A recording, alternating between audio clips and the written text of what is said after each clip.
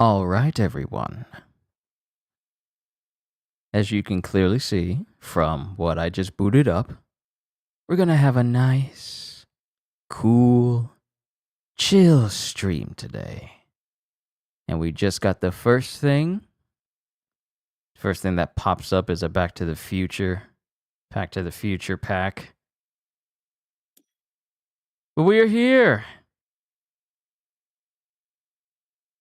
We're here to play Power Wash Simulator.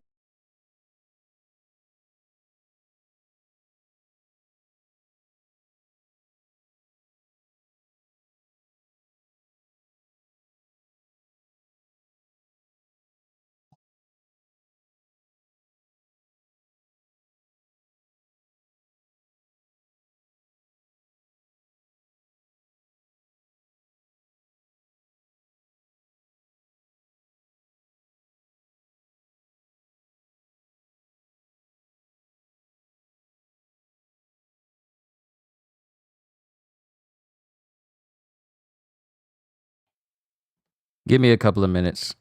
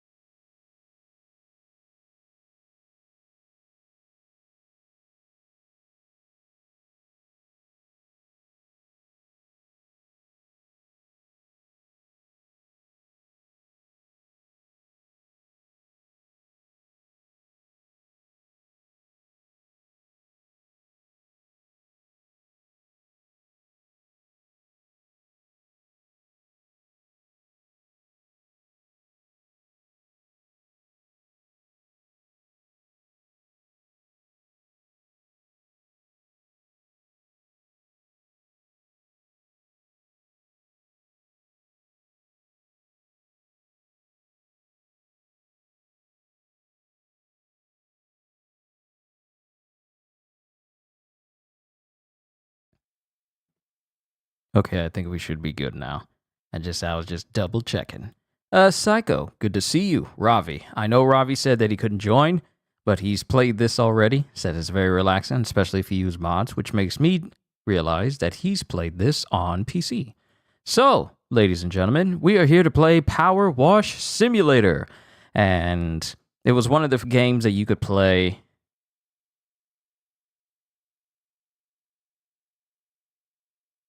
You watch Bow Furl for the first time? What's Bow Furl?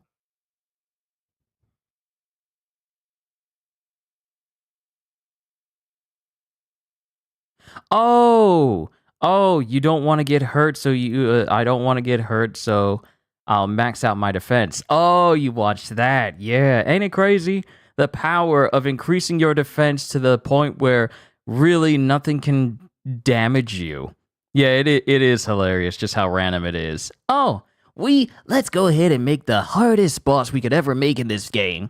Oh, I didn't know I could eat this and gain its powers instead. What?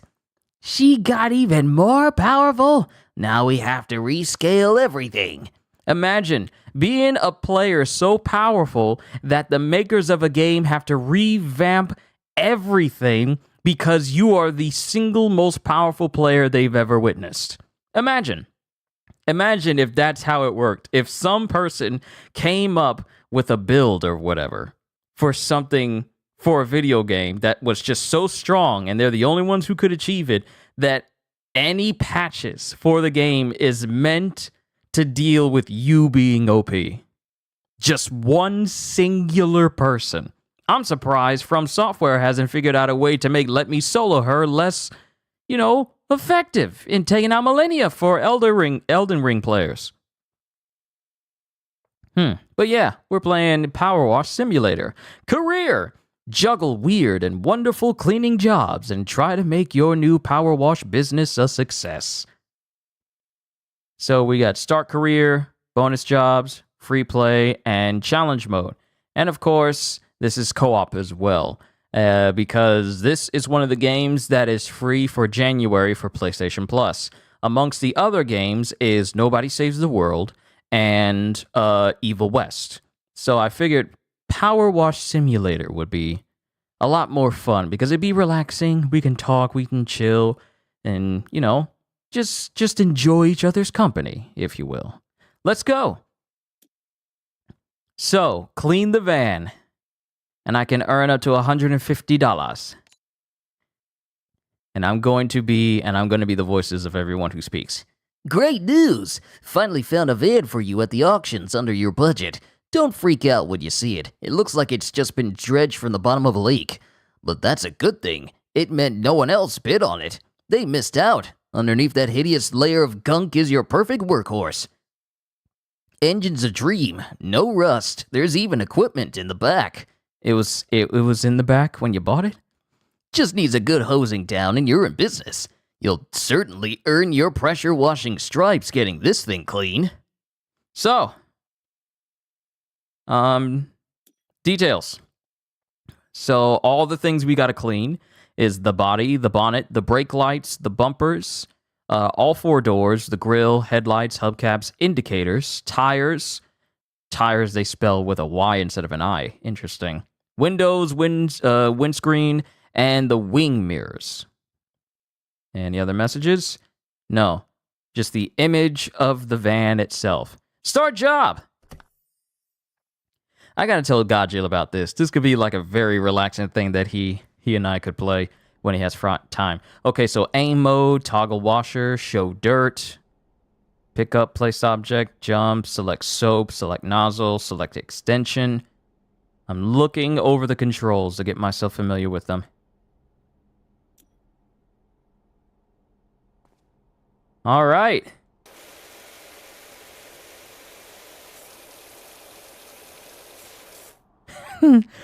Something so simple. So simple.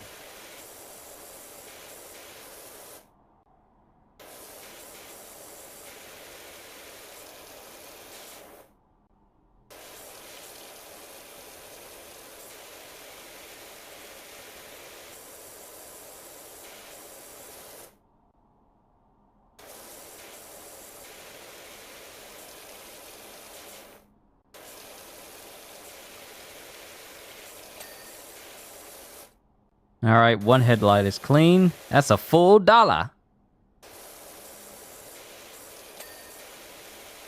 Indicator clean. Another $1.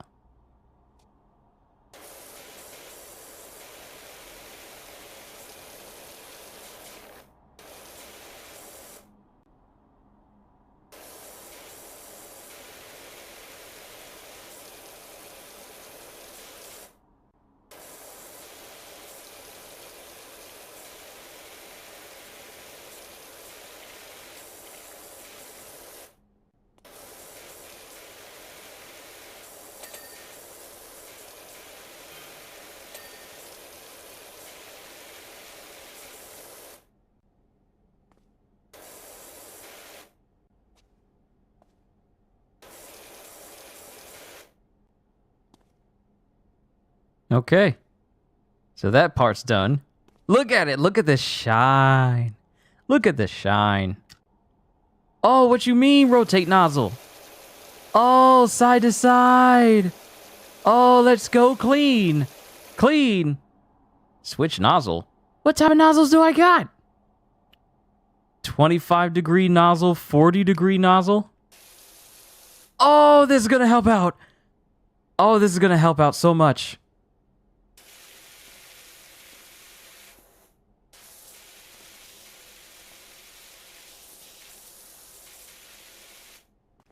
But I'm seeing that it's not as powerful. It's wider.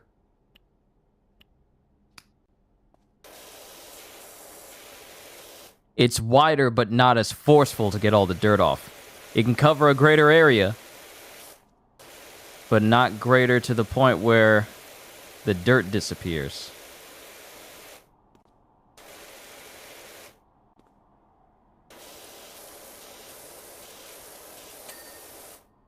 All right, hubcap clean.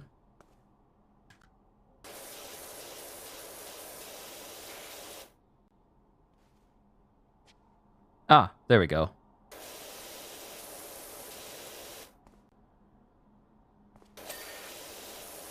All right, tires good.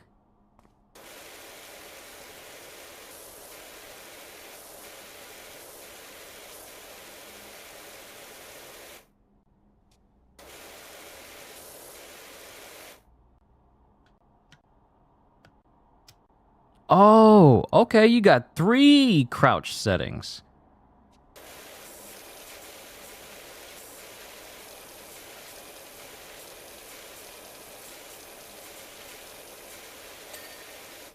All right, that's one whole door clean. One wing mirror. Nice, nice, clean.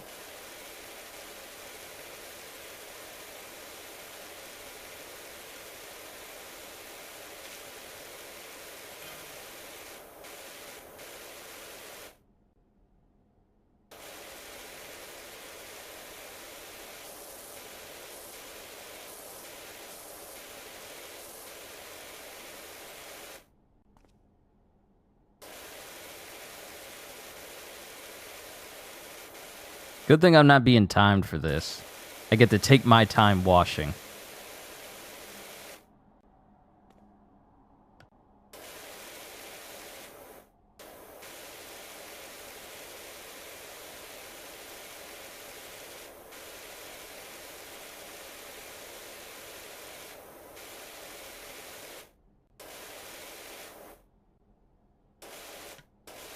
I keep thinking that triangle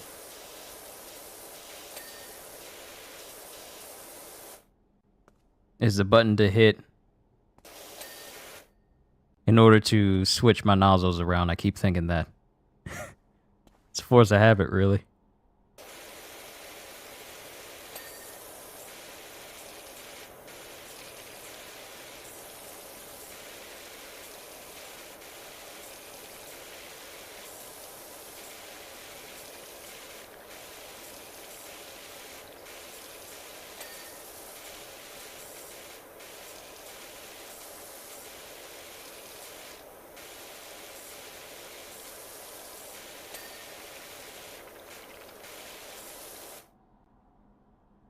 You know one thing, it'll take hours to clean Laura's house?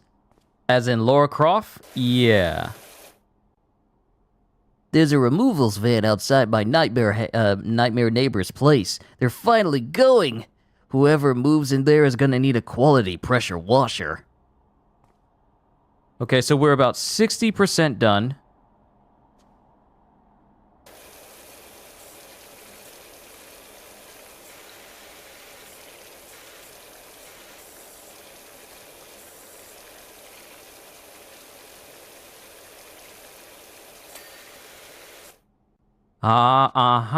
Yep. So it's showing me all the things I'm missing. The windshield.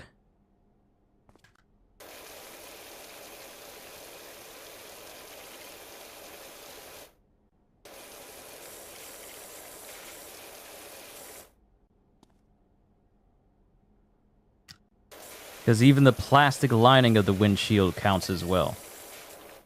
Oh, yep, we are definitely cleaner. We are definitely cleaner.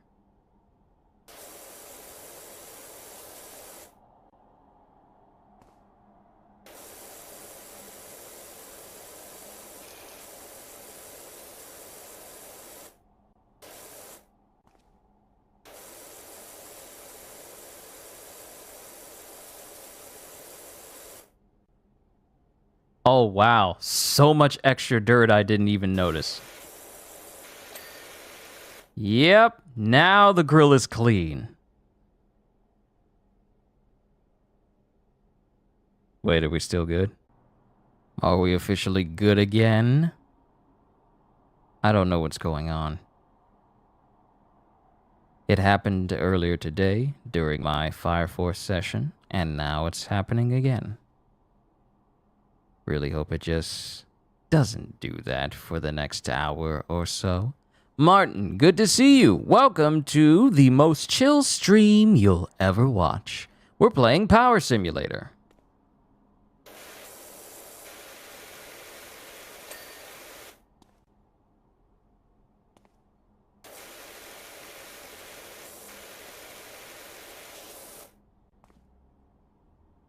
Yoda, how am I? Doing good. Had a little bit of an annoyance with the internet going out, but other than that, I'm good.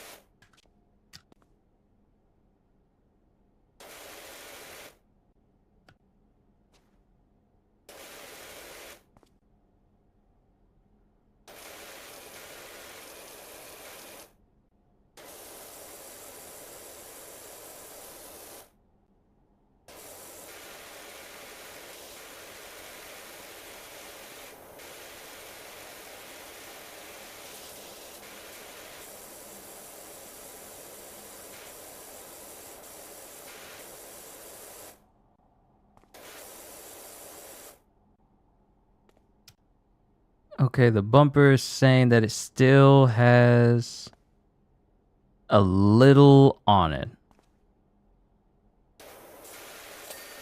Ah, there we go.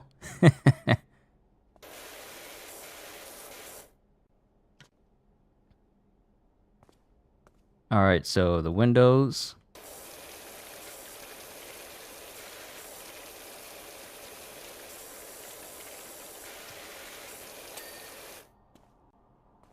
All right, that window's good. That window's good. Door's good.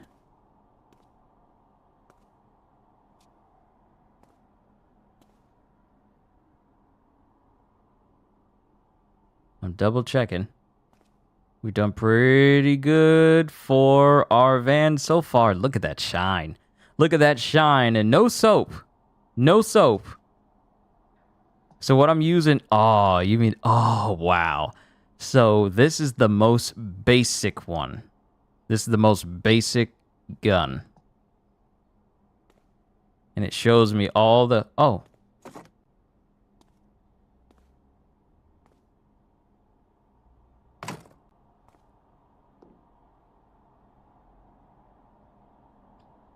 Why does it look dirtier when you wash it? What do you mean? That's the water residue. That's water residue.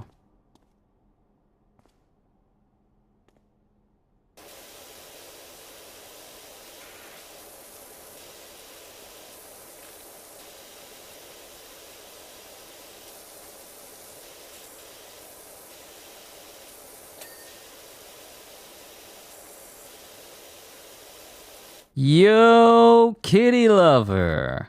Welcome to the most chill stream you will ever watch. We are playing Power Wash Simulator.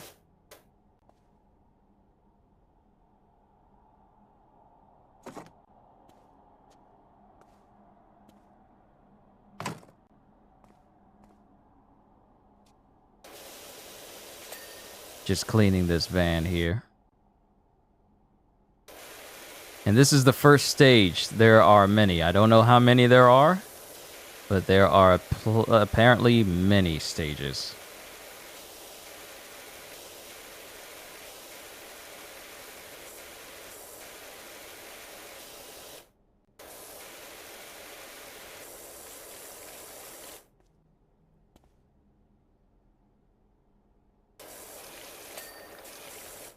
All right.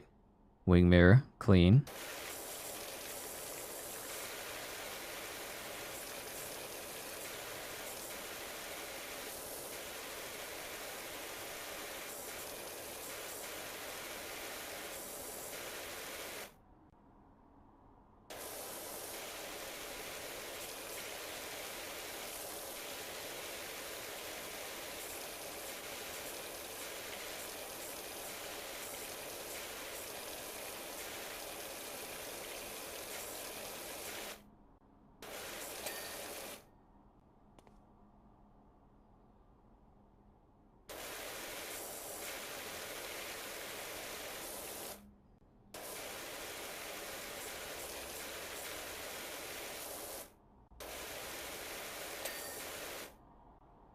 Okay, so the only thing I have left to do, because we're 72% clean, is just the hubcaps, the body, and the tires. The tires we can easily take care of right now, and all that'll be left is just to do the basic chassis of the van.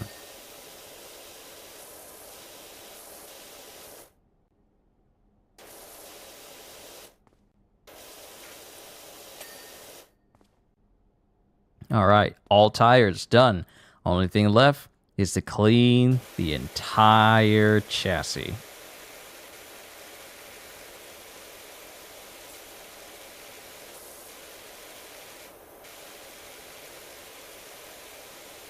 And I just got the top to take care of. I'm too good at games? What do you mean? I'm just washing a car. That's not exactly a showcase of superior gaming skill. This is just me washing dirt off of a car.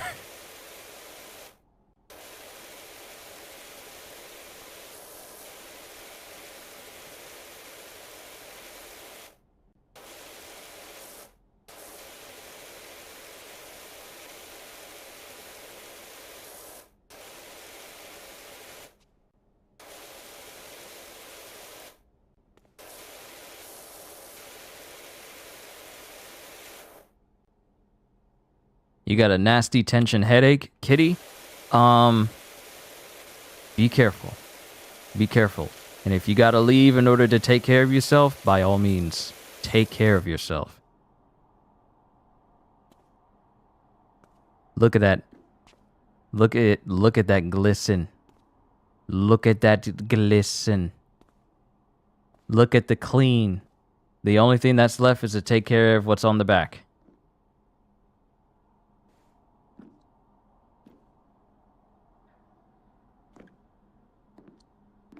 And I can't track footprints over stuff that I clean already, right? Okay, good. Good thing this thing is structurally sound.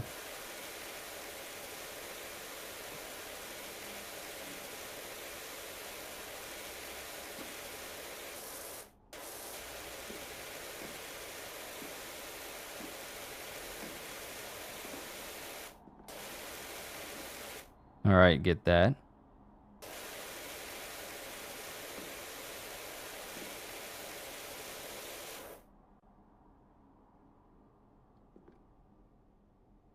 Not vomiting yet, so we good. Ever onwards. All the same. Make sure you prioritize your health when you deem it necessary.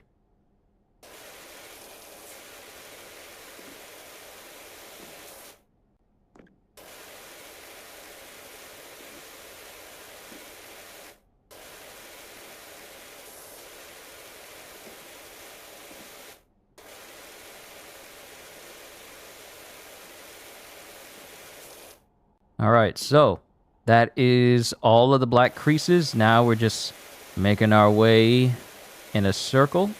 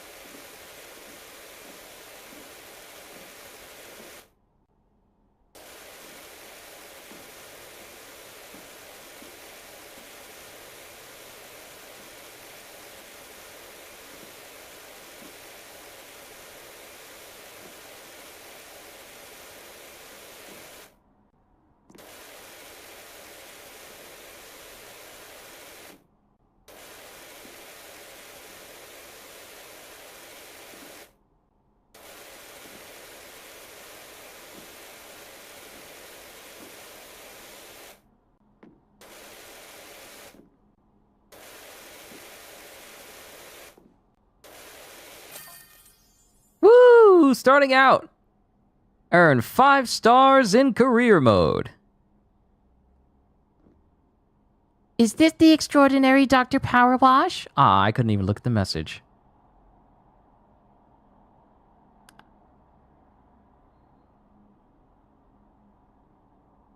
Okay, so that's how it looked. Oh.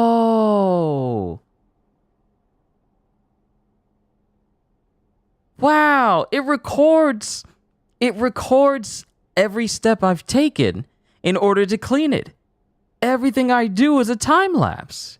That's cool. What is my favorite One Piece game? One Piece Pyro Warriors. Out of every One Piece game I've played, that series is my favorite. As it stands right now, One Piece Pyro Warriors 4 is my favorite One Piece game, purely based on the vast amount of characters I can play as. I'm not going to include mobile games in my listings because there's certain limitations that mobile games have that you just don't get with console. Being able to play as some of these very, very powerful characters, it's one of my favorites because not only do I like games like that gives you that power fantasy of playing these characters, but I also like Musou games. Musou games are my favorite. That's why I own a bunch of Musou games. Warriors Orochi, Fire Emblem Warriors and Three Hopes, Hyrule Warriors, the Definitive Edition, and Age of Calamity.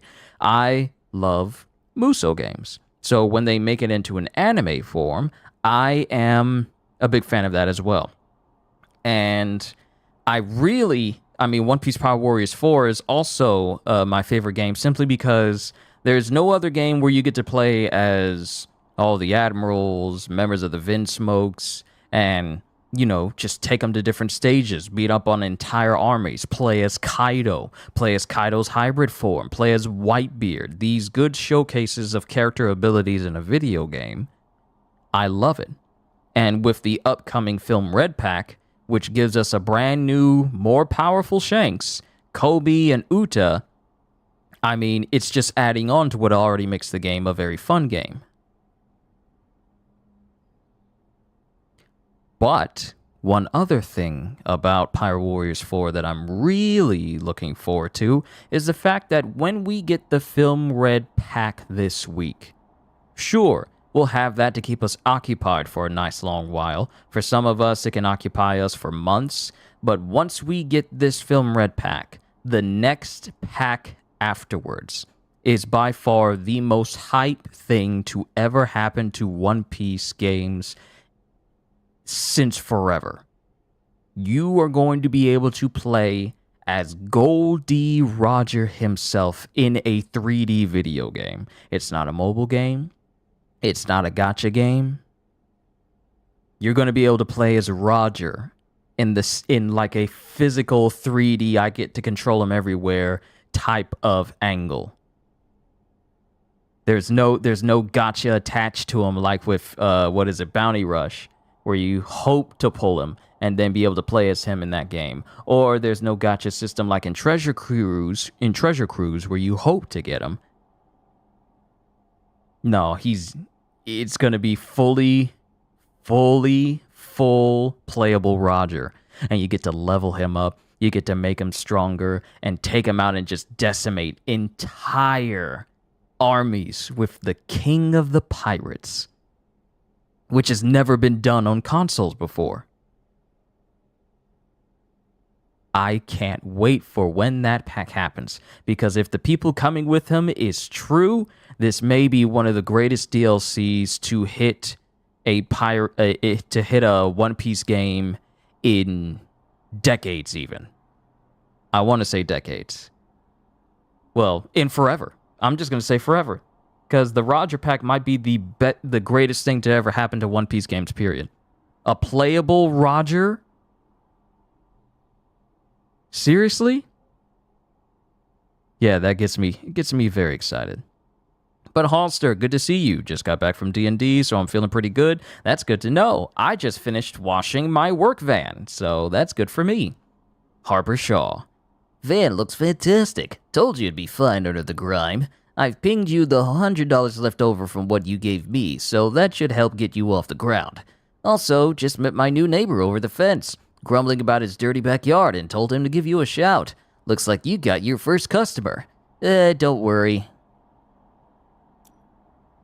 So, everything has been cleaned. Yep, everything has been cleaned.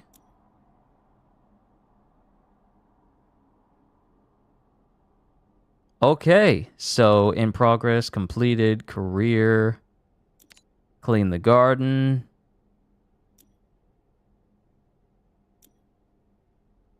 Oh, wow, a whole garden. Real quick, can I get some new power tools that might help me out? Ooh, clothing. I got $150. I could get, you got some black gloves? Yes, you got some black gloves. I'm going to be the most stylish. Yes. Okay, you got a black outfit and you got black gloves. If I put that on, I might look like a I might look like some Men in Black type. If I were to get an all-white version, the same would probably apply. It might be best if I get some might be best if I get some tools. Oh, I can mod the look of my guns. I mean, washers, that is. Ooh, wait, okay, so I can get my handle with wood engraving and wood handle with metallic engraving on it. Looks like one of my guns from Red Dead 2. But that costs $1,000 in order to get that. No, I need better washers, period. So this is light duty, medium duty, heavy duty, and then professional duty. Wow. Compared to what I'm using, this one actually looks very nice, but I need 90 stars. 90 stars in order to get the Prime Vista Pro, which is $5,000. And it has all of these different attachments. Wait, hold on. Spinning 0-degree nozzle that increases the area of effect while maintaining maximum pressure. Do I not have this? 5K and 90 stars? You say that like it's going to be difficult, Yoda. It's not that big of a deal. I'm just making note of the fact that it's out there in money. Okay. What equipment do we have? Nozzles, short extension, long extension, turbo nozzle again, Prime Vista Pro. Okay, so I see all these Prime Vista Pro stuff. I guess I gotta wait until later on when I actually get my hands on that gun for me to get some of these better upgrades. Alright, nice. Cleaning liquids, glass cleaner, metal cleaner, plastic cleaner, stone cleaner, multi-purpose, wood cleaner.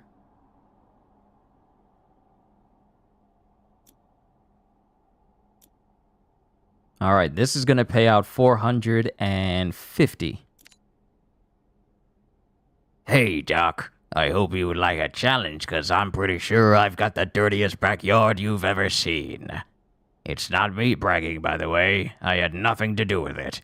I've just moved back to town for a bit to help my folks, who are both... Oh, wait, this is a grand dude. This is not a... Oh, this is an old dude. Hey, Doc.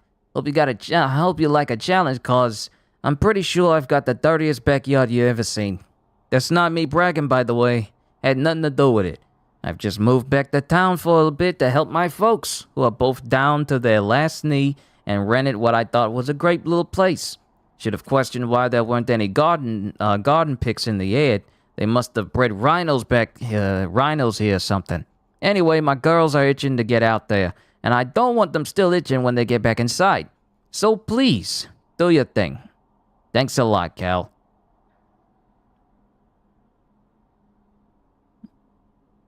All right. Let us begin. We must clean.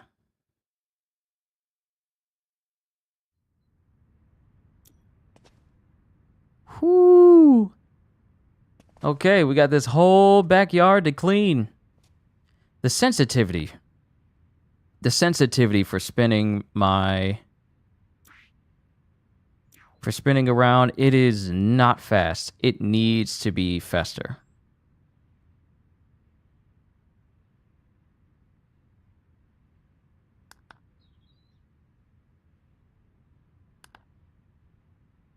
I think I hit the wrong thing.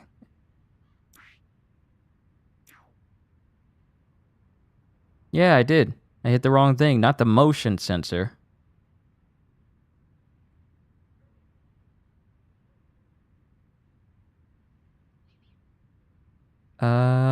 Here we go.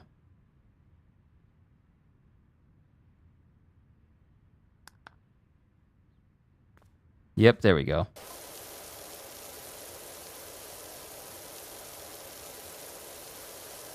Funny enough, my first girlfriend, Florine Perez, used to live here back in the day. Those were good times.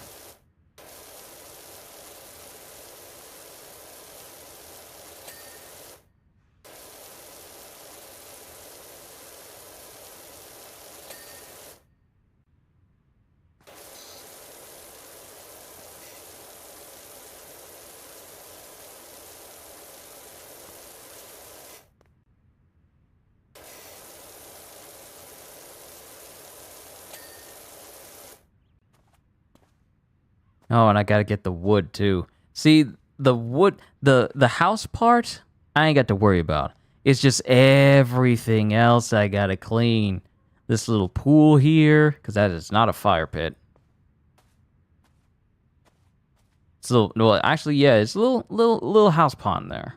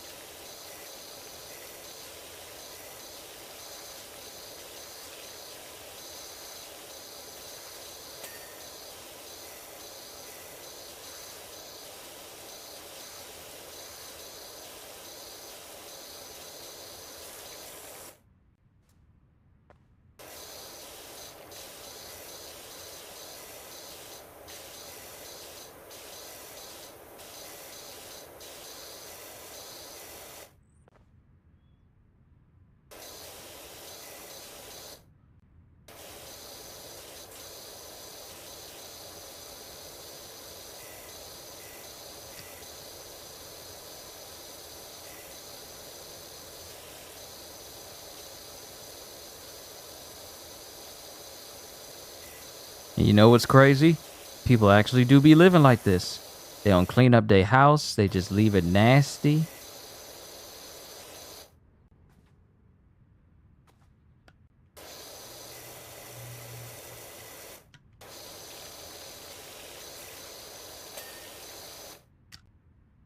Alright, doghouse has been taken care of.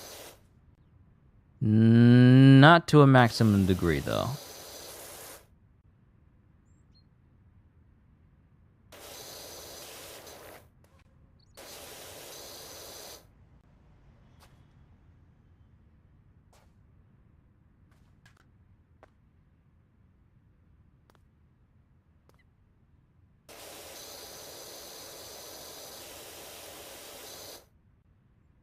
Am I missing anything? I think I am.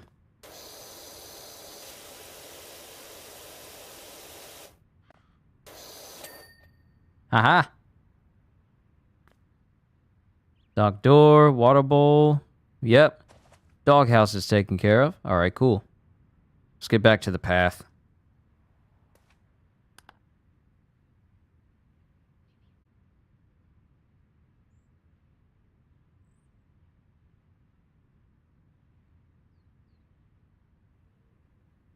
Okay, looks like we're going again. I don't know if the internet is behaving wildly in my entire neighborhood or not, whether it's having outages or whatever, but we appear to be right back where we need to be. I will say this though. That's quite the name you have there. Kyushu 92 lover. That is quite the name. Welcome.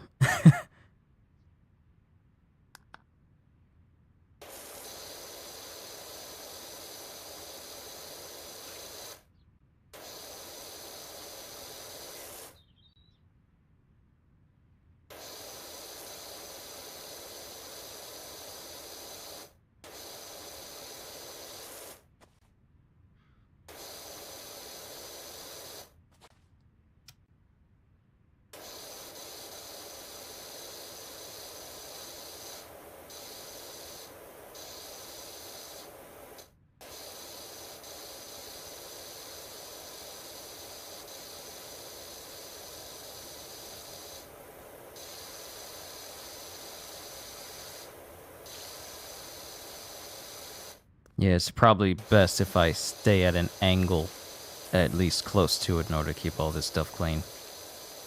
But welcome to the most chill stream you'll ever watch. We're playing Power Simulator, Power Wash Simulator. If it was Power Simulator, I'd probably be flying around with different powers and whatnot.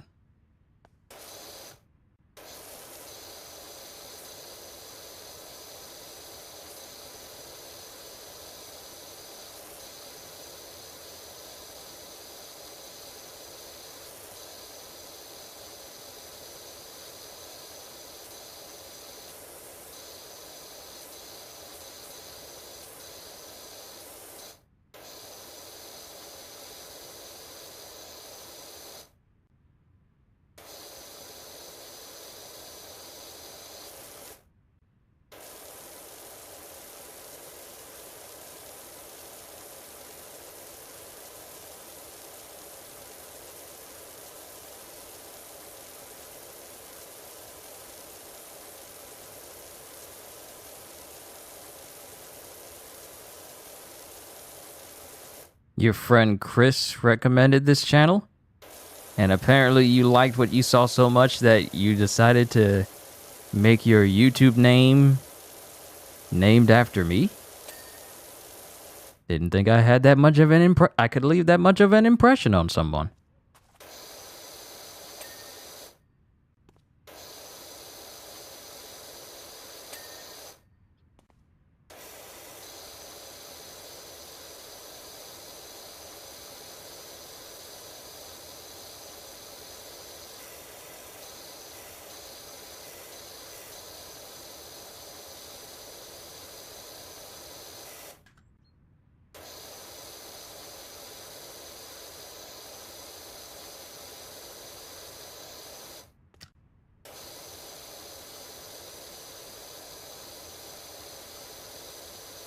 Yoda, this better not be you. And you made another account, even though I told you not to.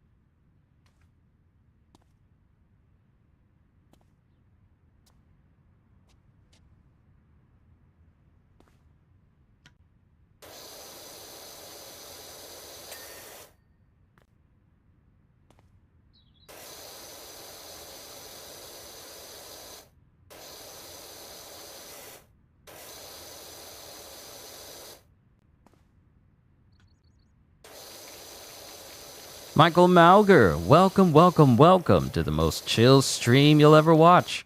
We are messing with Power Wash Simulator. Ozzy! Yeah, you love the fresh smell of cut grass in the morning? I remember when I used to be allergic to that. When I was younger, I would be massively allergic when fresh grass was cut.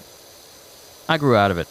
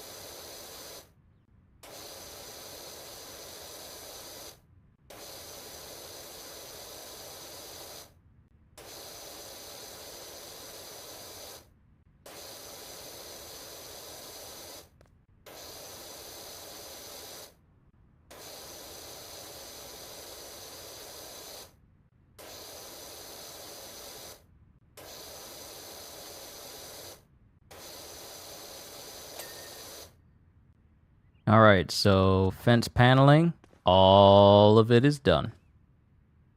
The tops are done. The fences are done. Now we still got the rest of the backyard. And I feel the ones that will probably take the longest is this entire patio. But we're going to get it done. See, to be quite honest with you, the reason why I'm so meticulous with this is how I am in real life when it comes to cleaning. I like to get every angle and be as extremely detailed in getting everything clean as I can, because I don't want to go back. You mean Yoda the Great? Yeah, he's your friend? Okay. All right. Double checking. I'm double checking because I told Yoda... Yoda did say at one point, like, he'll make 1 million accounts, and I told him not to, because embellishing my channel with, like, millions of accounts would actually do more harm to me than anything. Like, me having 1 million subscribers, but my views don't actually represent those millions of subscribers. That would actually do more harm to me than good. A lot of harm, actually, because it would raise questions and people be wondering, did you buy subs? And I would hate for that to be the case. So I was just double checking, because you never know.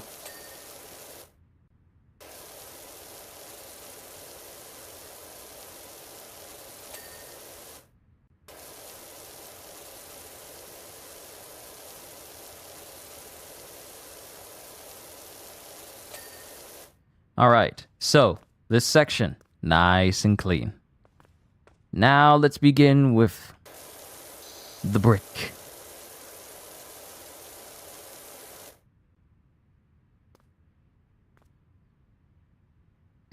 Yeah, they'll accuse me of sub-botting, which, to those who don't know, is the process of buying subscribers. And sorry, but my integrity prohibits me from ever engaging in something so cheap and so easy. I rather all the subscribers that come to my channel are people, and not just a bunch of bots I can use to embellish my numbers. Because then I'd be cheating the system. And it would be unfair to those who actually work hard to get to where they are as a YouTuber.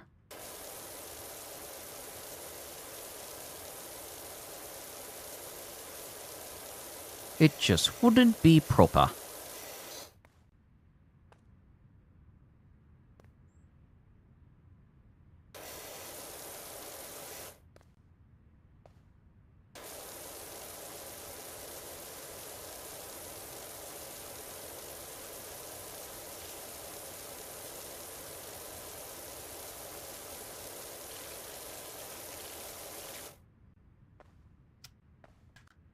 The benefits of this is that it'll actually take me a shorter time to clean this in this game than it would in real life. That's the funny thing.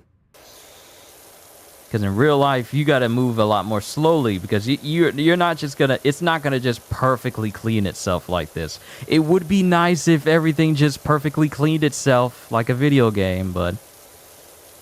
And remember, patience is a virtue? Yes. Yes, it is, Ozzy.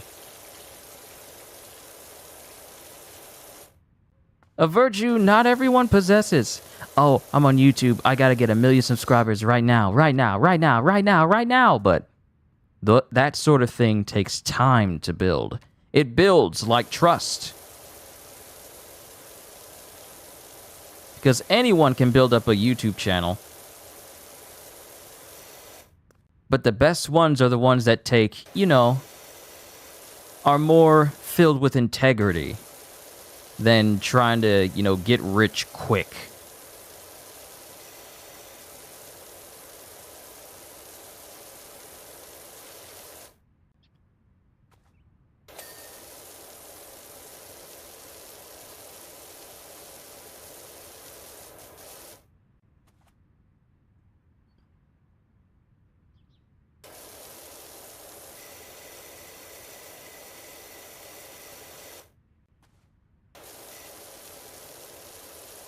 Yes.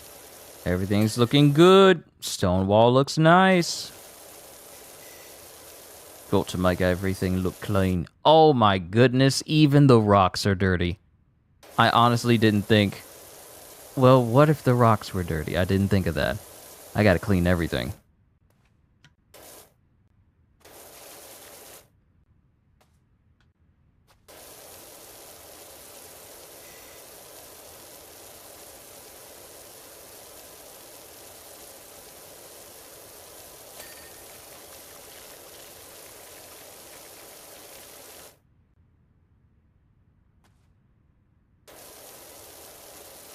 Alright, Lucas.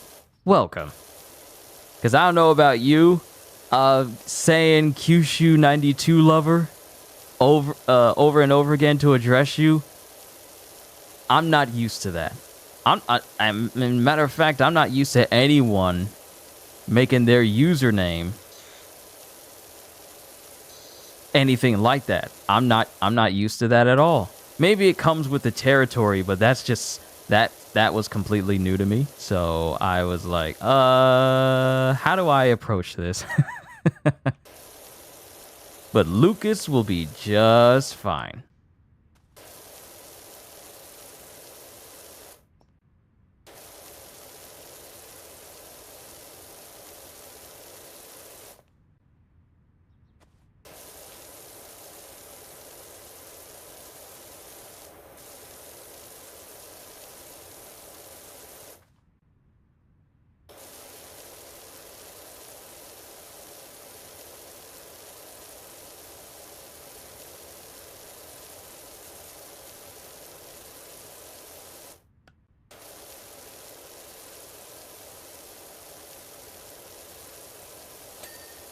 Okay, this entire wall, nice and clean.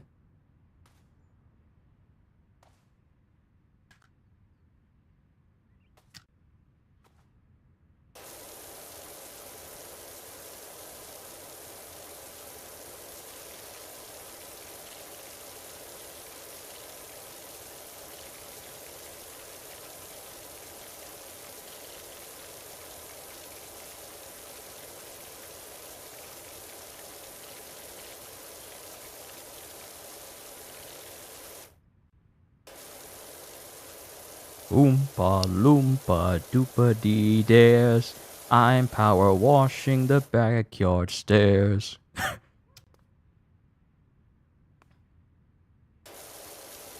Oompa loompa doopa dee deen.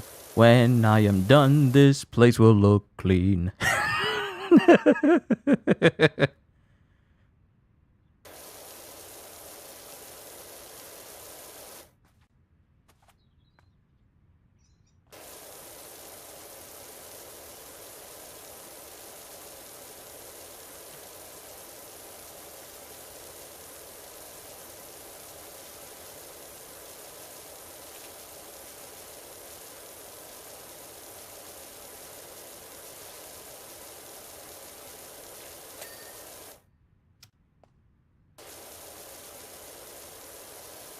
I don't know why I had Oompa Loompas on the brain, just for me to sing that song. I don't know why I had it on mine. And I don't know what this man is using. This man has got to be using some sort of... What time do I normally stream in Eastern Standard Time? Well, as it stands right now, I'm currently reading Fire Force. I have 2 more sessions, which will be Volume 33 and Volume 34. I have those scheduled at 12 every day, except for Sundays, as I've been doing. But my series will be ending this week on Wednesday, with the final volume being read on, well, at 12. So, as it usually stands, normally when I do streams, I try to do them at 12 noon. And if I have many things planned, then some of them I may do at as early as 10 to get them out of the way. But most of the time, everything I usually have scheduled starts at 12 noon.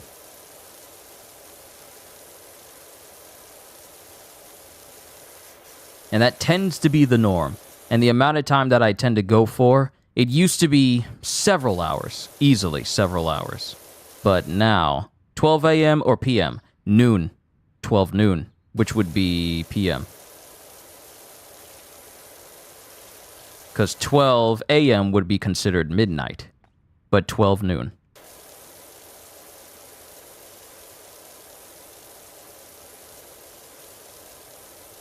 Because in the past, I used to, when I was younger, well, younger than I am now. I'm 31. You wouldn't believe it if you saw my face.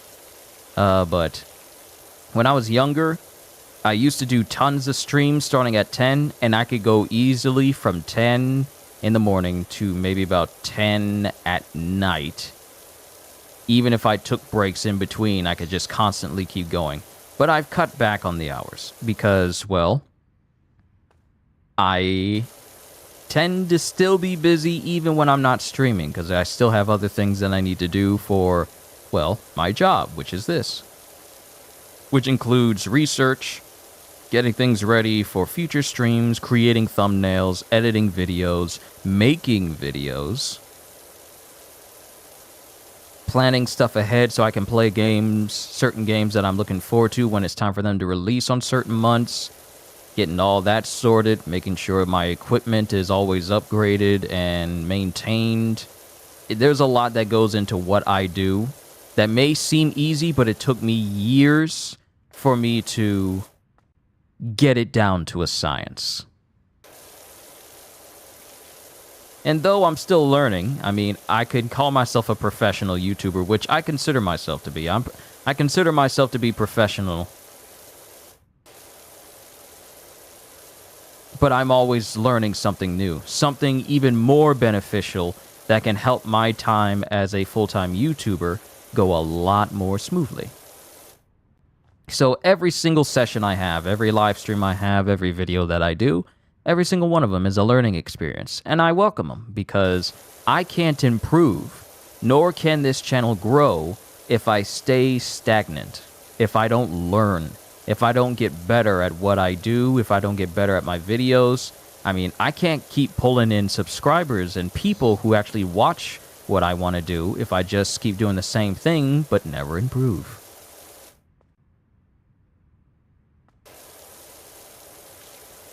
What about in GMT time? I don't know. Usually when people are trying to figure out what time a person streams in a different time zone than them, they just go the reverse of what I normally do. Like, say for instance, a live stream was supposed to be happening at 7:30 a.m. PT. I normally just look up 7:30 PT to EST, and then it'll show me what time that is. So, I can't say off the top of my head what GMT time would be for 12 Eastern Standard Time, my time. So just look up EST 12 p.m. to GMT, and that should give you the time for whatever time zone you're in. Because I can't say off the top of my head. I haven't memorized the time zones like that. Ah, thank you, Holster.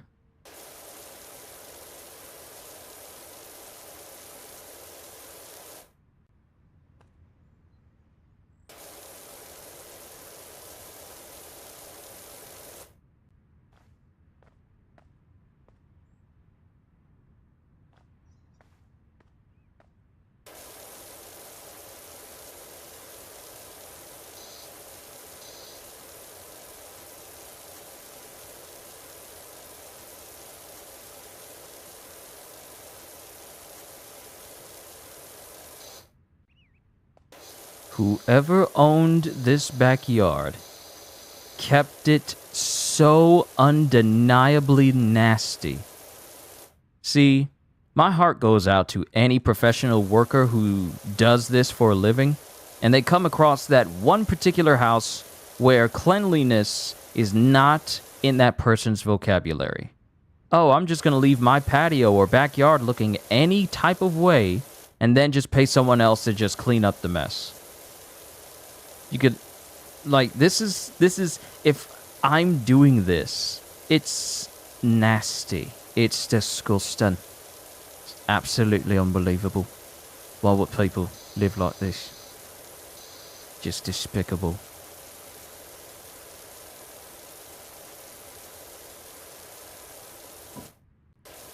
No, seriously, what type of power washer does he have for the water to be this unlimited? I would have ran out of water just taking care of all the stones in the back. You live in the UK, so GMT is the time zone for you? Ah, interesting. Yet another person from the UK. I really do love it when people from other countries tune into my streams and what I do. I like having a diverse cast of people who watch my channel. I really do. Because I have people from the Philippines who show up, people from India that show up from time to time.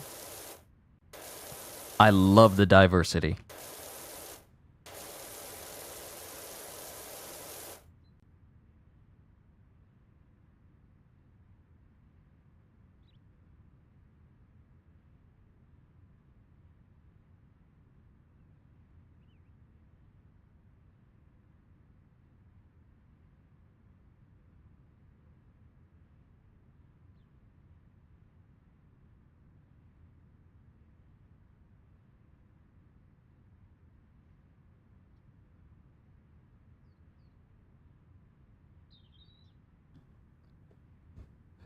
Sorry about that. Had to go take care of something. That's actually kind of scary how my guy doesn't move at all. He doesn't sway his power washer. He doesn't move. He's just there, still. So if I'm looking at the playback,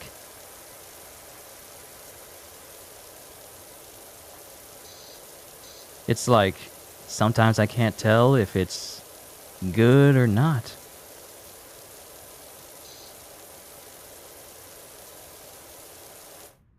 Oh, this is nasty. How is it nastier underneath the... Look at this. Look at this. Look at this.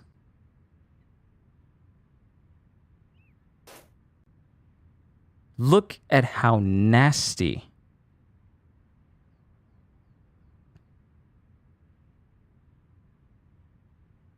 All right, Halster. Sorry, I got you confused with Lucas Halster. Halster lives in the UK. And wow, Lucas, you live in Africa?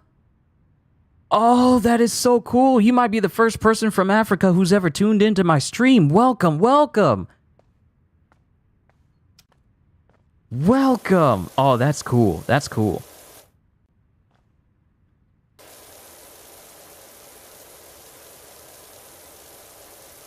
But yeah, Halster, I'm sorry. I got what you were saying confused with what Lucas was saying. But yes, welcome from Africa.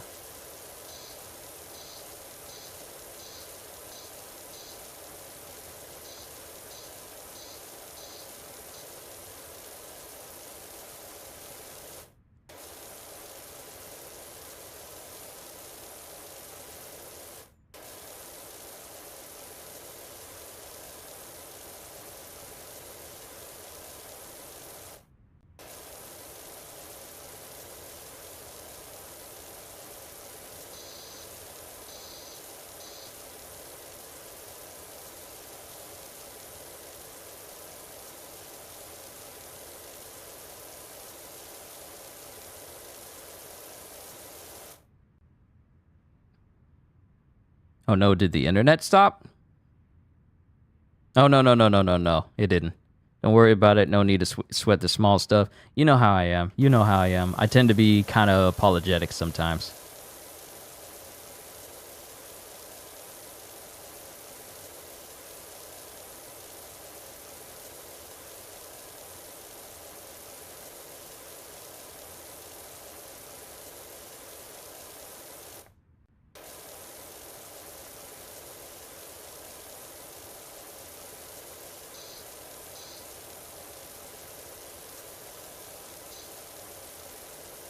Yeah, I gotta clean this whole section. This is disgusting. Ain't no way. I'm actually glad that my family house does not have a patio like this. Nah, the bathroom from Ghostwire Tokyo still the nastiest thing ever. Look. Chris is also from Africa? Oh, I had no idea. I mean, obviously I had no idea because Chris never brought it up. That's Yoda for everyone else. But that's cool. Wow. So actually that would mean that you and Chris are the first people from Africa to watch my stuff. Because if there's anyone else who watches what I do from Africa, they never said so. So you guys are my first people from Africa to watch my channel. I welcome you. No, because you end up apologizing to you a lot and you tell me not to worry about it. Yeah. He's in Ethiopia and you're in Kenya. Oh, that is cool. That's amazing. Oh, good God, I love the diversity. I love it because it's one thing. I'm in America. I live in America. I live in America on the eastern side of the United States. So it's easy to just think, the only people who are going to watch my stuff are people from America. But I keep forgetting that YouTube can reach internationally. So it just amazes me how far YouTube can reach. And by extension, how far my channel can reach to different countries. So to have someone from different countries show up at my channel, it just tells me, wow, I really have gone international if people from Africa or India or the UK have seen what I've done. It's that fact alone. It's so cool.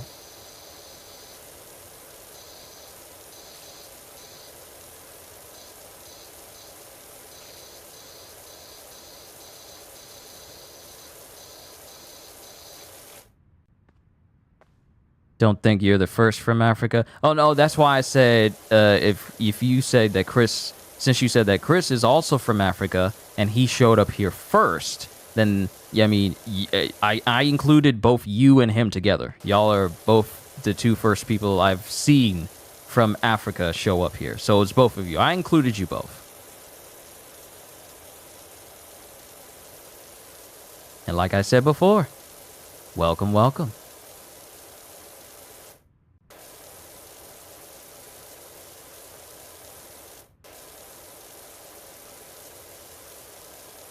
The time lapse of me cleaning this place is going to be very interesting, including the short moment where I actually stood still to take care of something. The time lapse is going to look funny. And China too. Remember the Billy thing reacting to you? I believe told us, oh yeah. People have seen my stuff in China too. My reaction to the Black Myth Wukong gameplay video.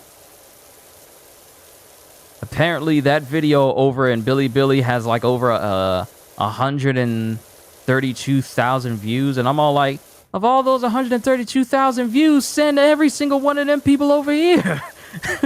add them to the channel. I could easily, if all those views were from 132,000 individual people, I could easily reach 100K subscribers in an instant.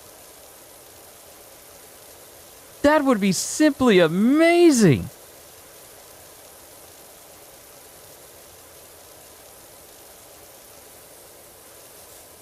You mean to tell me this chair is green? This thing is so dirty it's green? No, wait, that's chrome. This thing is so dirty it's chrome. Alessio, your cousin, is also Ethiopian, but he lives in Italy. Man, Italy, Kenya, Ethiopia. I told you. This is why I do what I do. So many different people from different walks of life and different countries show up here all the time. This is the place for you. I love the diversity. I love entertaining people not only from different walks of life, but from different countries as well. It means that my channel has reached degrees that I never thought possible. And that's cool to me.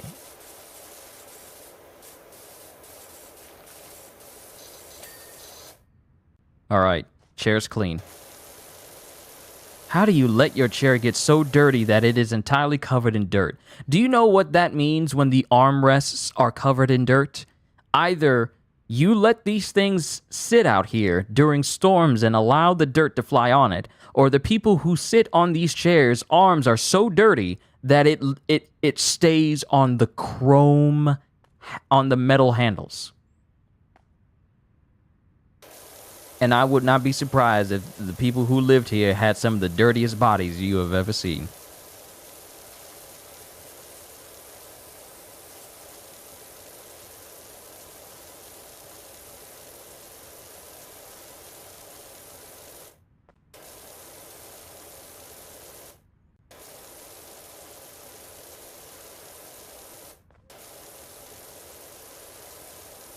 I think once I get enough money, here in this game, of course, once I get enough money, I'm going to probably buy an upgrade for the nozzle.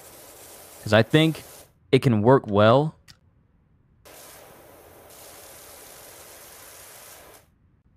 If I get a more powerful nozzle.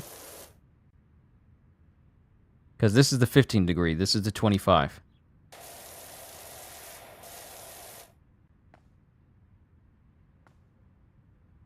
But it starts to taper off from a distance. Like the dirt becomes less likely to be clean from a distance. What is the 0 degree? Oh, that is super fine. Oh, okay.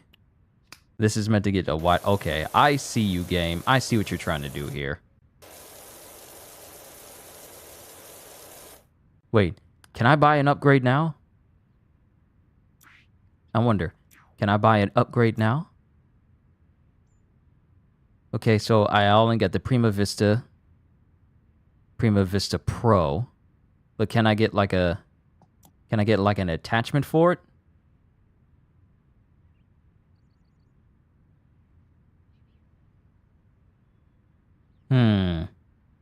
Have you only noticed I'm playing Power Wash Simulator? This game is so therapeutic. It really is. It really is, Halster. It is. That's the reason why I said the most chill stream you'll ever watch. I knew exactly what I was doing.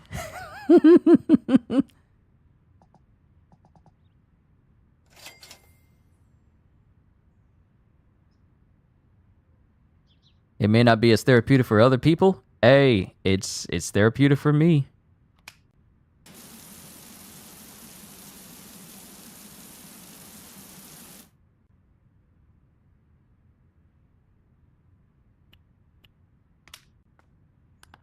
Okay.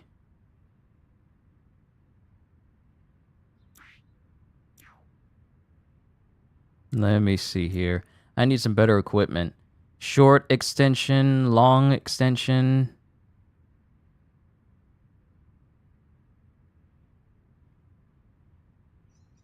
Some of these I can't buy. I think that was worth it. What do I prefer, Steam or Epic? I mean, I don't really use either because this is on console. This is on a PlayStation 5. So I'm pretty much a console player. Whenever I make gameplay videos, it is either from my PlayStation or my Switch. I am not really a PC player. The only thing I really use my PC for is, well, to do this. And even then, it's just a gaming laptop. I don't have like a full PC setup, but that'll change in time.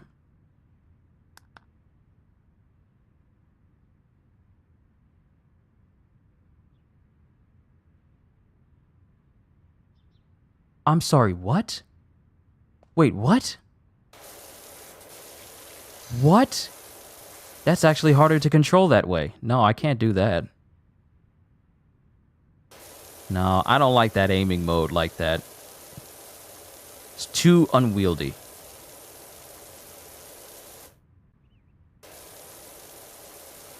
There's an auto spray mode. The left button just auto sprays. But if I had to choose between Epic and Steam, I would choose Steam.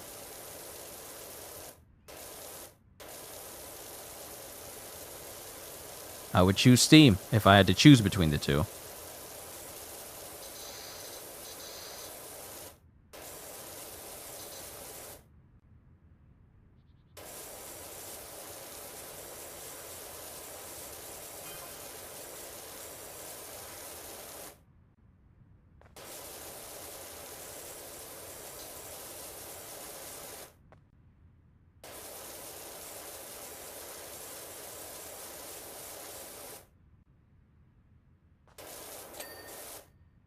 All right, this chair's clean.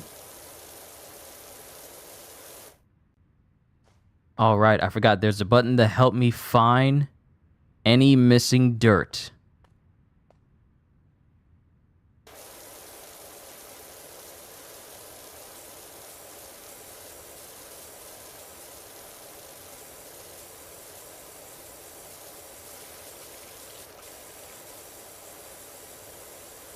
How could you let your house get this dirty? This is despicable. How could you let your house get this disgusting?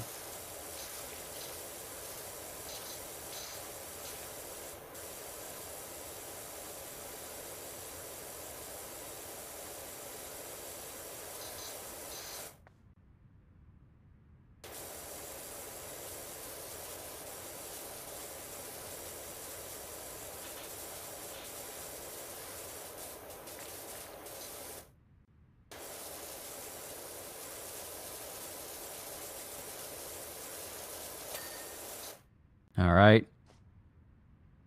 That chair's done.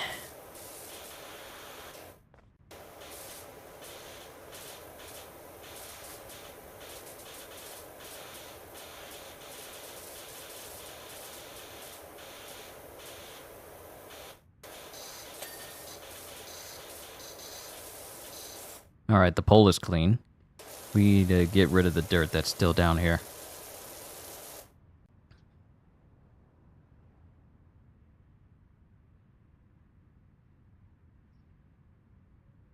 You got a question there, Lucas? Go ahead.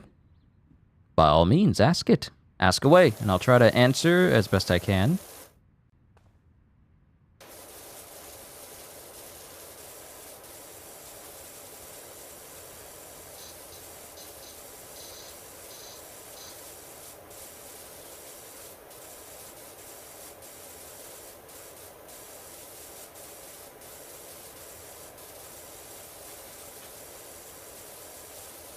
What is the gaming laptop I use? It is called an Inspiron 15 7000 gaming laptop. I've had it for several years. Still runs very fine. It runs fast. I've never really had any problems out of it. But there's also so much it can do due to it being a gaming laptop. Like, even if I wanted to, I couldn't stream at 1080p because it'll suffer, the encoding on it is just too much for it, and my system wouldn't be able to handle it. So it does have its downsides here and there that I hope to rectify in the future. As the channel grows bigger and, you know, the channel becomes more successful, there's some things I really want to get for myself. The patio's clean. Finally, I don't have to worry about it. But yeah, there are some things I definitely want to upgrade equipment-wise for myself at some point. Because I had this laptop, I want to say after I left my first job, which was working at Best Buy, which was several years ago. Yours is Alienware, it heats up too much? I heard about Alienware. People like Alienware, but I don't know enough about it to be all like, yeah, I'm going to get an Alienware PC or an Alienware laptop. I don't know enough about it. I just want a good PC that'll allow me to stream however I want without issue and record videos with no issue as well. Never will run into any slowdown problems. Even get myself like dual monitors so I can have a stream on one and then other stuff on the other. So like, say for instance, I want to have chat on one side. I want to be able to have like the game going so I can still keep an eye on chat without having to, you know, pull up another window on top of my stream and have conflicting things. But those things will happen in time. As the channel grows, It'll happen in time.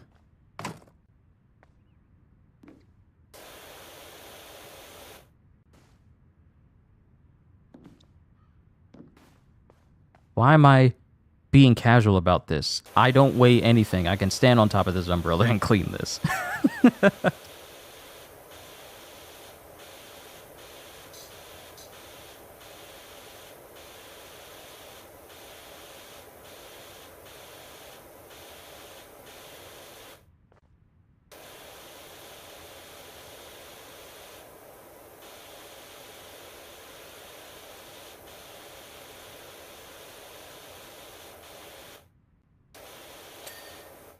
All right, parasol, clean.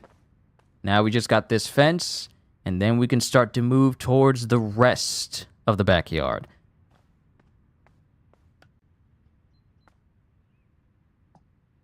Actually, extension, I don't have one. So let's put the short extension on. Yes. Yes, I can stand back even further.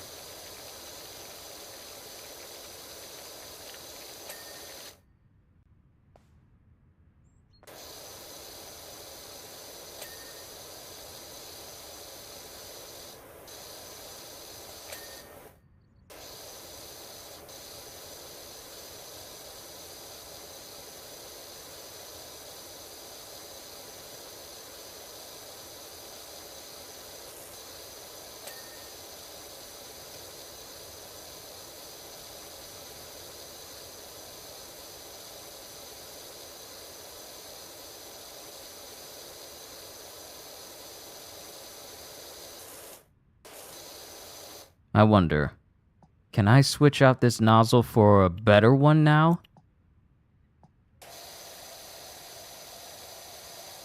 Yes, wider angle, more powerful nozzle. This'll definitely save me time now. Okay, it's a good thing I bought those extensions. Yes, it's a good thing I bought those extensions.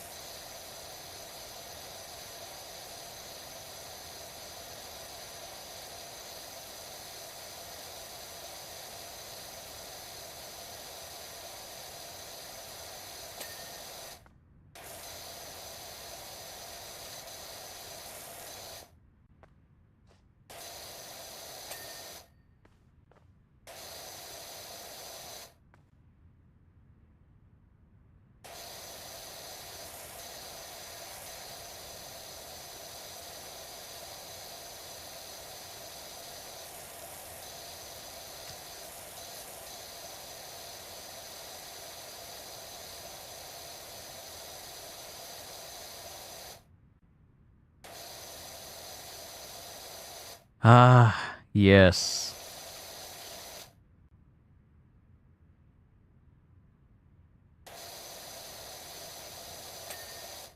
All right, yes, I'm so glad I got this.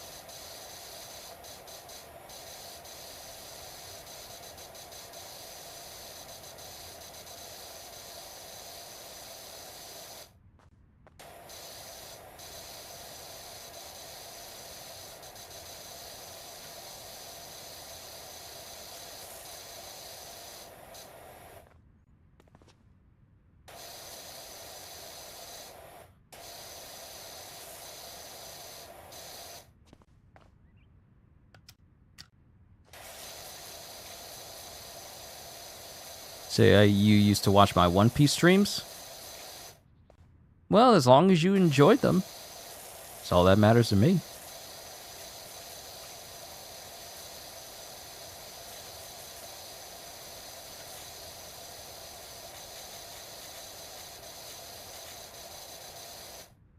How long have I been doing YouTube? I've been on YouTube since 2013. But I didn't really get started with making stuff on YouTube until around 2015. But in grand total of my time, I've been on here about 10 years.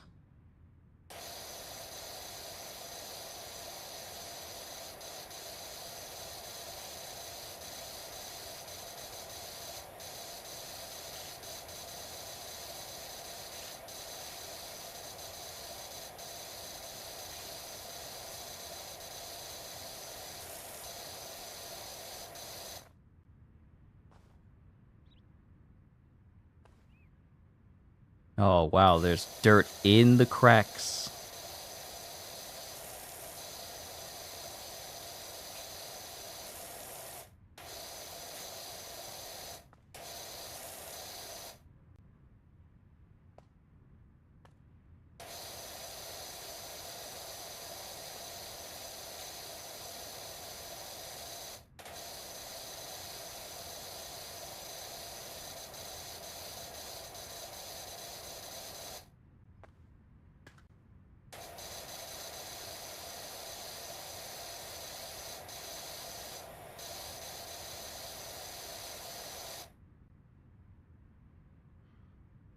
That's long, that's how old your nephew is? Yeah, I've been doing YouTube for a hot minute. And I have to say, I don't regret a single moment of it. Since this is now my full-time job, because I left my last one, simply because I would rather do what makes me happy than be at a place that doesn't make me happy and isn't treating me fairly. I'd rather just take a step out on faith and just do what my talents revolve around. Because beforehand, for those who don't know, a lot of people here already know my story.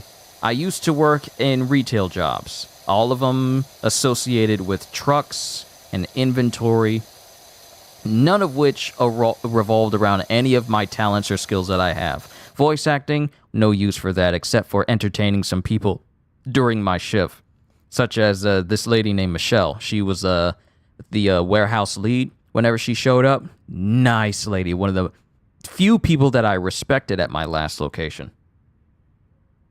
But the real call for my job was just, loading stuff on a truck, unloading stuff from a truck, stuff that I can't say I enjoyed, but it was a job. It paid.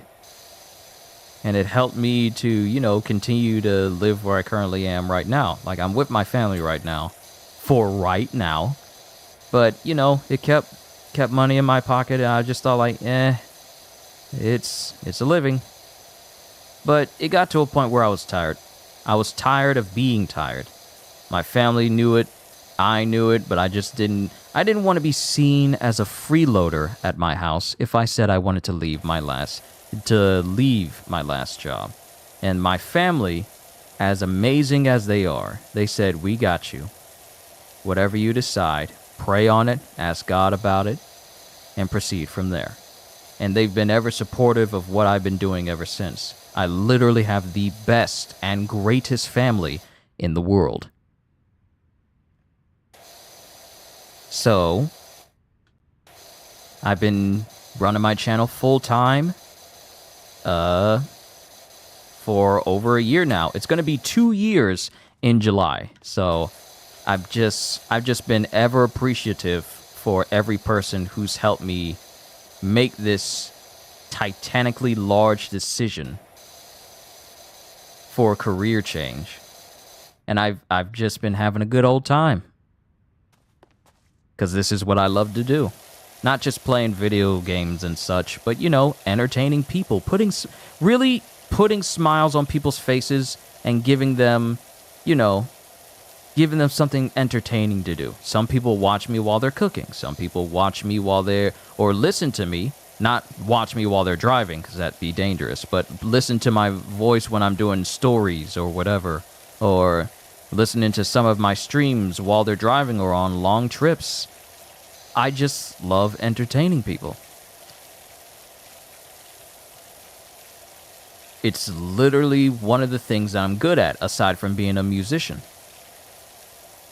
And to this day, I've been enjoying every single second I wake up and knowing I get to do this for a living. It's just simply been amazing for me. And I'm blessed for everyone who has helped me, keep this channel going. Because I've had people say, "Hey, you're going to need more subscribers if you really want to call yourself a full-timer." And I've had my share of people who have negatively said things to me concerning me deciding to leave like a 9 to 5 just to do this. saying all these things I had to do this, do that, yada, yada, yada. But I'm like, hey, I'm happy doing what I am right now. The revenue, it'll come. The super chats and stuff, it'll come more frequently in time. Everything that comes with, sustaining this channel and everything, I'm just grateful that I have the chance to do this. You should get in a voice acting competition. You will probably win. Those are some pretty big accolades.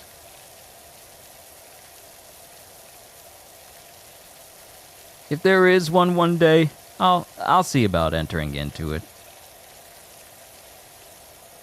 But I'm just as content taking these times out of my day to stream for all of you and chilling and sitting back and relax. I need to be in America's Got Talent. See, that's one thing, but I gotta do some. It would require that I do something extremely cool and whatnot for my voice other than just simply doing voices. I mean, there's only so much you can do with just your voice alone for America's Got Talent. Not saying and not knocking that I'm not capable. It's just, I don't know if... I don't know. I simply don't know. That might be safer for me to say I simply don't know. Maybe. Maybe not. Who can say?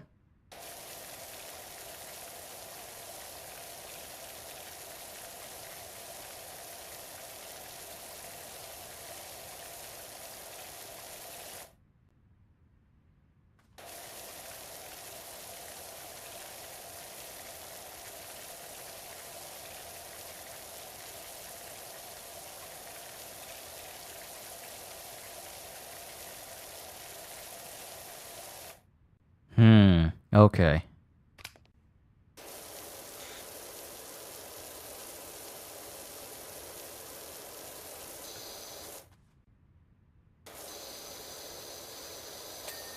There we go. Thought you was gonna hide from me, dirt.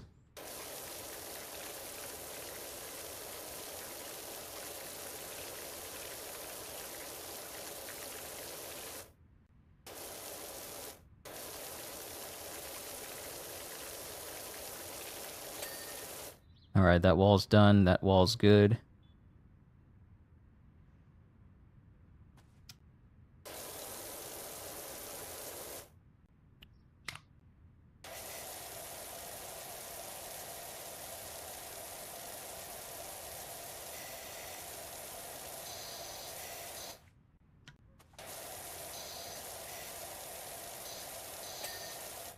Alright. We're making progress, everybody. We're making progress.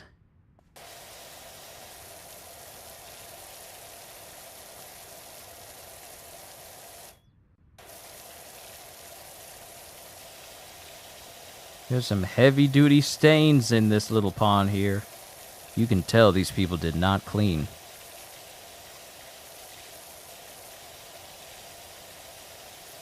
Like, look at this. Look at how much grime and dirt buildup has been in here.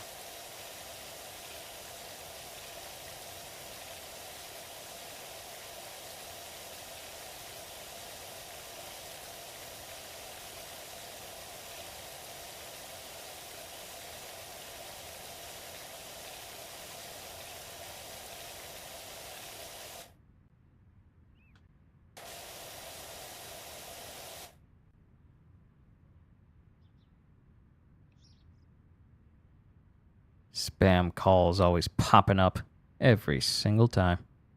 Get off of my phone.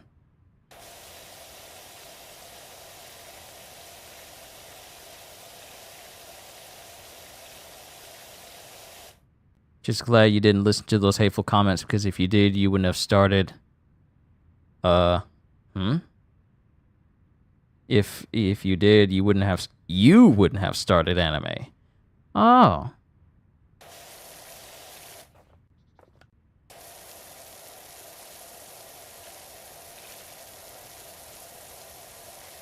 Really? What I do here helped you start checking out anime?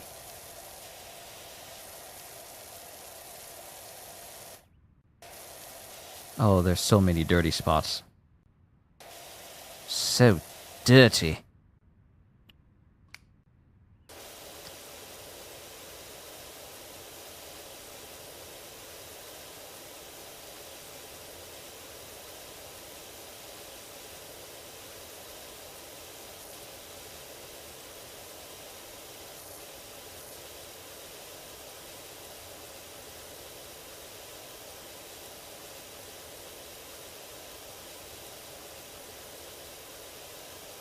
I'm sure when I get to a certain degree, it's going to automatically clean the rest.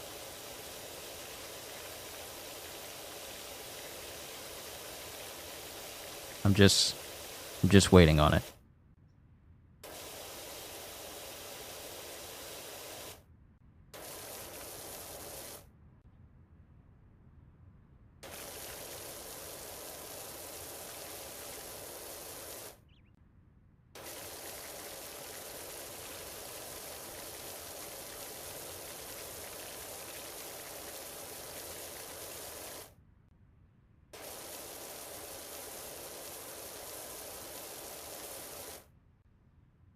You only watched anime because of me? Wow.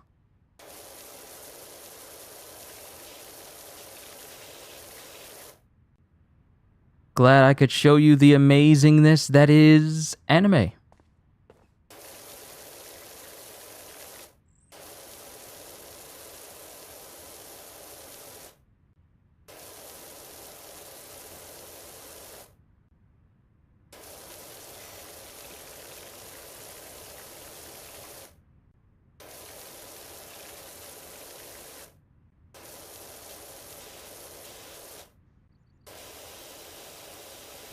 They really want me to perfectly clean this thing, don't they?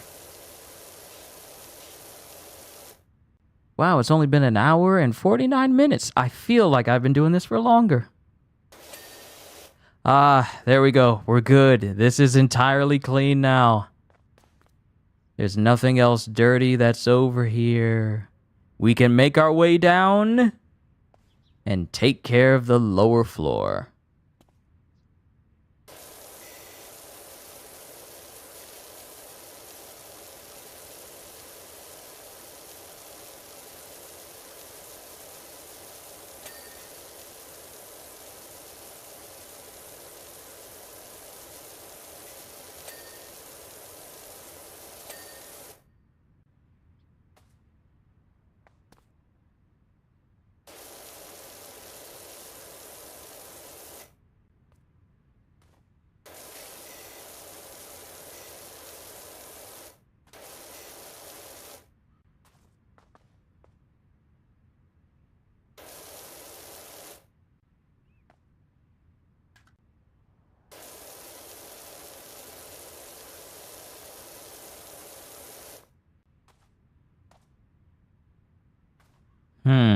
It's telling me there's still some on the wall.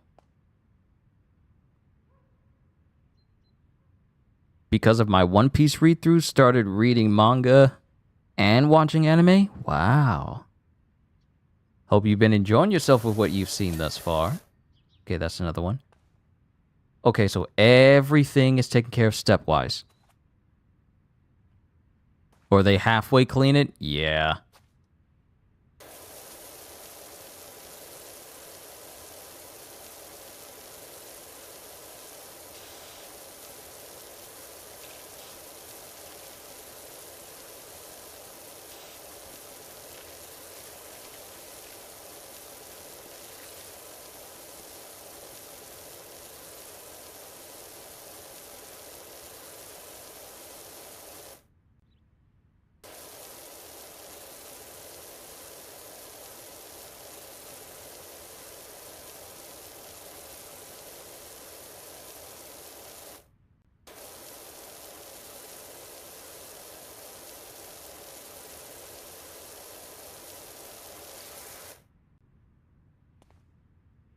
Oh, I still got a whole patch I haven't touched.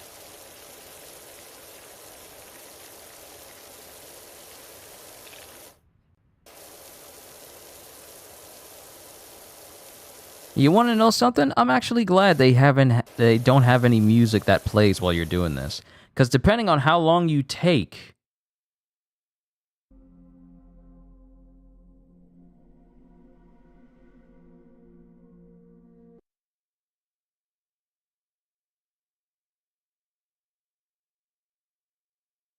Um...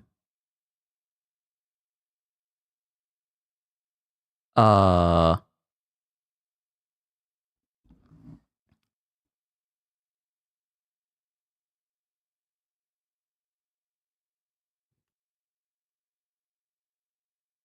My entire system just turned off. Not like...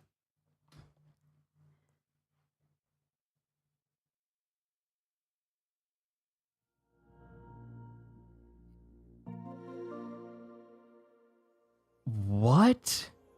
Hold up. Hold on, give me a second. Let me go through everything.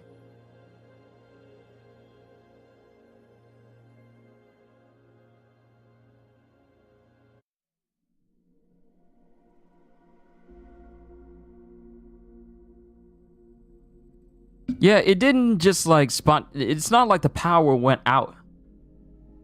Yeah, it's not like the power went out in my house. My whole system just crashed.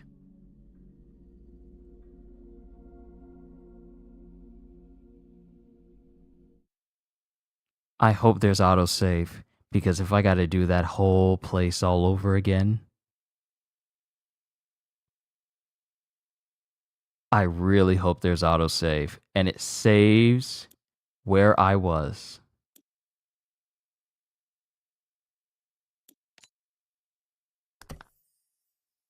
Oh, autosave. Where is it gonna put me? Where is it gonna put me? Oh, thank you, game. Oh, that's amazing. That's amazing. Okay, we can continue where I left off. Cause I was just talking just fine, and then my system just shut off, apparently. Not only did my game crash, so Power Simulator crashed, and then my entire system crashed. I'm gonna clean my system once I'm done here.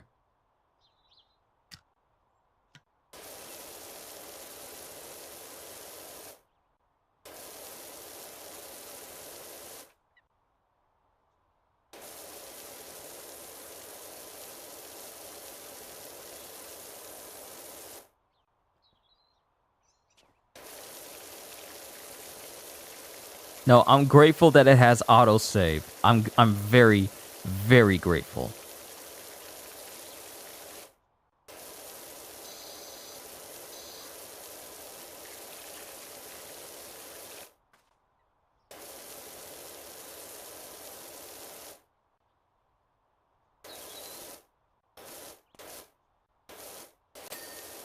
Okay.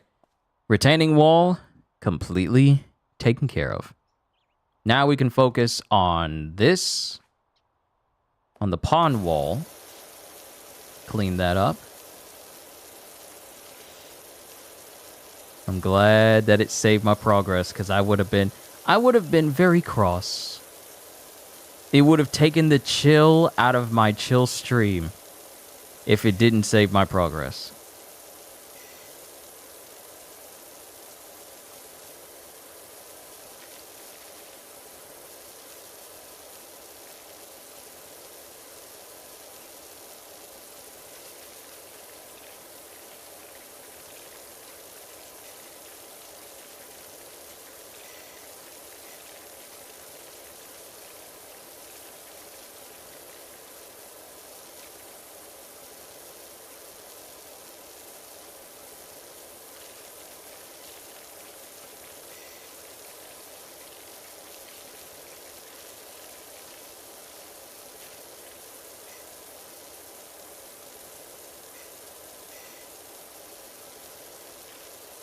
This man must have unlimited access to water, to a water dimension, for the water to constantly go out this much without losing a little bit of pressure.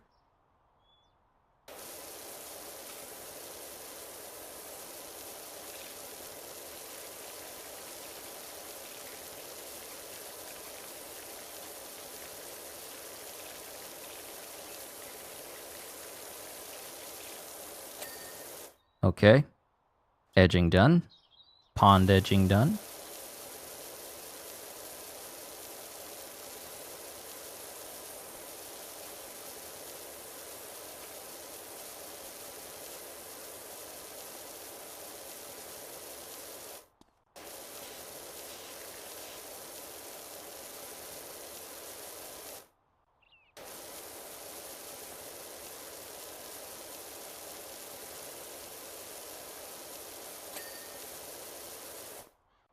All right, the rim is clean. All right, Lucas, it was wonderful having you here. You have a good night.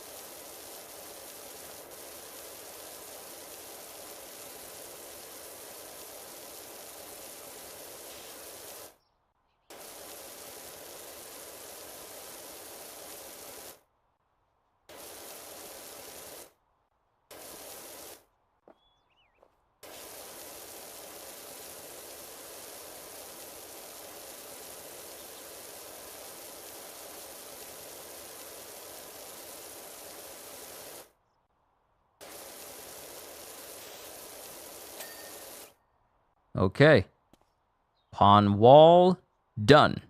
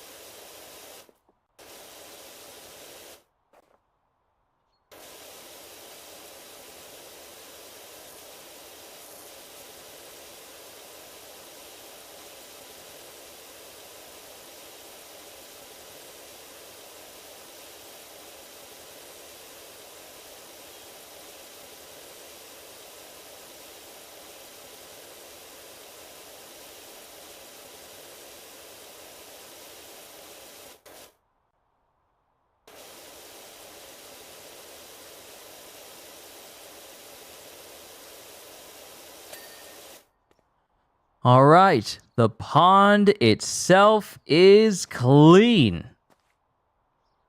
Now all we have left is just the miscellaneous items. Oh wait, we still got this. Hold on. We're not quite perfectly there yet.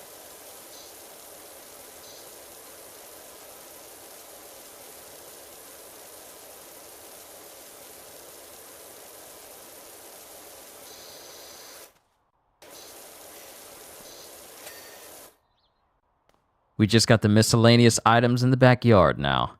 Why would you allow your couch to get... Look at this. This is cloth. This is a cloth couch. Why would you allow your couch to get this nasty? How dare you insult us? Why would you allow it to get this nasty? Unbelievable.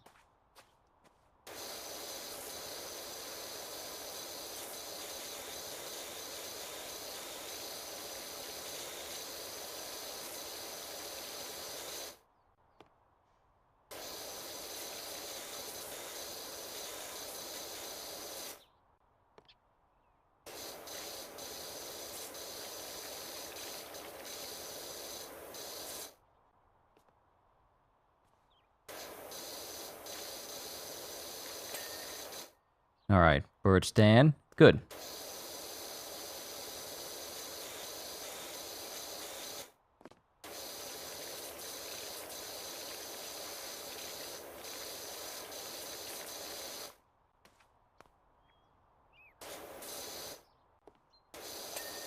Bird house. Good. Now for the Goyle Master.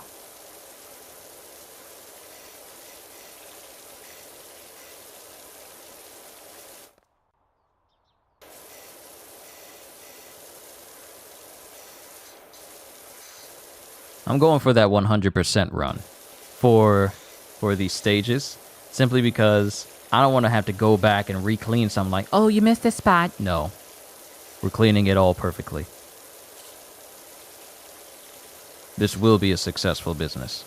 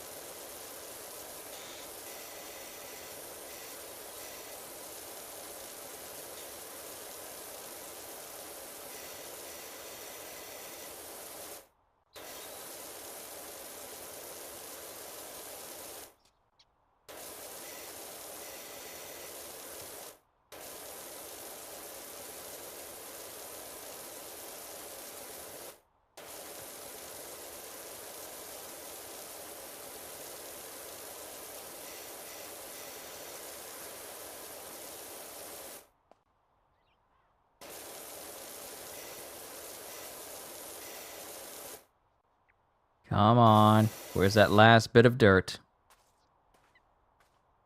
Ah. Seriously? Okay, there we go. We got it.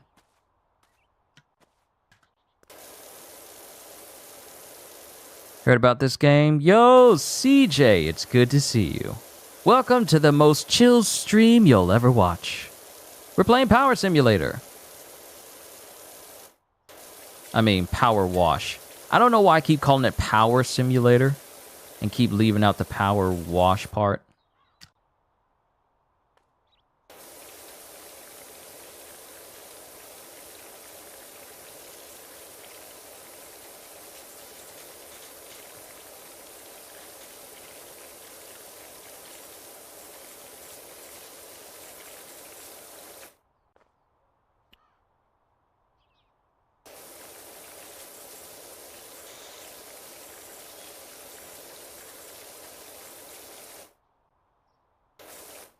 I'm gonna need something stronger and get those heavier stains. Those are some serious grease stains. What were these people doing to allow their grill to get this nasty?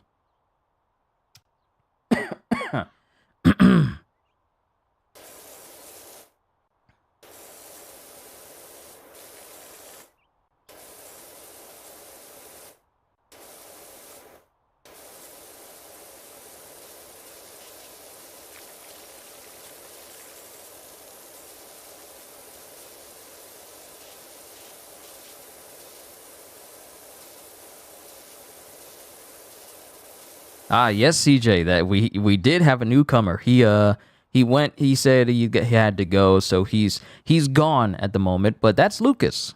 He's a friend of Yoda and Alessio, and he comes from Kenya.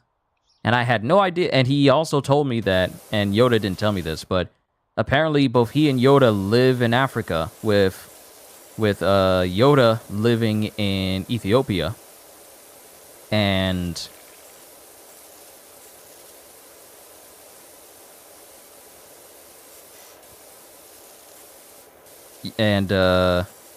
Lucas living in Kenya.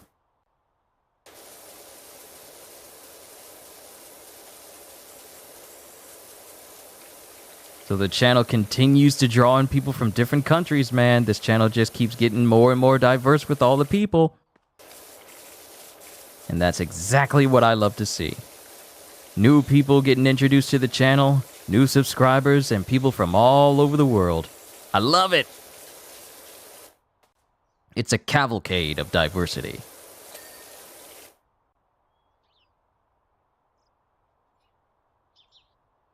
You know, it would be some mess if the same person called me saying, it's dirty again, but it's twice as dirty. Oh no, I ain't gonna be taking that job then. I spent all this time cleaning your place. How long I've been cleaning this place? For an hour now? I want to say I've been cleaning this for an hour.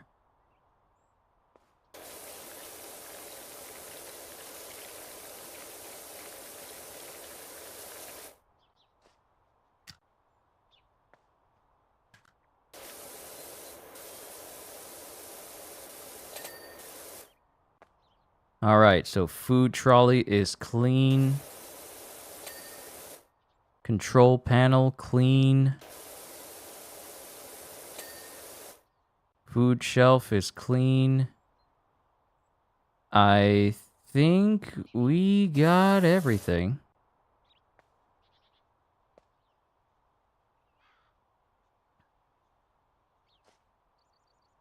Hopefully you won't ruin the vibes too much, but I've heard about the latest Star Wars director. Yeah, I heard some things. And it's like, here we go again. It's literally like Kathleen Kennedy saying like, the Force is female, when we were getting a brand new Star Wars movie and it was going to have Rey as like the next Force sensitive main character and whatever. And I'm like, yeah, that's not how the Force works. And you having a shirt that says that in front of everybody all those years ago doesn't change that. So her trying to do the same thing again when it didn't work the first time shows you either these people are very dense or they don't get it. Even though dense and saying the person doesn't get it is, you know, kind of the same thing. Because you can be dense and not get things at the exact same time. It can mean the same thing, but at this point, I kind of really don't care about Star Wars anymore unless it's in video game form. And even then, Star Wars Outlaws still doesn't interest me unless it does something monumental that makes me want to really play it. I'd much rather play like an unhinged Star Wars Jedi game or a Mandalorian game, but I'm just not into Star Wars like that like I used to be.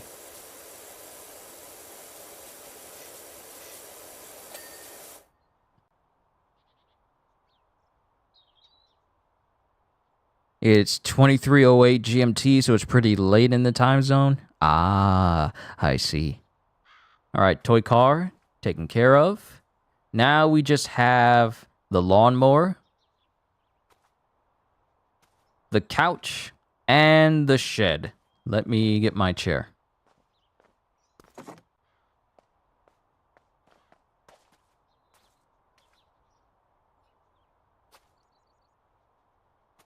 Can I rotate this?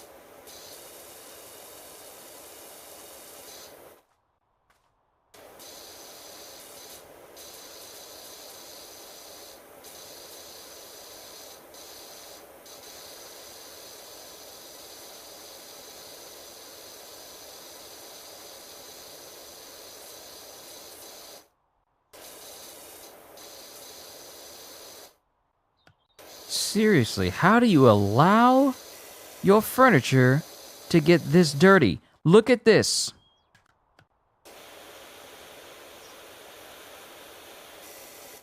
look at the contrast in the dirt being gone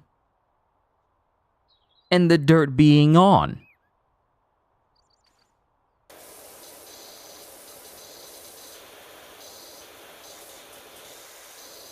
Disgusting.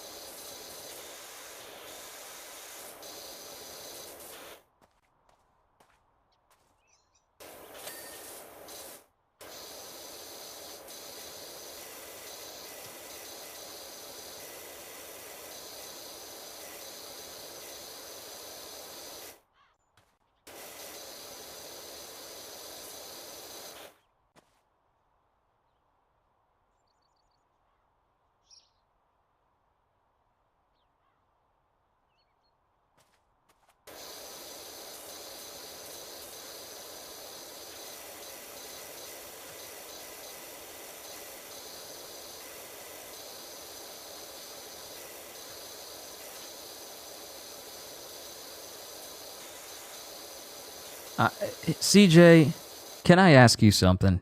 What is the deal with people giving people with absolutely barely any experience directing anything at all? Because if you're gonna, can I just say this for everybody? And we're still keeping with the chill vibes, but I just got to make this known. If your only credit is directing some documentaries and a couple of episodes of a pretty standard Marvel MCU show, that does not give you the credit necessary to take the reins for a future Star Wars film.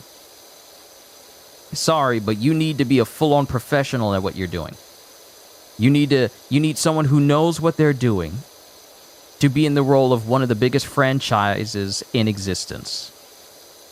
Because it's like asking a person who directs commercials to direct the next Indiana Jones, or asking a person whose only claim to fame is making infomercials on like Motorola or old telephone commercials to be a part of the next, I don't know, a Marvel movie. When will we stop giving people who don't have the credit and actual experience necessary to take the reins for such a big franchise to people who are actually qualified? Because just because you directed 2 episodes of a TV show doesn't mean that you are qualified to direct an entire movie set in a universe in one of the biggest franchises in history.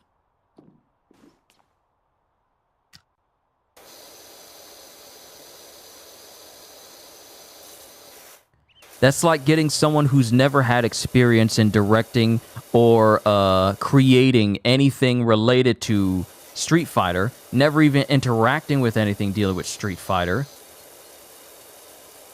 and giving them making them the creative director. It's like people who are qualified should be in charge of this, not someone you think will do a good job. No, people who are at the absolute most qualified to take these reins, because you don't want no flim-flammy person taking control of it when public opinion of Star Wars is not good right now. It's not. It's not. Can we say that? And I'm saying this in my very calm voice because this is a chill stream. I'm going to chilly say that public opinion of Star Wars is not in the best place it is. Public opinion is at the level where people say, like, perhaps we treated the prequel series too harshly compared to what we have now. That is the public opinion of Star Wars, because the sequel trilogy, all of them horrible, all of them bad movies. And I said, and when I went to go do reactions to these movies, when I went to go see them, when I saw Force Awakens, I was like, oh, this is cool. When I saw The Last Jedi, I said some positive things about it, and I did not have any real critical thinking when it came to movies and whatnot. But looking back on it, I really regret saying something as dumb as, like, I enjoyed The Last Jedi. Because I look at it now, and it's literally one of the worst Star Wars films ever. Period.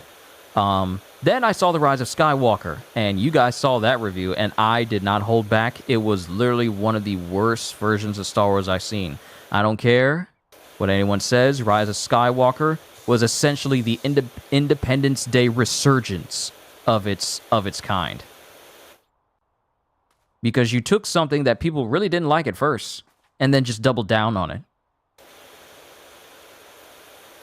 Then you try and make it so that you can't make a movie like The Last Jedi and then go even worse with The Rise of Skywalker, where you have so many dumb things happen. You brought back Ian McDiarmid to play Palpatine in this dumpster fire of a movie.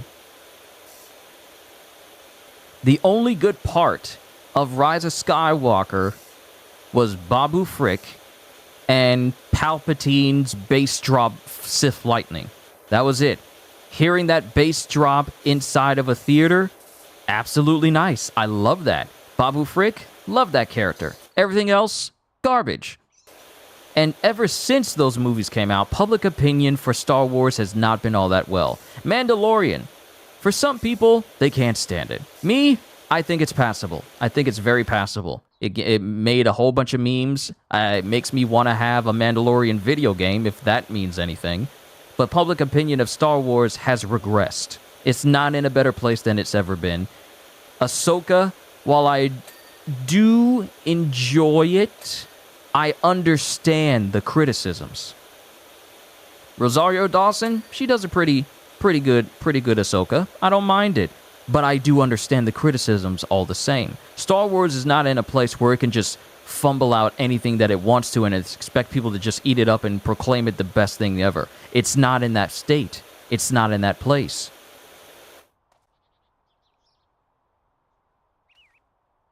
Contrary to how these people look at Star Wars is not in the same place it used to be, where people were so happy to look forward to it.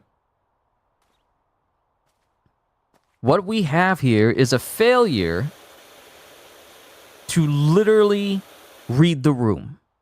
And the room is, people are tired of people being put in charge of these IPs that we all know and love.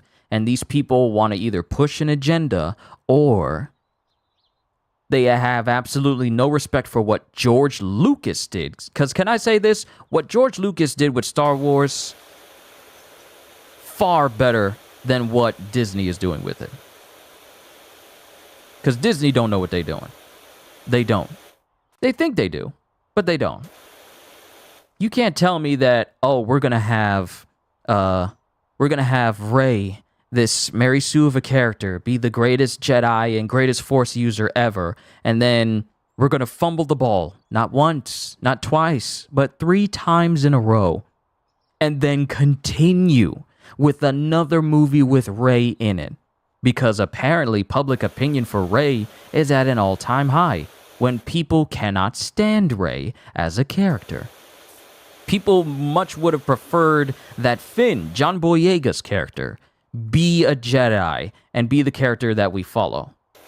But no, they left it all out. And the only way we can find out that John Boyega's character was an actual Force-sensitive individual was like from a director outside of the movie. Wasn't even explained in any in any continuity other than the director saying like, oh yeah, he's Force sensitive, that's what he wanted to tell Rey. But it's never shown in the movie, and it's like left ambiguous. And the fact that you had to have the director come out in a video and say like, oh yeah, he was trying to tell Rey that he was Force sensitive, but you don't do anything with it, what does that do for us? What does telling us that Finn is Force sensitive do for us as the viewer? You didn't do anything with it in the movie, so why should we care? You had every opportunity to make it Finn. When you showed Finn in the trailer being the guy holding the lightsaber, every trailer, remember Force Awakens trailer? And a lot of them ended with John Boyega's character wielding a lightsaber. Can y'all believe that it was false advertising? We all thought that, oh, he has a lightsaber, he's going to be a Force sensitive guy. But they never showed it, and it just turned into like, it just turned out that he's going to use a lightsaber, but he's not Force sensitive, and Rey's the one who actually uses it. They literally baited us in with a brother with a lightsaber. The first brother with a lightsaber since Samuel L. Jackson, and he doesn't do anything. He gets worked on by Kylo Ren, and then it's just Rey's turn. And then Poe is just demoted to like Shia LaBeouf's character of Sam Witwicky screaming for Optimus in every other movie. Hello, kitty. Didn't mind The Force Awakens. I love the first 5 minutes. Haven't seen the sixth one, but I know it'll be better than it. And the last two were absolutely horrible. Yeah. See, Force Awakens, we all know it's basically them just trying to do A New Hope again. Out of all the three, it's the better of the three. But Disney is under the impression that, hey, if we put more money into this project, it's automatically going to be better. And Star Wars fans are going to eat this up, not realizing that Star Wars fans don't want horrible stories told with what they grew up with. You got people from the 60s and 70s who watched these movies back in the day, back when they were in theaters. And they look at this, and they look at Star Wars now, and it's like, how dare you disrespect my childhood? So yeah, I don't know what Disney's thinking. And that's just with Star Wars. Honestly, for me, I feel like the Star Wars universe is better in video game form when it's done right, mind you.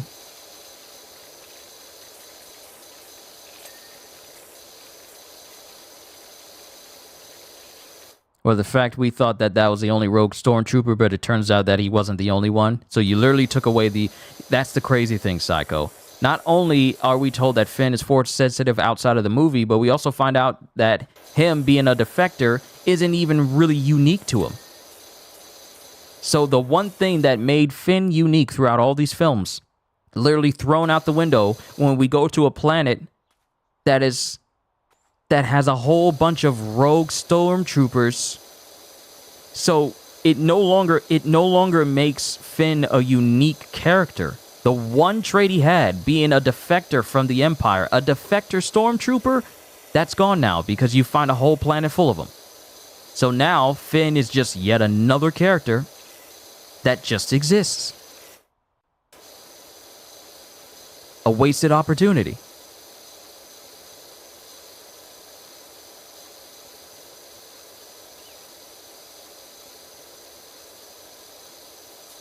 But now they want to try their hand at it again, even though people are already tired with what they're doing with Star Wars in the movies, that is. I'm just going to say it right now. The movie isn't even out yet. The trailer isn't even out yet. This new Star Wars movie, it's not going to hit. I'm just going to say it. Because they lost the heart of Star Wars. When you lost George Lucas, you lost the heart. Now people think they can tell a better story than George Lucas. And George Lucas's universe was already good when he was making stuff. It was already well established. There's literally a foundation. But now they decided to replace the foundation. And in doing so, they didn't really make sure that the foundation was steady enough for them to replace piece by piece. No, they're trying to replace things in big chunks.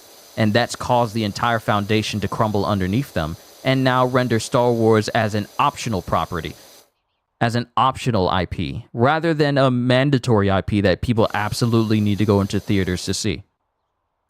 That's where we've reached, ladies and gentlemen. We have reached the point where Star Wars is an option to go out and see in theaters, rather than mandatory. When you saw The Phantom Menace, it was all like, oh, this was something, and this was back in 1999. When you saw that, you was all like, oh yeah, can't wait to see that. Then you had Attack of the Clones. People went to go see that too. Then you had Revenge of the Sith. Pretty much one of the best Star Wars movies out there. And people were just chomping at the bit in order to go see them. Now you get stuff like Force Awakens, the first Star Wars movie in, I want to say a decade, maybe over a decade. Okay, Star Wars is back, maybe. You go out and see it, you think it's pretty good. You get The Last Jedi, and then you start to wonder, what happened? Then you get Rise of Skywalker, and it's like, yeah, I'm not interested in Star Wars anymore. Imagine making a movie so bad that you actually put people off ever wanting to interact with that franchise again. Imagine.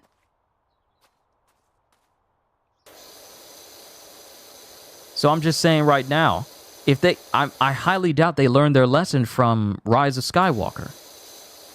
Because no one really likes Rey. But you want to make a whole movie several years later, like 15 years later or whatever, and you want to still center it on a character not everyone likes?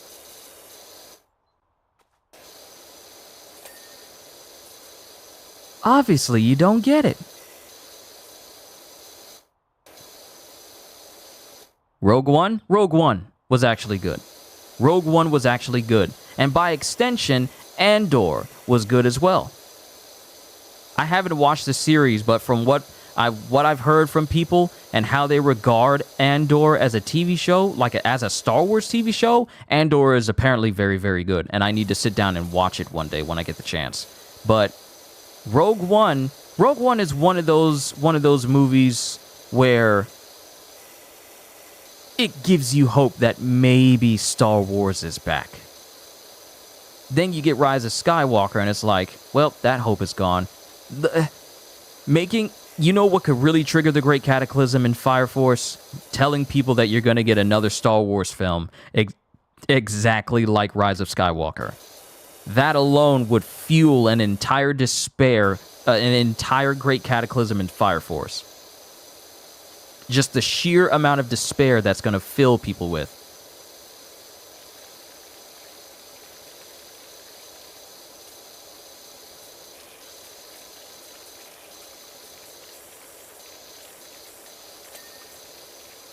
So, and CJ brought it, and this whole conversation stems from the fact that we're getting another feminist who's on the team for Star Wars, whose only directing credit is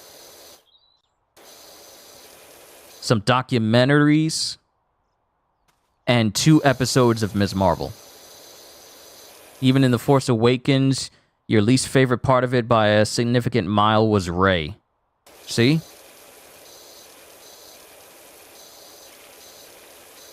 When your only favorite parts have nothing to do with the main character, then your main character has failed to attract.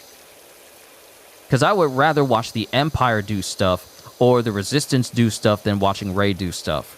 Because when you look at a movie critically and you start to analyze the stupid stuff within movies, like for instance, when Rey went inside the destroyed Death Star 2 and she was climbing, you're wondering, why is she climbing? She was literally seen in the very first scene of the movie where with the very first one of her scenes is her just floating in the air, pretty much levitating. So why are you climbing normally if you can fly? So stupid stuff like that they think we don't notice. If she can fly, if you show her flying in her first scene, but now she's still resorting to climbing things like a normal person, either you completely forgot that you made this person overpowered, or you just think that the audience is dumb and won't notice. A film exactly like Rise of Skywalker that brings so much despair that even Dragon would feel insignificant. Yes. What got me from episode 1's trailer, seeing this random guy that's red with black tattoos with a double lightsaber because that got you hyped up. That's why you love Darth Maul so much. Seeing Darth Maul was the epitome of hype. The big old scene where he's fighting Qui-Gon and Obi-Wan. You get Duel of the Fates happening. One of the greatest musical compositions of our time.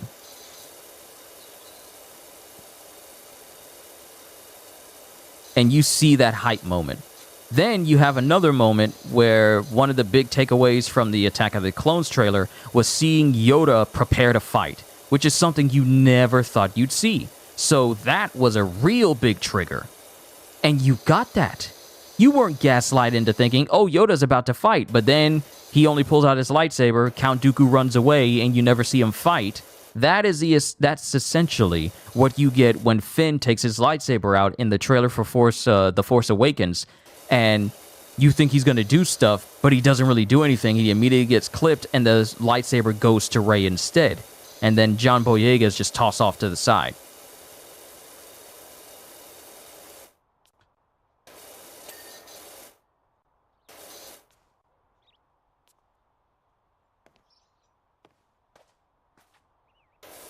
Like I said, when they get people with an agenda to direct our favorite films and franchises, I'm not going to tell people, like, oh, we should be hopeful that they're going to do it right, because if they're still, the people still defend Rise of Skywalker for some reason. But if they didn't get the message the first time, especially with people like Mahler and everyone who analyze these films and tell you everything that's wrong with them and why they suck, and people like me who look at these films and I tell you why they suck and they don't make sense, and they don't pay attention to that and wonder, why isn't our films doing well? We're throwing so many millions of dollars at them, but why isn't anything sticking?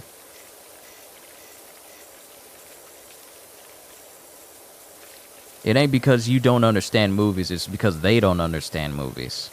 People who don't know how to make movies should not be in charge of making them.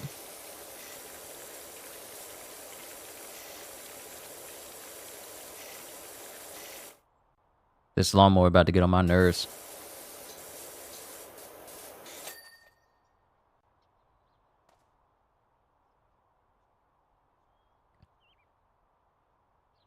They should have stayed with the original version of episode 9. What was the original version?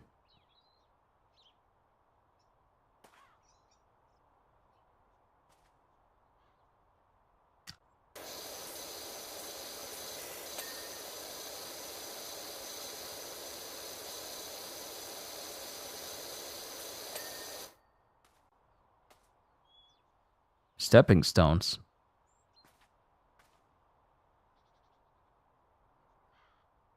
If you think about who is actually going to be seeing the movies, it's not just your opinion that's going to matter. Yeah. This game looks so calming. It is, Kitty. I told you, the most chill stream you'll ever watch. Aside from me calmly going on a rant about why this new Star Wars film may not hit like Disney thinks it is, may not hit like Kathleen Kennedy thinks it is.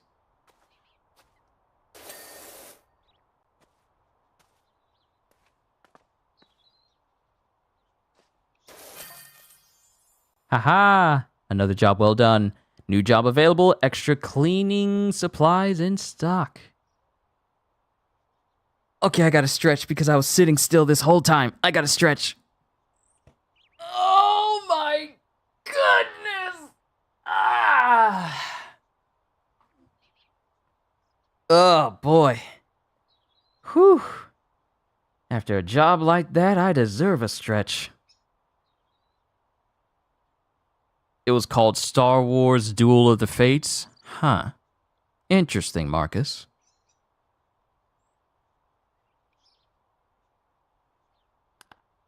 Alright, so this is the time lapse of me cleaning the entire backyard. Was I standing there the whole time?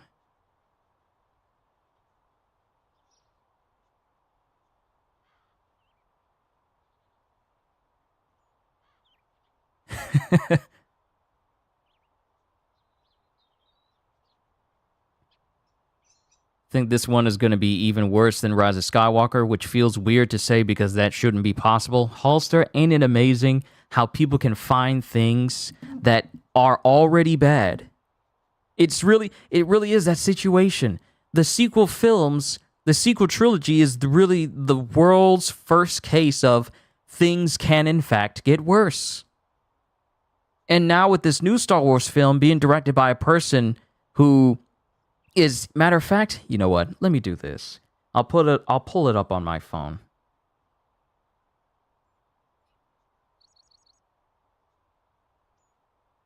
Let's see here.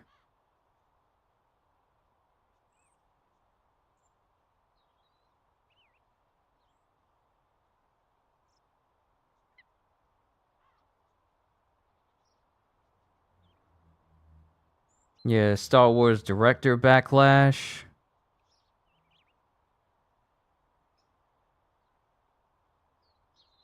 Let's see. Oh, great. Oh, so here it is. Star Wars directors make men uncomfortable quote is 8 years out of context. Yeah.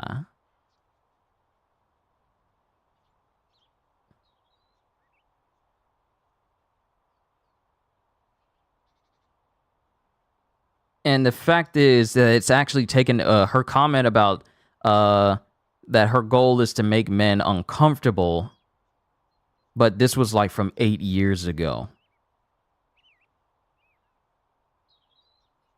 So that's where people are bringing it up. That's what people are bringing up right now. They're bringing up old stuff and kind of holding it against her a little bit, like bringing up old stuff that she said. Star Wars new Jedi Order director accused of ruining franchise with so-called woke agenda.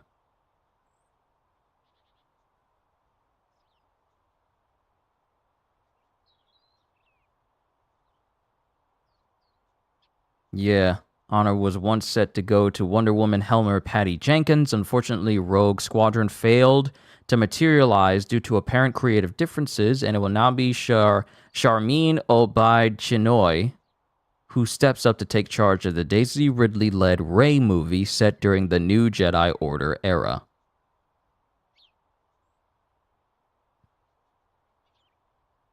Over the new year, Obaid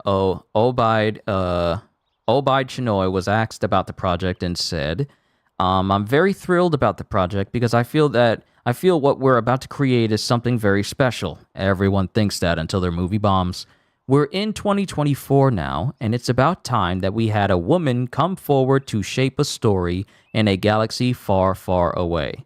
Because as we both know, as everyone knows, women are so much better at writing stories than men. Which is not the case. It can be either or. It really just depends on the person, regardless of gender. So making a dumb statement like that is just, you're just adding fuel to the fire. Because it's like Kathleen Kennedy coming out and saying like, the Force is female when you're doing a brand new trilogy for Star Wars, and everyone is just rolling their eyes because it's like, it's not even that serious. Why would you say something that dumb and stupid? So hearing her saying like, it's about time for a woman to shape a story in the world in a galaxy far, far away. That's not going to matter if you can't write, if you can't create a story, if your ability to direct is trash. Are you going to blame it on the men? Are you going to blame it on men not seeing the movie that your movie was garbage? Because that's what they'll fall back on. Oh, it's because people already were already bucking up against the idea of a woman directing Star Wars. No, if your movie is garbage and it's trash, and your only narrative is to blame men for it, because they really do like to blame men. That's the reason why people don't like Brie Larson, because, you know, her stance towards people like, oh, we didn't make this movie for dudes in suits or whatever. When you say dumb stuff like that, that already puts you on a list of people that don't want to like you at all.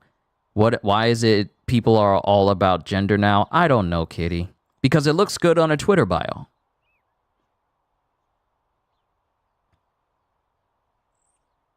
Really be having their head up their own behinds? Yes, they do. They do.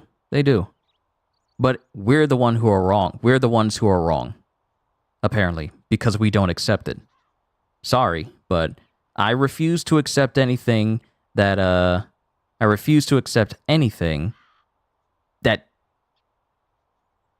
that is done poorly.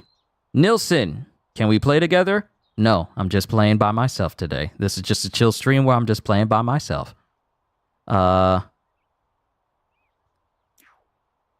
So I don't get the narrative myself either, because there's recently been some issues in the anime community where one of their voice actors and, you know, localizers has gone up against Asmongold, and her name is Jamie Marchi, and she's a well-known anime voice actress, but she's also part of localizing and helping translate certain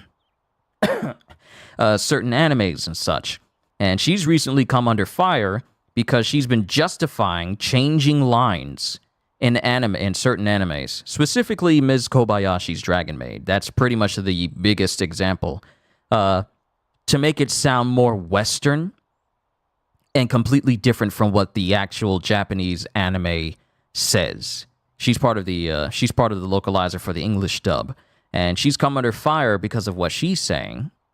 Yeah, oh, you mean Rias Gremory and Lukawa's VA? Yeah, exactly.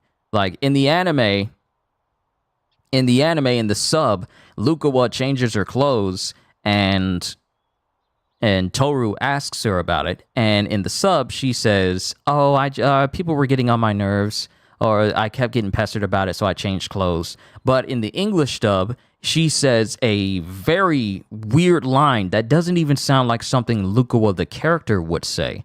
She says like, "Oh, those patriarchal societal demands were getting on my nerves, so I changed clothes." And it's so weird.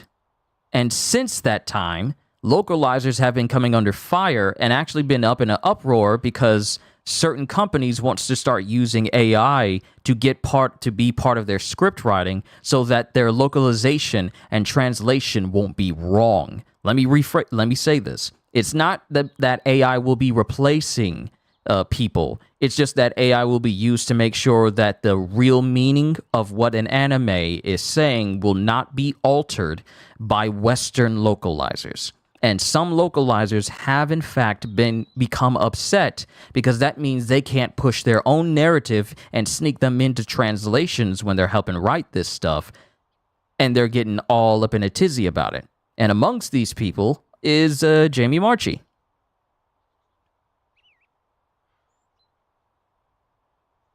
But yeah, we've already known that Jamie Marchi has been on the list of people that we can't really, see eye to eye with, due to the fact that she was a part of the group that was, trying to quote unquote lynch Vic Mignogna for years.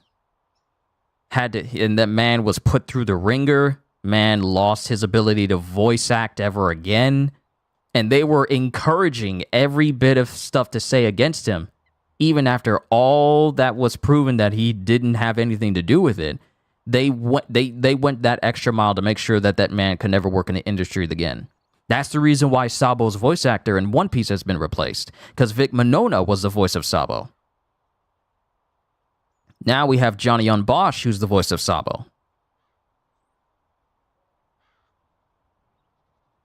And Kitty, as a female, I'll be the one to admit a woman can train and try, but will never be as good at some things a man does. The same for the other way around. It makes me sick that that's how it all is now. See, that's the issue. And some people don't want to hear this, but you're going to need to hear it at some point in your life, and these people are going to have to get over it.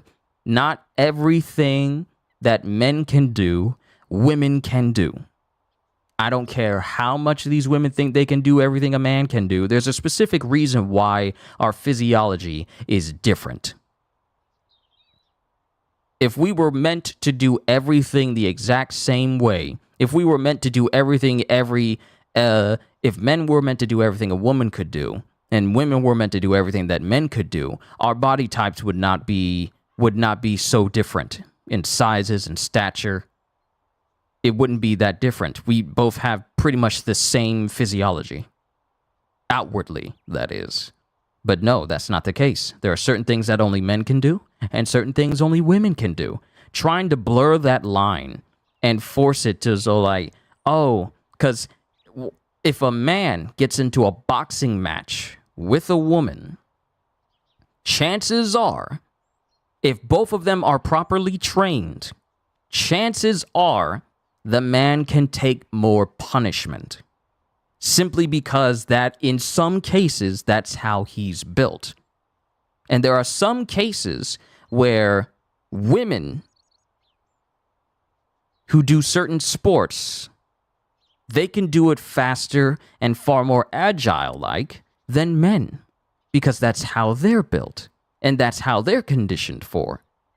But people really want to blur the line and then call inequality when women are told, hey, you can't do this because it won't work for you. But as soon as they get into it and they get treated the same way that a man does, they call for, oh, this isn't fair. Why are you treating me this way? And a man is all like, well, this is how we men are always treated. You wanted equality. Some women still want preferential treatment, even though they've asked for equality. See, equality only works for certain women when they are the ones who are still getting the benefits. If you're getting, like, say for instance, a man gets paid like, extra $50 an hour for a job. Woman wants to have that done for her as well. All right, she gets paid the same amount. But when she wants to have a raise and the man wants to have a raise as well, you'll get some of these individuals who are like, oh, why are you asking for a raise? Well, equality. Now you're just forcing the issue. There are some people who think that way. Equality only works for only one side. So it's crazy. It's really crazy how it's descended to that point. Not every person is meant to do the same thing another person does. But people don't get that. It's unfortunate, however.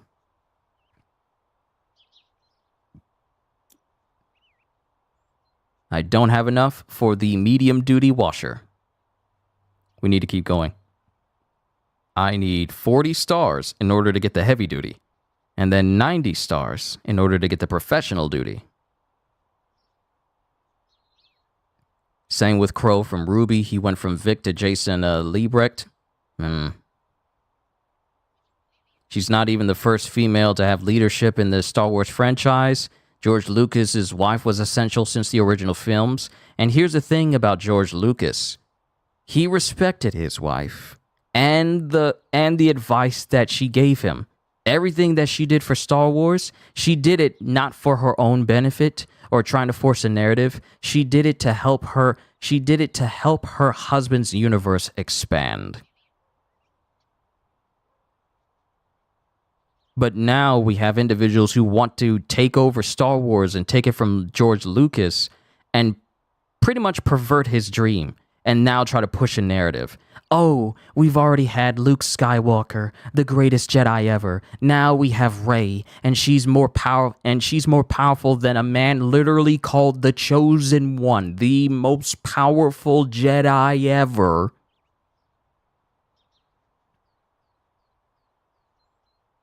Now they're trying to push for that. And when people don't accept it, then we're the issue.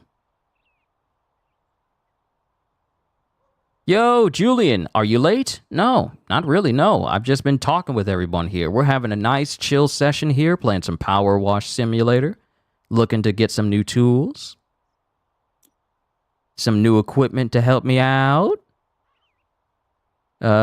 Soap. Yes, use with cleaning liquids to rapidly cut through all dirt types. Yep, we're gonna go ahead and get that. And I think those are all the things I can buy for the current tool I have right now. Because I can't, just upgrade this. So I have all the necessary tools to help me out with this. Could get some new clothes, but I'll wait till later. Oh, wait, I can get the winter gloves.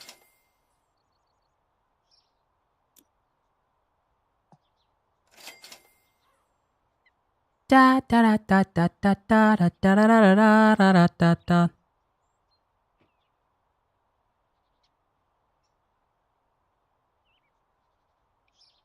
Let's see. I want to say that the first manual was technically Tower of God, but now reading a manual called I'm the Max Level Newbie. You should totally check it out and react to it. Really like the main character. I'll keep it in mind, Marcus. The reason why I haven't tried picking up brand new series yet is simply because that'll be more time where I'm already doing Fire Force right now at 12, and I haven't done a gaming stream at that time simply because I've been doing, Fire Force constantly.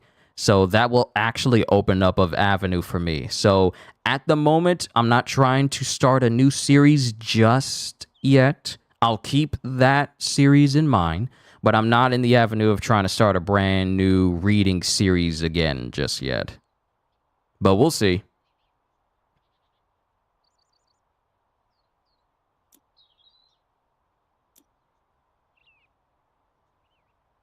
What? Just, oh wow, it's a whole house.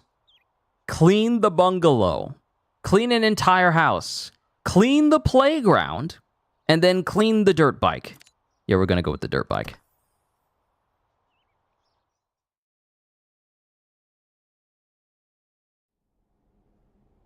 Loading dirt.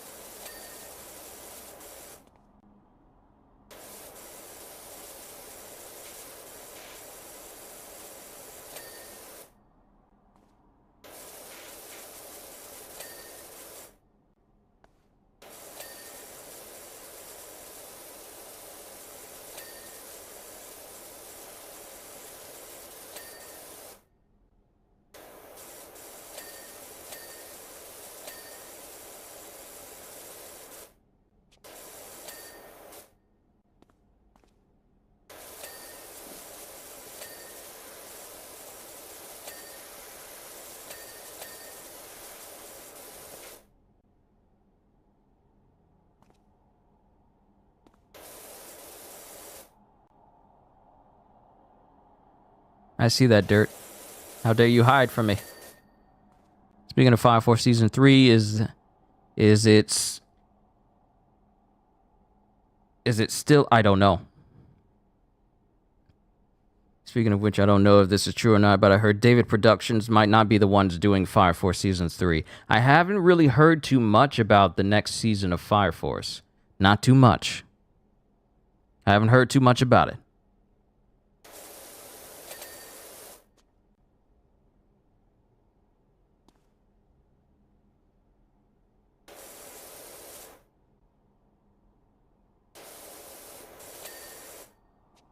All right, so all we got left is the fuel tank, the fairings, and the swing arm.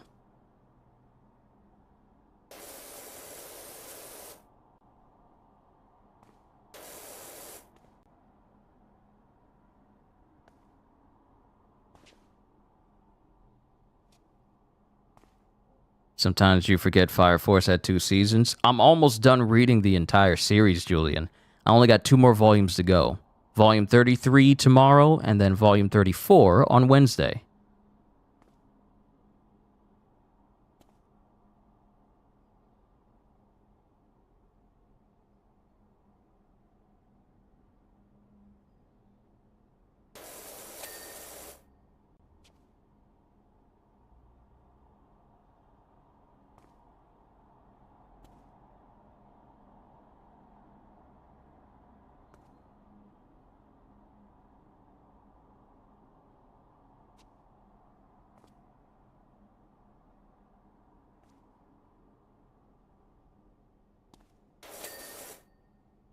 Okay, where's the swing arm?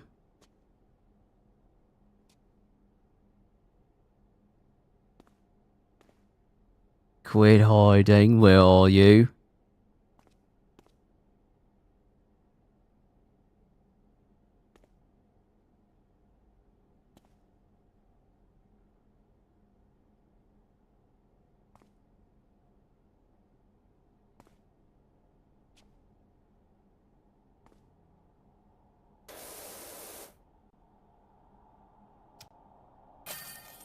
Aha.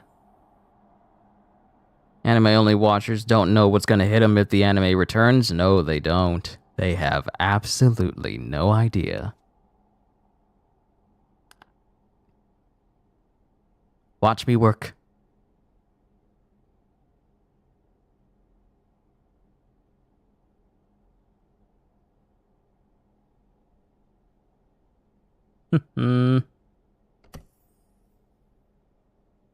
Wait, 15 stars? Hold up. 15 stars.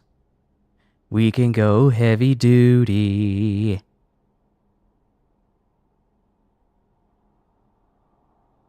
Speaking of anime only, Solo Leveling is messing some people up.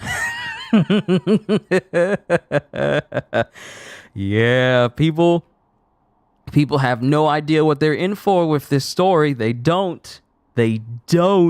See, I remember when I was reading Solo Leveling on this channel for the first time. I was still getting used to reading manhwa.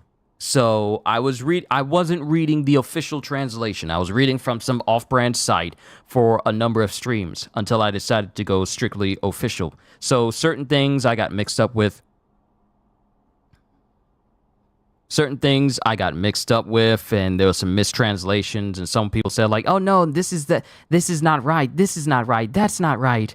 So for a while, I was reading basically just like what you would call early scans, until I started reading from the like the official pages and whatnot. And it's literally one of the best series I've ever read. Just reacting to it. And so many people, discovered my channel due to that.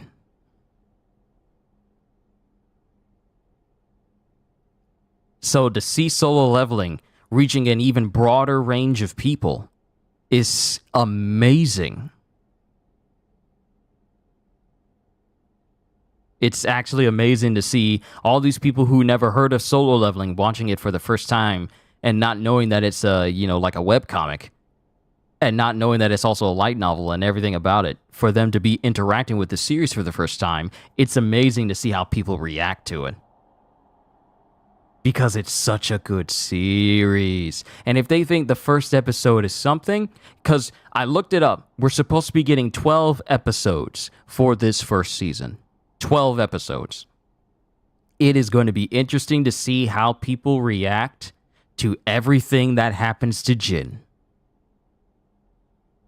It's going to be fun. And I can't wait to react to it. Watched a stream of them vomiting after something happens regarding blood, and I told them to drop it now if they're sensitive to blood because it only gets juicier. Wait, they threw up? They actually threw up on stream? Out of all? Are you serious?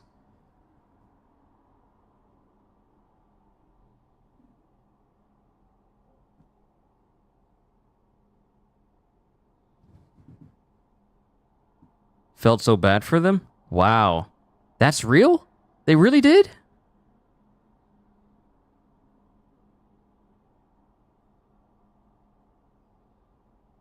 They threw up, they couldn't handle blood. Wow. Did they not watch the trailer?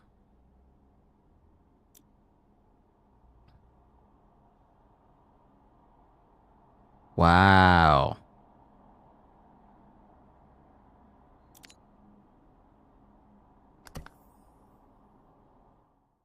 Well, they're better off just watching some slice of life stuff if they can't handle blood that well.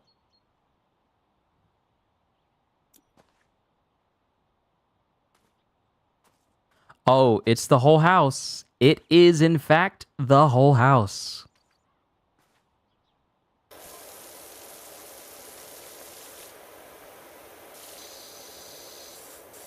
Let's try and get this whole house done and everything done in under an hour, yeah?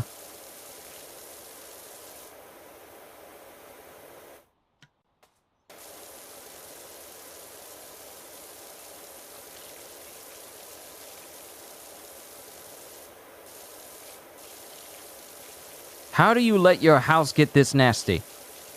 Mentally, what is wrong with you? How do you allow your house to be this nasty? Dude said he was ready, but it happened and poor guy lost every bit of his stomach. He wasn't, in fact, not ready. He chose poorly. And now he's forever more immortalized on the internet as a guy who vomits at the sight of blood in an anime. Because I'm pretty sure someone clipped it. I am pretty sure. That's not something that you see every day. Someone vomiting at the very first sight of blood and gore. It's literally in the first minute of...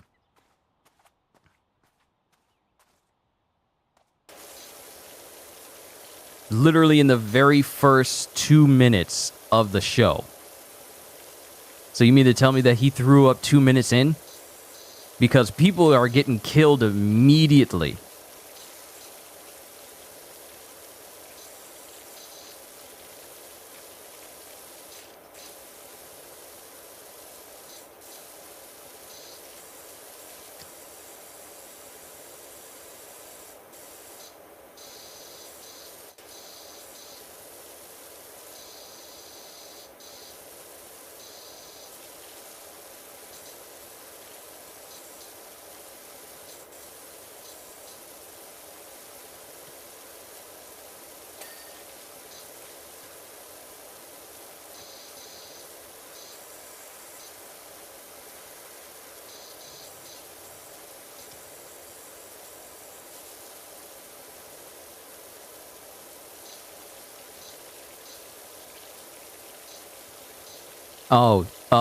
He threw it when they reached the chamber. Oh, let me guess. It happened when the guy went for the door. As soon as the guy went for the door, and the thing that happened to the guy when he went to the door, that's when he lost it, wasn't it? I'm guessing. Because I remember all the bloody moments in that episode. He lost it when the guy went for the door and the statue got him, didn't he?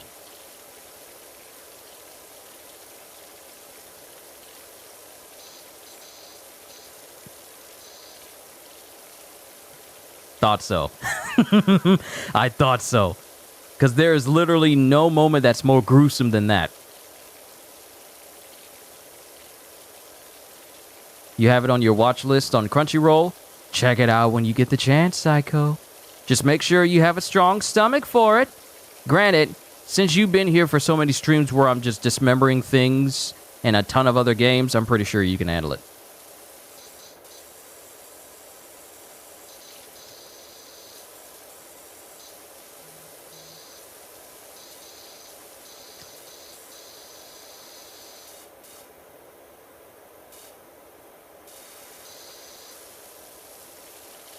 Something got out, but it wasn't the guy trying to go through the door. It wasn't the guy through the door. No, something came out all right. Something managed to escape, but it wasn't the man. Oh, wait. I gotta keep my voice low. This is a calm stream. This is a chill stream.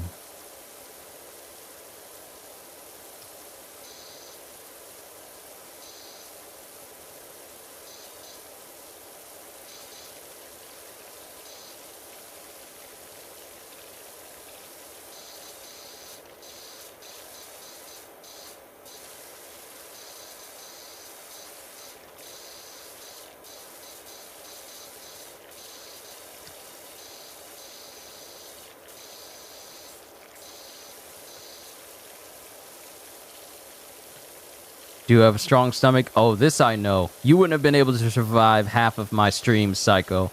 Especially my rated M ones when I'm playing rated M games. You wouldn't have been able to survive if you didn't. So I know you do. I know you do. Holster, I want to say something. You've been here, I've checked some things out when I'm looking through like analytics and stuff and seeing how the channel's doing. I didn't know that you've been here for 7 years. I didn't know that you've been on this channel for 7 years. Like, you're one of my viewers who have been on this channel for 7 years. I didn't fully notice that. Time flies, doesn't it?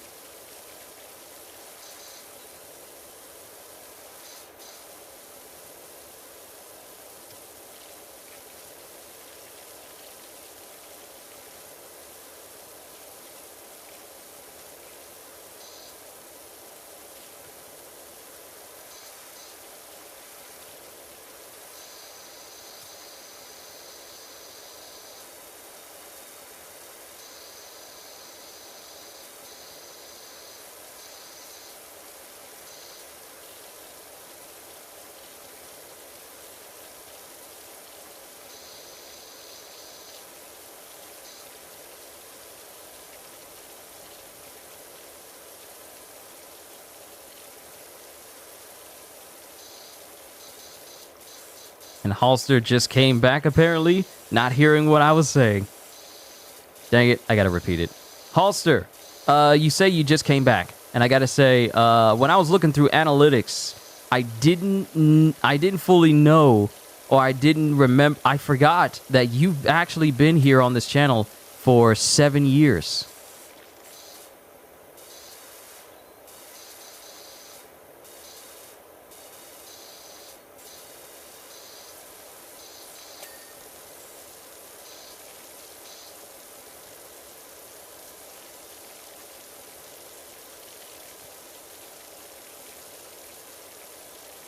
Look, when the dirt looks like it's casting its own shadow, that's a problem.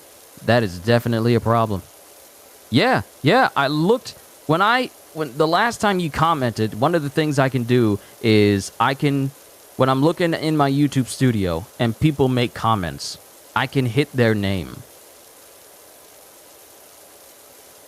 And it'll show me how long that person's been a part of the channel.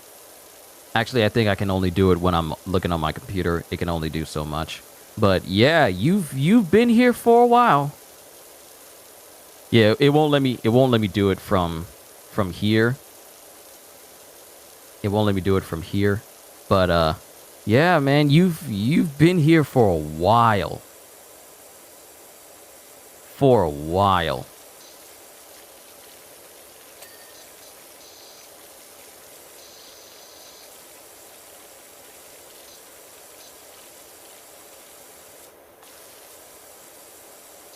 I really just want to say thank you for sticking it out that long. You know, and this is something that's a constant for all YouTubers. People grow up.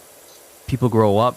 Their tastes change. Their taste in YouTubers change. I just want to say how grateful I am that apparently your taste in YouTubers and a YouTuber like me hasn't changed, and that you've stuck around. Even as we've gotten older, you're still here. I just want to say how much I appreciate that.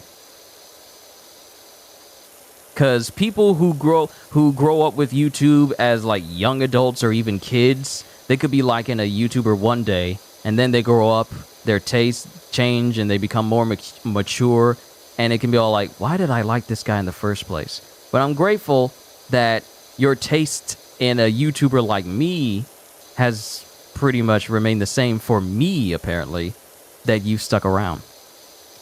Like, I haven't gotten stale where it's all like, man, I used to watch QShu92 all the time, but I don't know more. How long have you been a part of the Q Continuum? At least 10 years or so? Hold on, let me check it out. Let me bring up my channel receipts. Let me go to my dashboard. Then I shall go to... Like, I have little things here that tells me how long a person has been publicly subscribed to me and such. Let me see.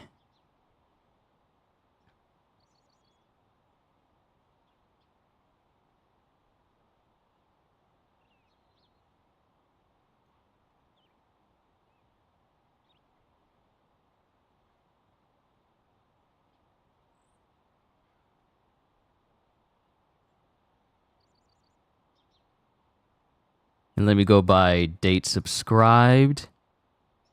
Let's see here. And I have every person, and right here I have every person who's ever subscribed to me the day they did it.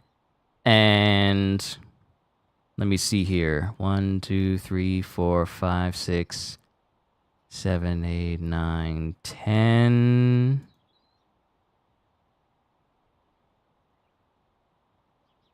Okay, that's 20. That's 30.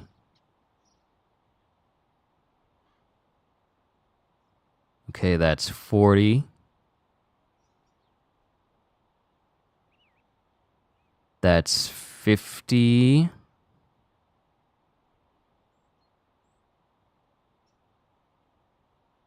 Hmm. 60 and 70.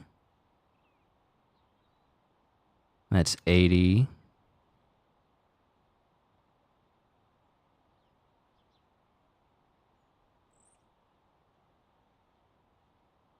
$90 to 100. I had to go all the way back. I had subscribers back in 2015. All the way back then, even before I really started to take off with what I do here. This is going to take me a minute if I go through every single one of them.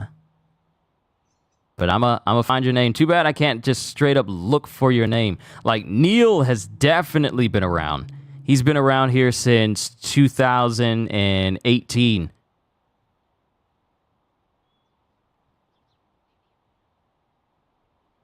Yeah, I got a bunch of people on here. Actually, hold on. Hold on, if it says you've been here for 7 years, you should be up here on... You should be up here on this list earlier. I'm so sure that it said that you've been a part of my channel for 7 years.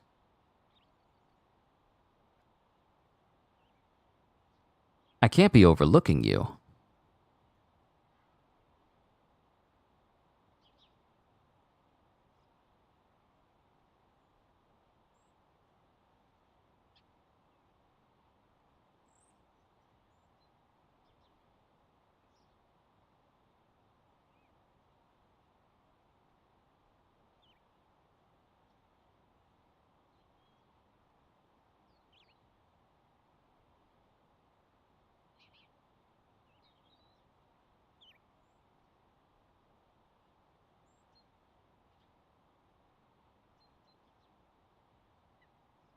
I was so sure that when I saw your name in one of the comments that you left me, it... Oh, wait a minute. Hold on. Let me see. Ah, there you are. Let's see here.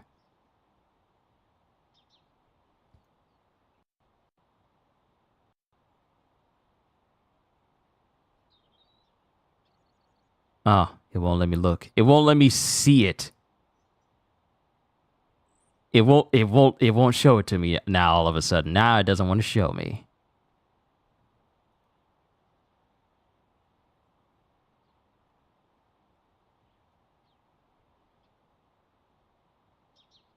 Now it doesn't want to show the little tag on there.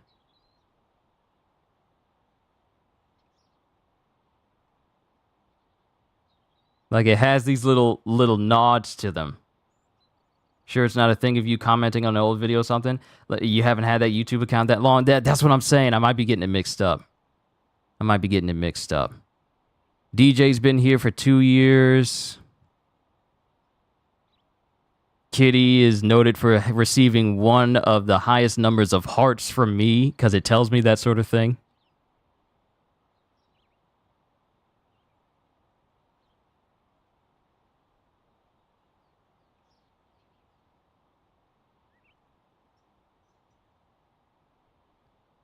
Maybe I was looking at something different. Maybe I was looking at something different. I was so sure that it said like, oh, no. I am wrong. It wasn't you. It was Static. It was Static who's been here for 7 years. Sorry, Halster, I got you mixed up with someone else. I am so sorry. Static's been here for 7 years.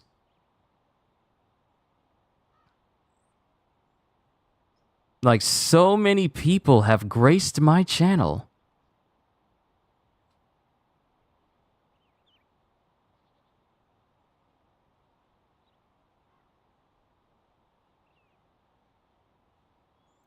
Let me see if I can look up CJ. How long has CJ been here?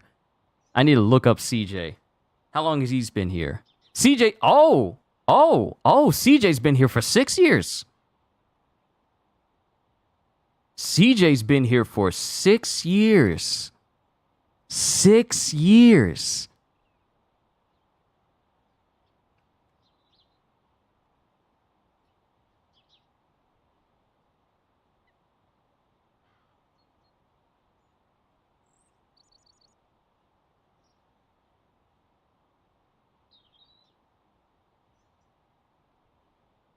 CJ is literally one of the veterans here on this channel. That's actually amazing to me. For 6 years? Well, let me just say this. Thank you, everybody. Thank you. Every single person, whether you've been here for 6 years, 6 months, 6 weeks, or 6 days, or even six minutes. Thank you. Thank you so much. You make this a beautiful job. You make this such a beautiful job, and I look forward to continuing. Thank you so much. Okay, back to cleaning.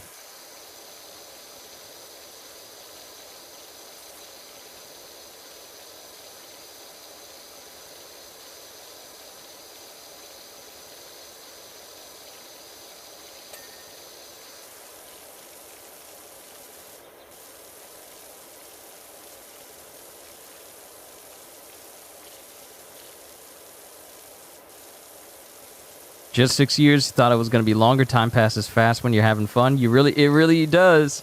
Especially when, not to toot my own horn, but when you find a channel that's also fun.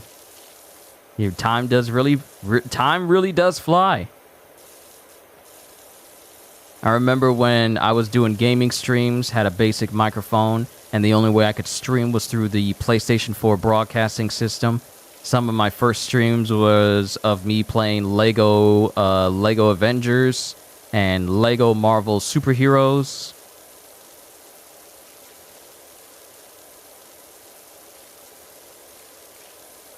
I met people like EGK.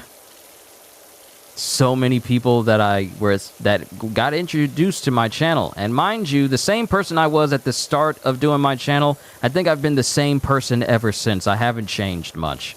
I've just really been enjoying the opportunity to entertain people.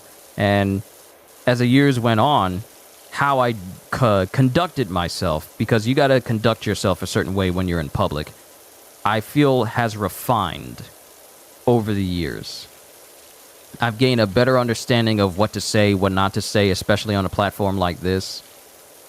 But I also found that there are far greater things I can do for myself with this channel than just simply getting up here, standing on platitudes, doing this, doing that, compromising my own integrity just to make a quick buck, and just create a space where people can just stop by, chill for however long they want to, while I entertain them the only way I know how. And it's just been that way ever since. I look forward to these opportunities.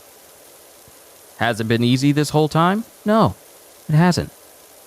Gonna dip, gotta wake up in 6 hours. Kitty, you go ahead and get some rest. I'll continue my emotional speech. You'll be able to catch it a little bit later on at the 3 hour and 22 minute mark. But thank you, Kitty, for stopping by. Get yourself some rest, and we will see you in the next session.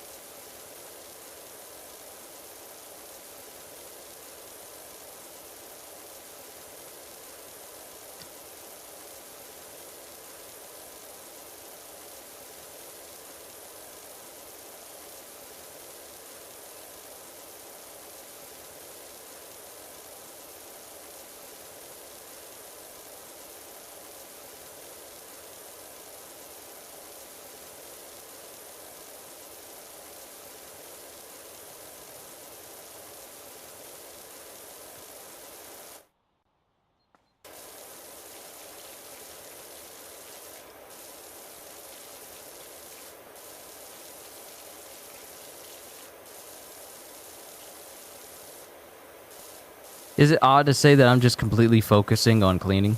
Is it odd for me to say that? I'm just focusing on cleaning so much that I'm just working silently. I'm not saying anything. I'm just like, okay, clean. Just clean.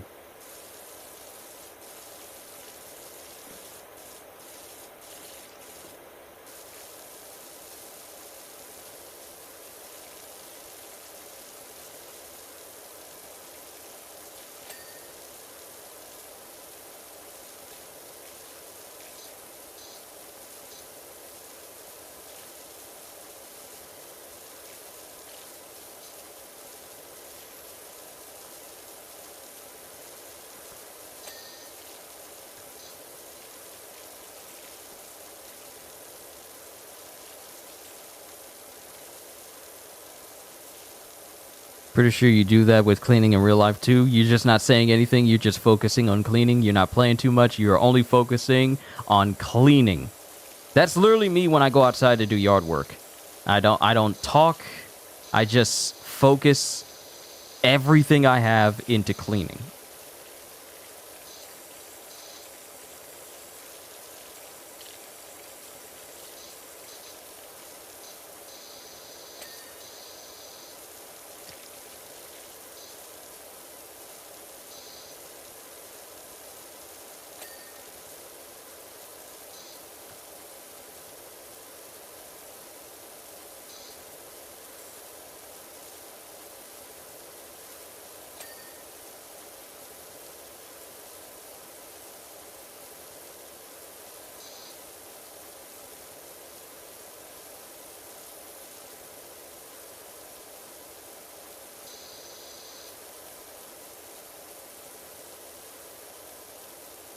I'm testing out the different strokes and how fast I need to go in order to make sure that the water reaches. Because if I move too fast, I think it skims across the dirt but doesn't get it all off.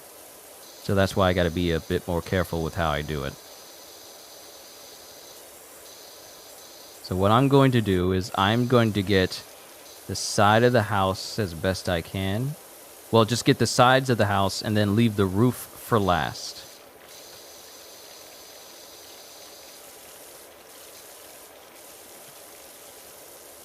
Why is there mud all over the house? What were these people doing?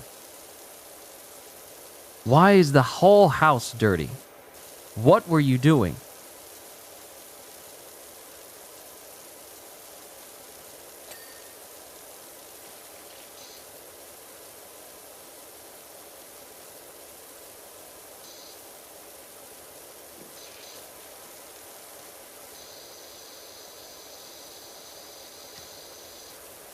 You've pressure washed before it can be like that? Yeah. You put music on while you're cleaning? That's the best way to do it. Get you some good music. And some energetic music while you're cleaning can make cleaning even more fun. Especially if it's some good music too. You'll be dancing and cleaning at the same time, enjoying yourself. Then next thing you know, the whole house is clean. It's all like, doesn't have the same feel listening to music when I'm not cleaning anymore.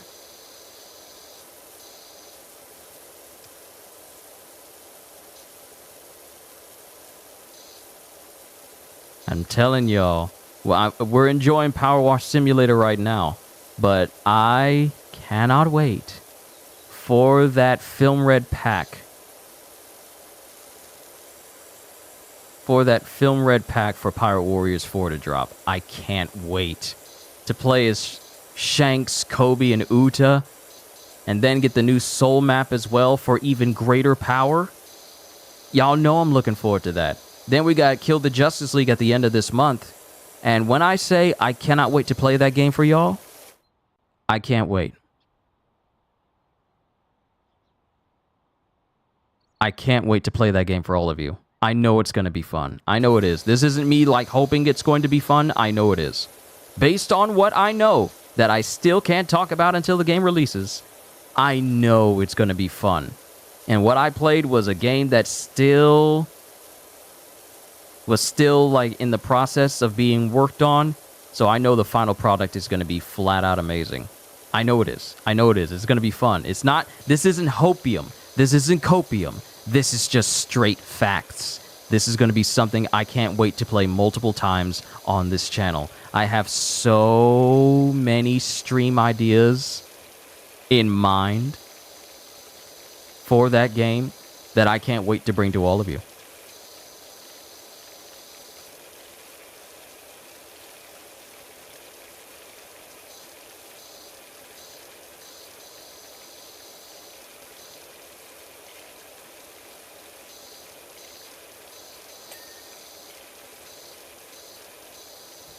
Can I do the Foxy laugh again from One Piece?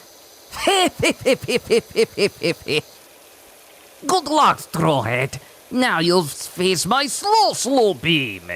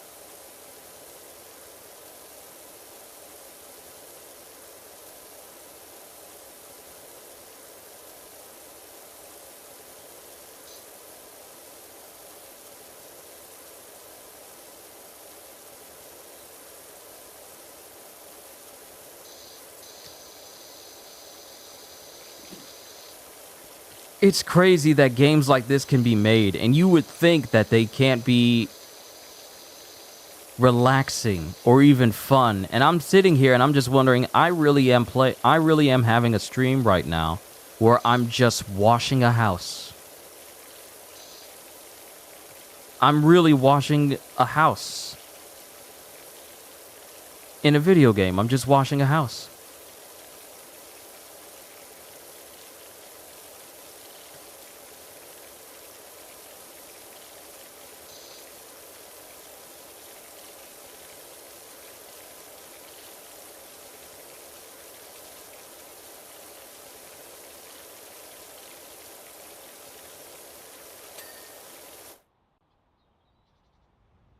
Can you imagine Foxy mastering at least one form of hockey? Foxy with armament hockey would be interesting. Either that or observation hockey so he can anticipate where he needs to aim his slow beams. Observation might be better for Foxy.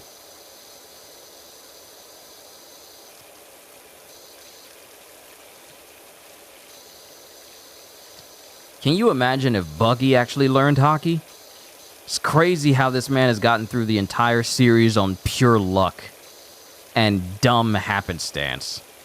Can you imagine if he learned how to use hockey to any degree and he added his devil fruit power into the mix? Like his Chop Chop Festival would just be hockeyed up body parts barraging people, and it would be able to harm someone like Luffy because it would be just, hockey imbued body parts just buffeting him from all directions. Unfortunately, however, Buggy is not the type of character that would go through the trouble of training, because ever since the time skip, he has not changed at all. Physically his hair has gotten longer, but physical strength and whatnot, he's still really just the same. Because in the face of pirates like Mihawk and Crocodile, the dude still cowers in fear, which means that he doesn't carry a single ounce of strength to him for him to not be scared by either of them.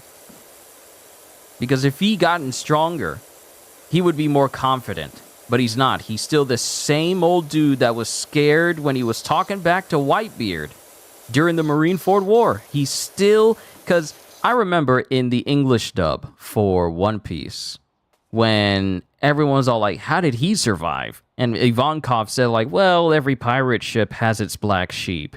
And he was referring to Buggy. Buggy is literally, how you gonna sail on the crew of Roger and you are the only one who remains weak from your very first appearance all the way up until you're an older pirate?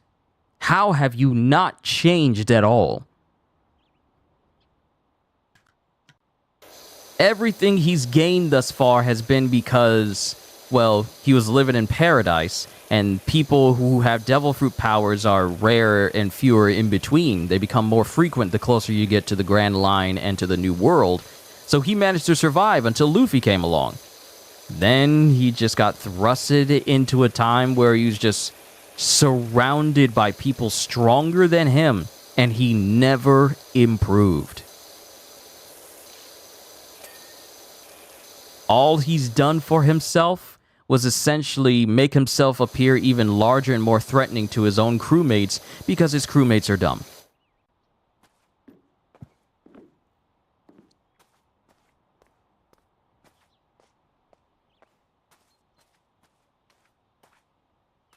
Yes, sir, this looked like a mighty clean house. A lot cleaner than when we first started, yeah? I think so.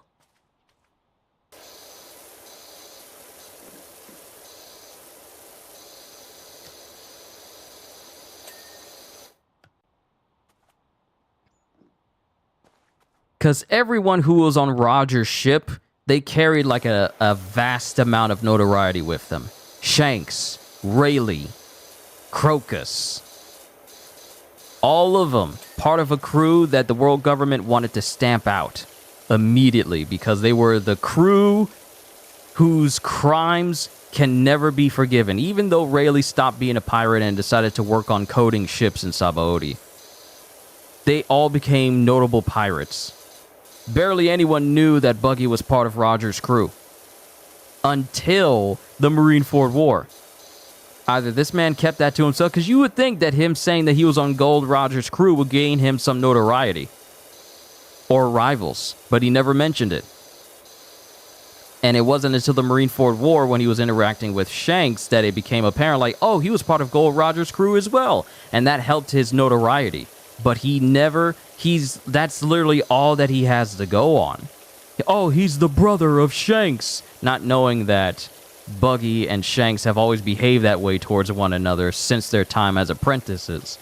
So this man has been coaxing on the knowledge of him, on the public opinion and public knowledge of him being on Roger's ship. And him having an association with Shanks. But we all know the real story. The dude is not on the same level of Shanks. Even though he's been proclaimed one of the Yonko, it's not based on his own strength. It's just based on events that surround him. The Cross Guild being formed. Mihawk and Crocodile, supposedly coming up underneath his banner. Even though it's really just them using Buggy's name so that they can chill. For example, with observation hockey, he'd be able to better aim or disassemble his parts to almost seem like a Logia. See,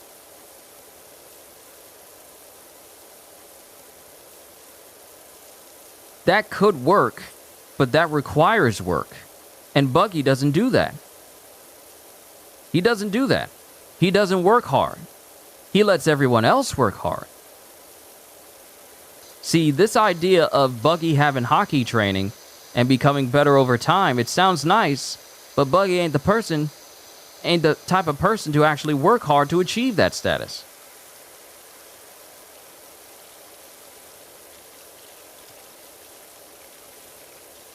If he took the time to train, yes, he could be formidable, but unfortunately, how he is personality-wise won't allow for it. He's not like Gecko Moria, where he's going to let everyone else do the work for him and is like, why should I work?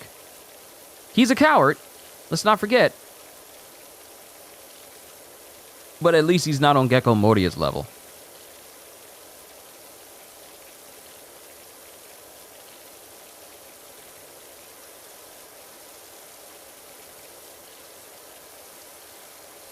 And it's crazy. Like, I always think about this all the time. Just the pure nature of hockey and how powerful these characters are in One Piece. And how we still haven't seen the full might of what a lot of these characters can do. Even with Roger's flashback. When we were seeing him on that one island interacting with the Whitebeard pirates. And we see him use Divine Departure on Odin. And he's just so nonchalant about it. It's just a simple swing of his sword. That's all it is. It's just a simple swing of his sword. And he bodies Odin to the point where Odin gets knocked through like 7 trees. And even Odin's all like, what was that? And mind you, Odin is literally the most powerful person in Wano. He's literally the strongest samurai in Wano. Man was a baby. When he was a baby, he was able to lift his wet nurse above his head. As a baby. And then he cut the mountain god Boar in half. And he has this insurmountable large amount of strength, such as being able to take out every single person in Kuri and defeat Ashura Doji.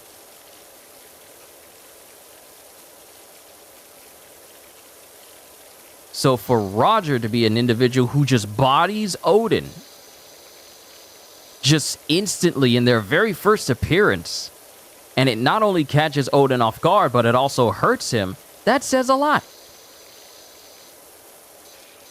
Buggy changed a little, he can say his new dream.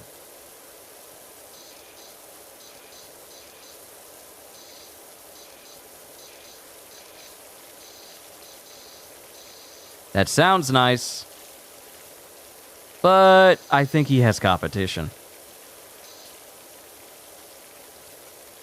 But the concept of very, very strong people in One Piece is something that fascinates me. Especially people who just have pure strength and no devil fruit powers. Like Shanks and Garp and Roger. Them being as strong as they are operating in a world where people have these supernatural powers and still being regarded as some of the strongest of their time. It's a power scaling that I find very fascinating. Actually, who is considered the right-hand man to Buggy in the Cross Guild? Probably one of his own crewmates. Because the way the picture has been painted, Mihawk and Crocodile work under him, but not next to him. Even though that is not the case. So I would say that a member of his own crew is still technically the right... it's either Kabaji, or I think it might be Kabaji. Because Kabaji was like his first mate for his Buggy Pirates, if I remember correctly. Hold on, I'm about to look this up. I want to make sure.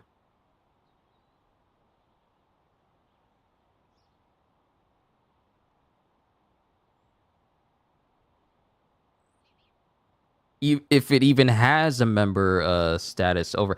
yes, members. Let's see. Leaders is Buggy, Crocodile, and Mihawk. They are the leaders of the Cross Guild. All three of them. Then we have the other members. Mr. 1, Mr. 3, Alvida, Moji, Richie, Kabaji, and then that one unknown dude. But Kabaji is like the first mate of Buggy's crew. But for the Cross Guild organization itself, Buggy, Crocodile, and Mihawk are the leaders. All three of them are individual leaders, while everyone else just works under them. So Buggy's Pirates doesn't change. It's just that this is an organization on top of that.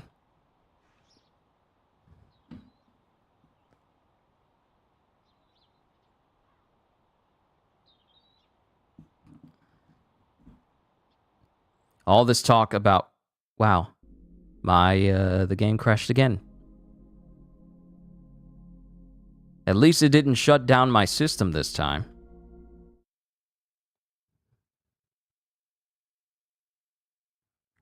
I'm going to clean out my PlayStation, because I didn't clean it on the 1st, and I like to clean my PlayStation every month, once every month. So I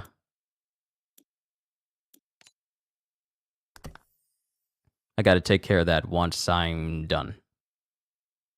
Once I'm done here, of course.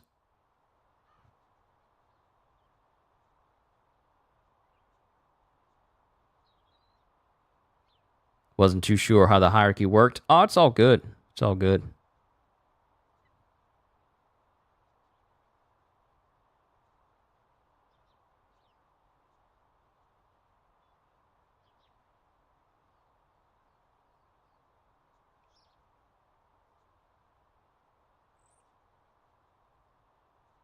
Hold on, let me just move off of this panel.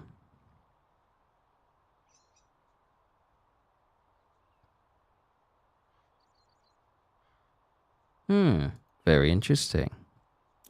All right, where are we at? Where are we at house-wise?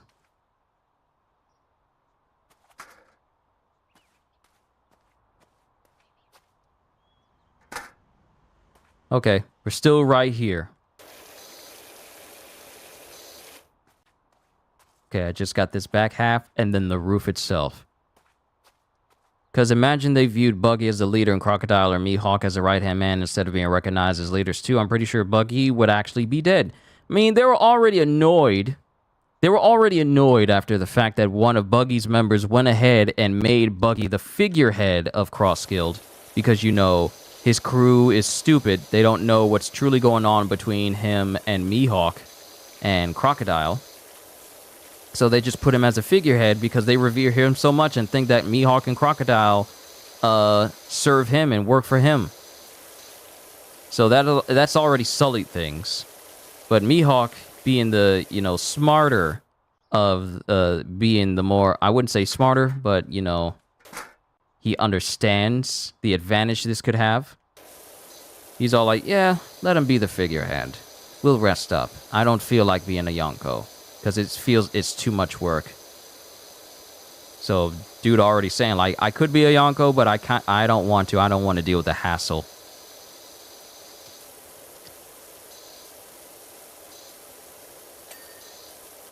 But I imagine things would be much worse for Buggy if they were made to be like under Buggy. The world government sees it that way, but it is definitely not the case.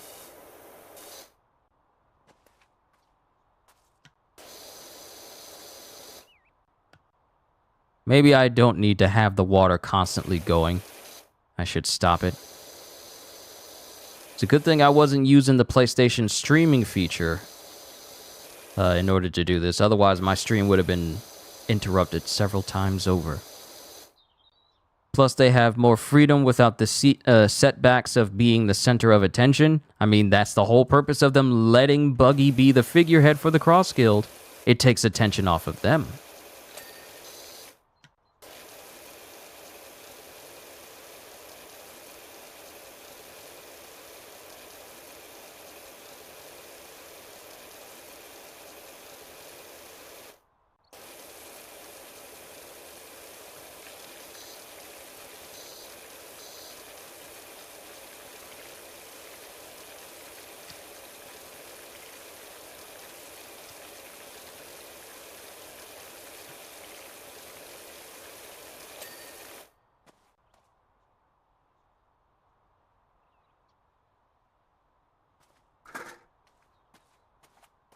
All right, doing pretty good.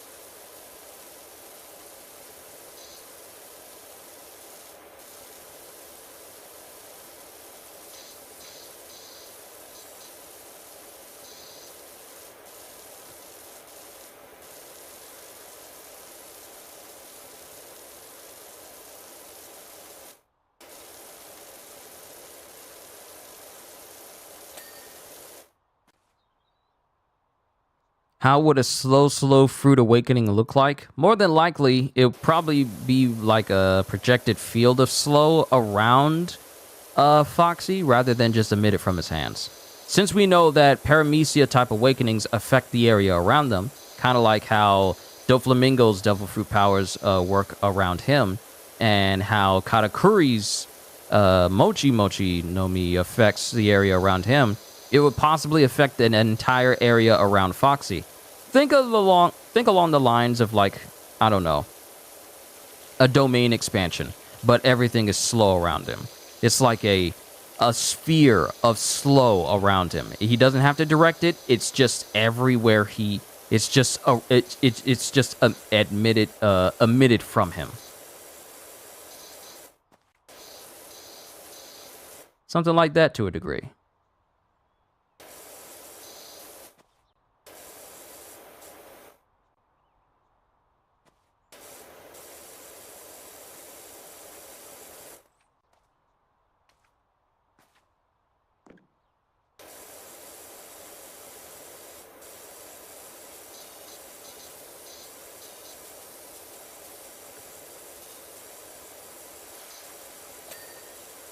Also, if I got some new people in chat, don't forget to hit that like and subscribe button because I make content every day. I normally don't say stuff like this because I usually let my content speak for me, but I figured I'd try it out just once. Just this once. Go ahead and hit that subscribe button. Do it. I have so much to offer you. Do it. I'm so sorry.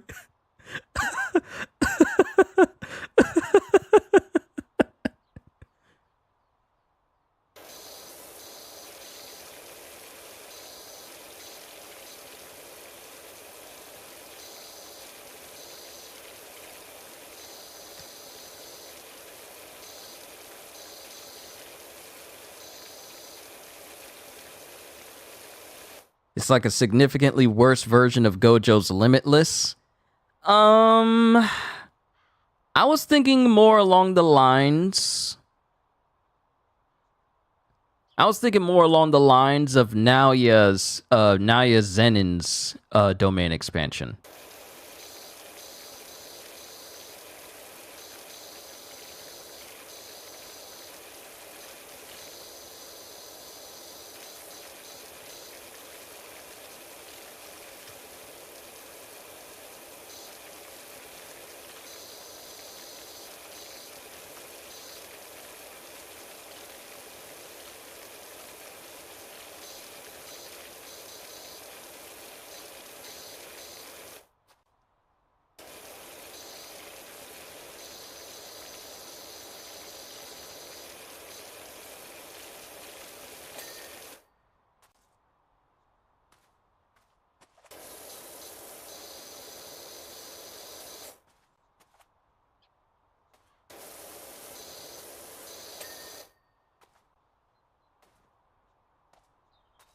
All right, we're getting there. We're getting there. As soon as we take care of everything, then we can move to the roof.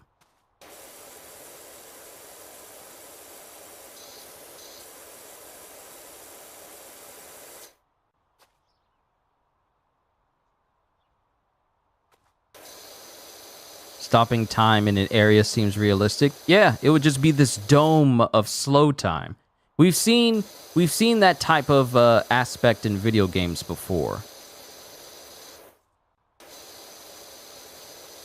where it's just a dome of slow time. I believe the Trickster character, in Outriders had an ability where you could project a dome around you that would slow down all bullets, and it just slowed down everything around you. It's pretty much like that.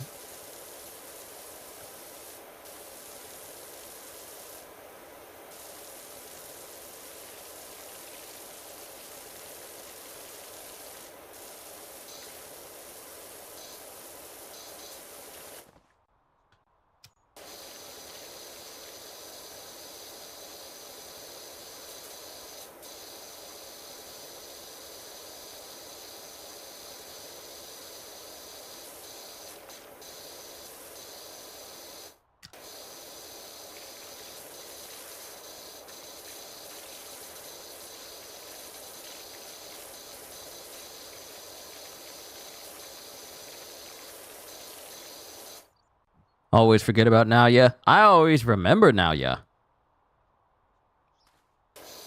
Because the dude was a jerk. And also a male chauvinist. And you know those are fun characters to root for. I didn't root for him. I'm just letting you know that now. For those who never seen my read-through series of Jujutsu Kaisen up to this point, yeah, you understand why I say what I said. You'll understand. All in good time.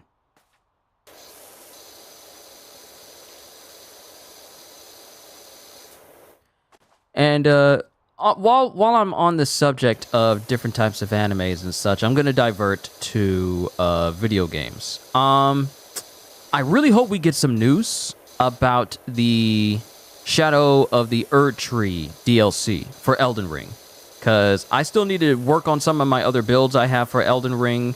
One of them is my Pure Faith build. I need to keep working on that. Another is my Strength build, my Unga Bunga, where it's just pure strength, and I'm using the Bull Goat Tragoth armor, which is the heaviest armor in the entire game.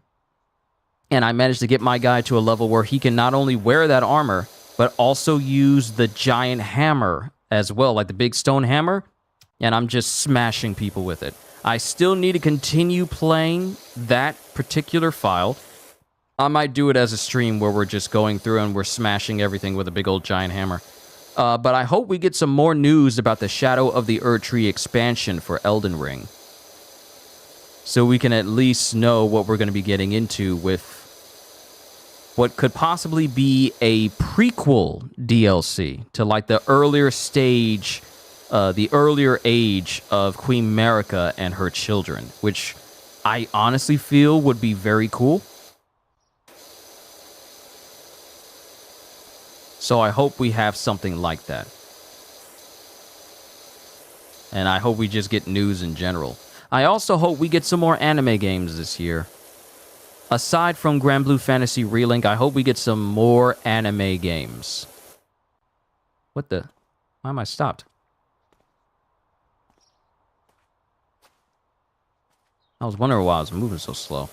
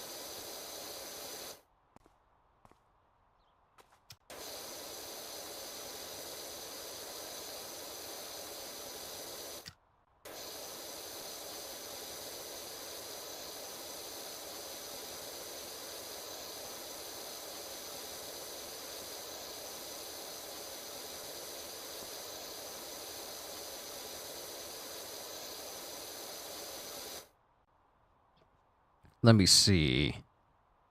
Couldn't you play as either Foxy or Wapol in a Pirate Warriors game? Nope. Nope. Wapol was an enemy in earlier Pirate Warriors games. Pirate Warriors 1, 2, and 3, I believe. But not...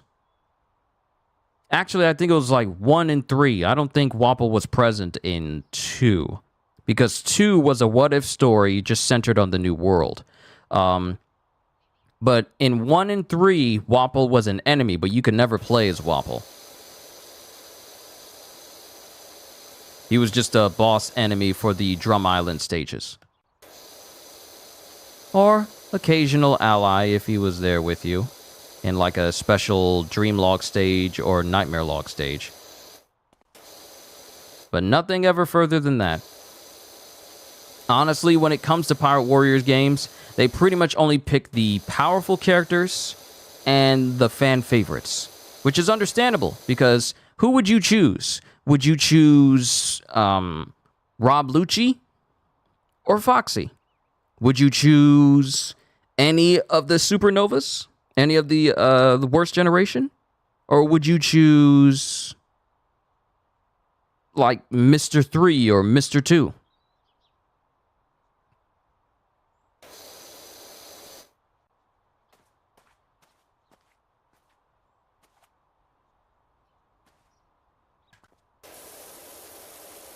Because I still see people say that having Shanks as a speed character is a waste of a slot, and it would have been better to have King or Queen, but I'm like, that's not the theme of the pack, though. We're not doing like a whole bunch of characters who are just from Onigashima. They're doing multiple different packs. Oh, it'd be good if we got King and Queen and insert random Tobi Roppo here.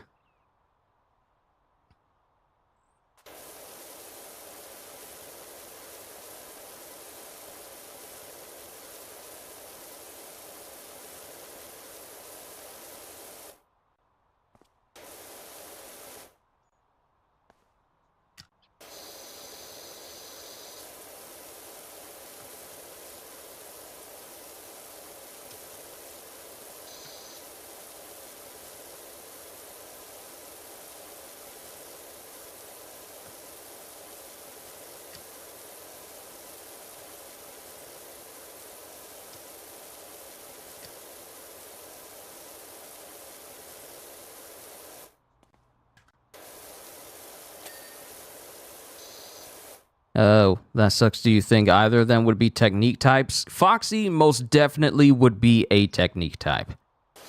His would probably be centered on his triangle would probably be his slow beam. Or just him, his whole combos would be him doing like his moves that he did against Luffy when they were fighting during the final match of the Davy Back fight. And a lot of his moves will incorporate his slow powers. And not only would an enemy be slowed down, kind of akin to how people are affected by smoke or smoke in the Pirate Warrior series, where they're slowed down and surrounded by smoke, even them falling is affected in parts, it would probably work that way. But the added bonus of being dealt more damage, because as time speed, when you're slowed down by the slow beam, impacts don't hit you until time resumes. So it could be like, you know how you have Stopza or Stopka in Kingdom Hearts, and everything's frozen, and you can hit it until that timer goes off, and then the enemy is then hit with every single hit you hit it with until it dies? It can work that way. Enemies are slowed down, and every hit you use against it, once the slow time resumes, all those hits proceed to hit that one particular enemy or one particular boss or a whole crowd. It could work that way as a technique type.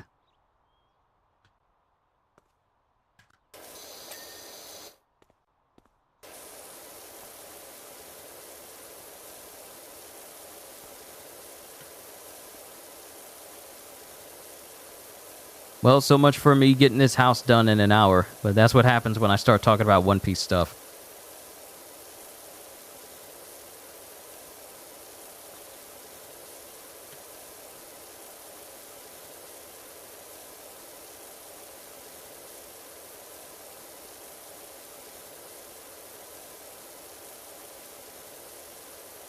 Man, I can't wait for this year. I got so many things I want to do for you guys, and I really, really can't wait to just go all in on what I do here because I'm just excited. I was already excited to do a whole bunch of things last year, like Marvel Spider-Man 2, Star Wars Jedi Survivor, all these other different games, and I'm like, now this is a new opportunity for me to not only play like a whole bunch of brand new games, but also, you know, entertain a whole brand new bevy of people.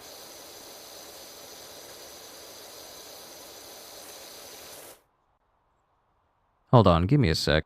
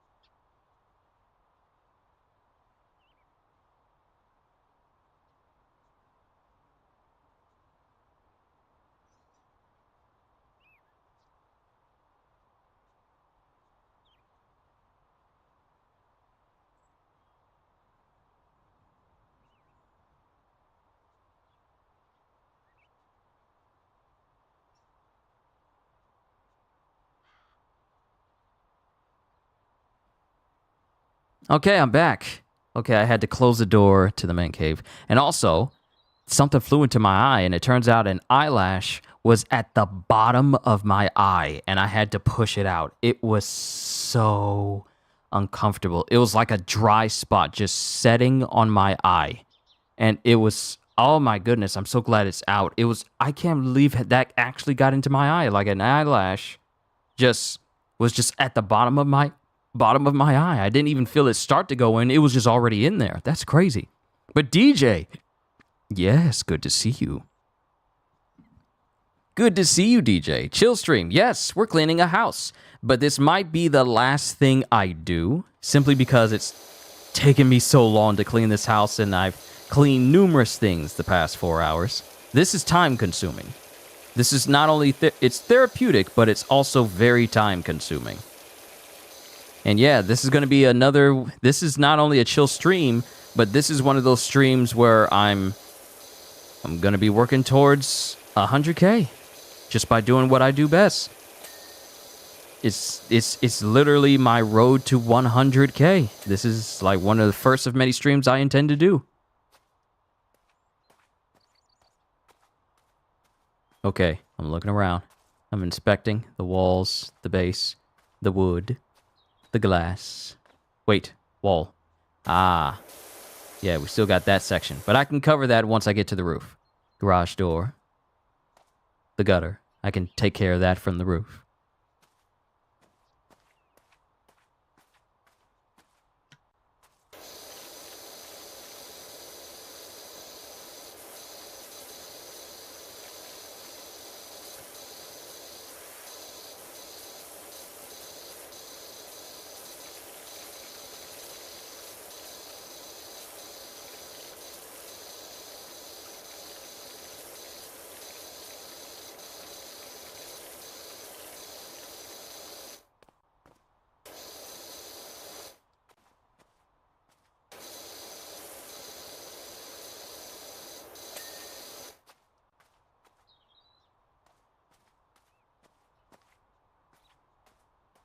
Yep. Okay, so wait.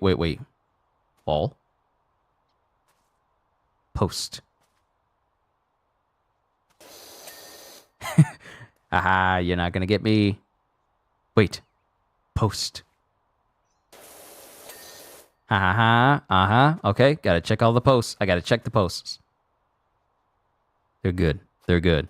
And I've earned 700 in total. I have $773. I need 900 to get the next upgrade for Power Washer. I need 900. Post.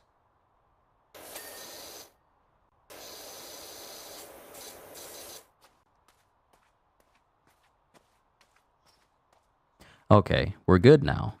We're good now. We can now climb the roof and clean the roof.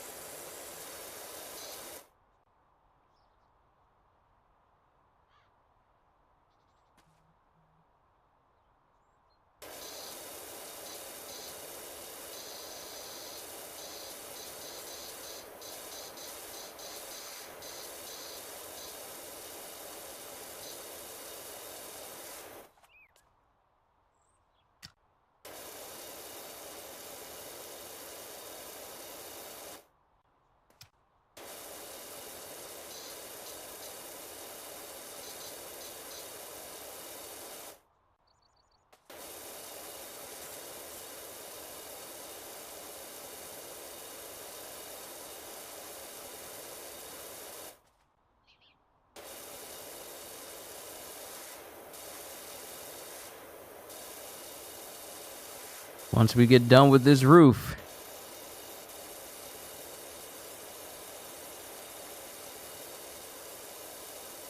it's just fine-tuning everything else. And then we'll call it even. We'll call it done.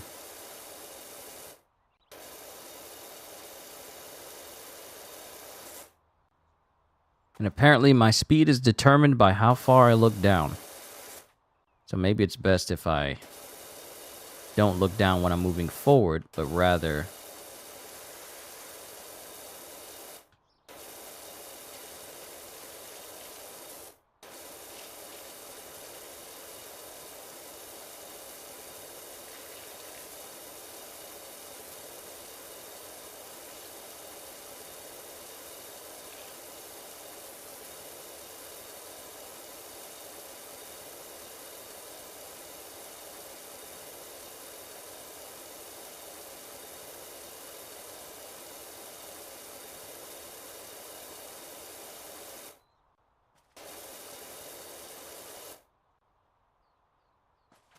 it's a good thing you don't take fall damage in this game.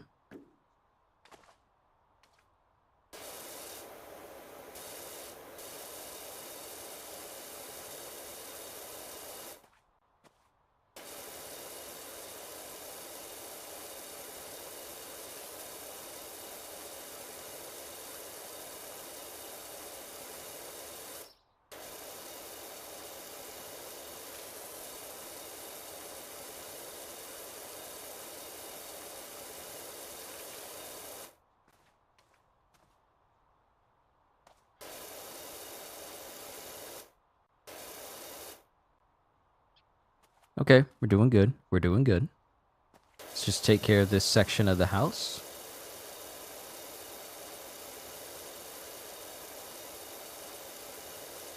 Actually, it might be better if I get rid of this patch so I can be closer when I'm going back and forth, so I don't accidentally fall off the roof.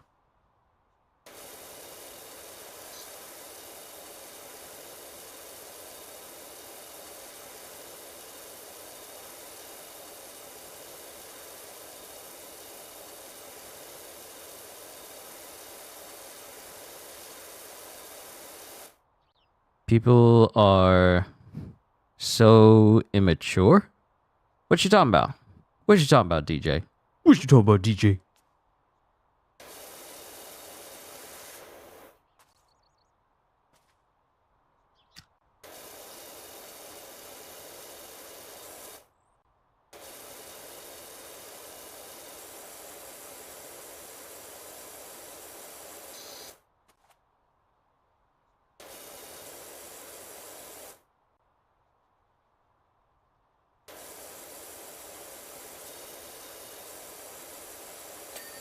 Okay, gutter's good.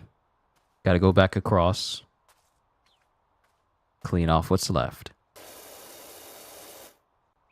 People are going after MJ's model, harassing her. Yeah, you're right. People are immature. People are incredibly stupid. What does the character model who is the current model of MJ in Marvel Spider-Man 2 got to do with anything?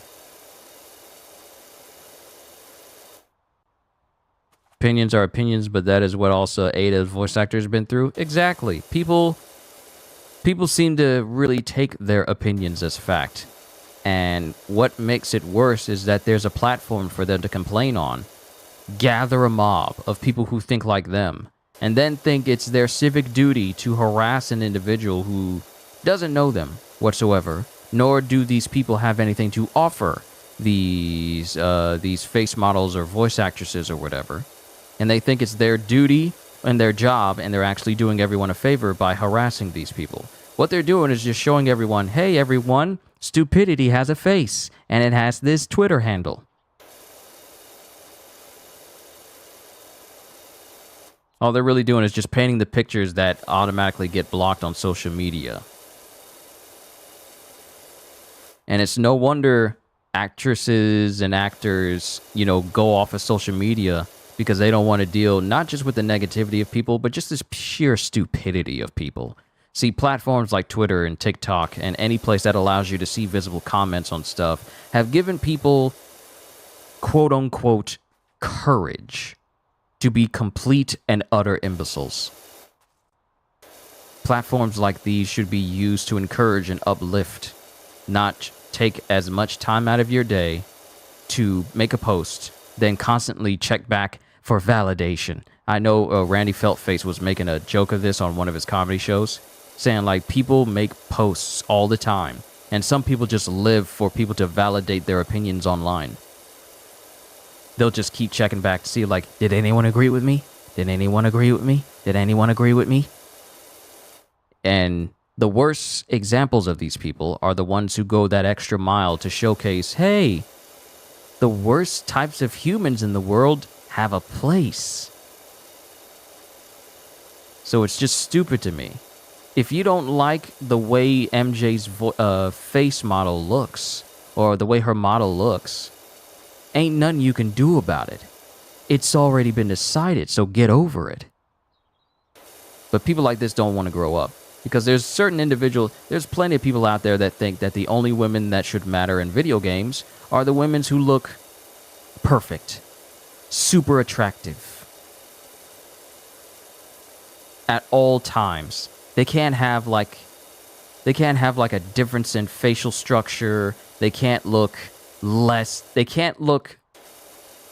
they're not women drawn in comics with perfect figures, perfect faces and everything. People can't handle that.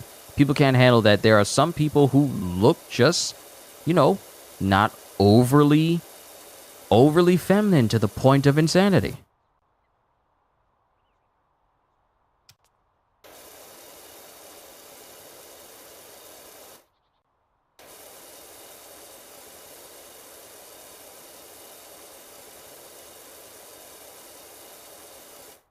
And the face model for MJ makes a statement that she wants to quit. That's just rude. People are so worse. What's the topic? DJ has brought to my attention that the face model for Mary Jane in Spider-Man has apparently made a statement that she wants to quit because people keep harassing her. Because of how MJ's face model looks.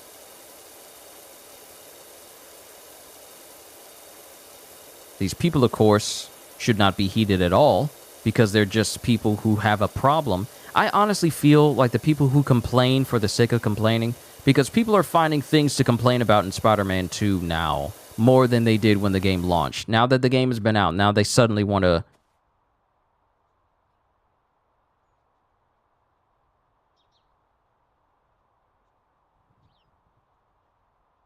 Now they suddenly want to just jump out of the woodworks to talk about, okay, now here's the reason why Spider-Man 2 sucks. But they weren't here when the game had launched.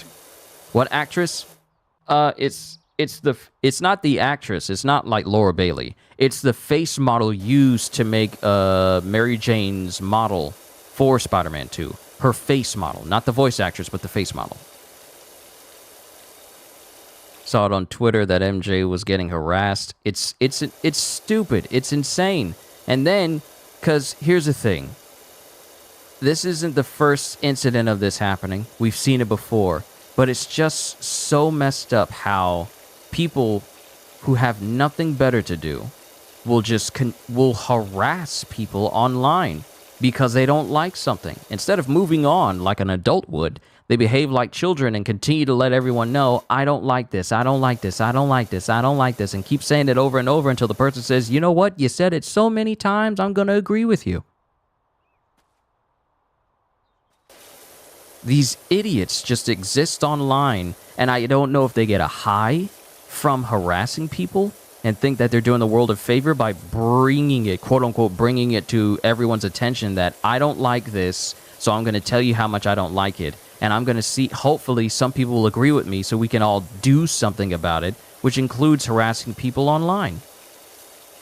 For no other reason other than to say, like, we're going to keep harassing you because we don't like your face model. And to these people, I say, are you dumb? Keyboard warriors are so funny. They really are.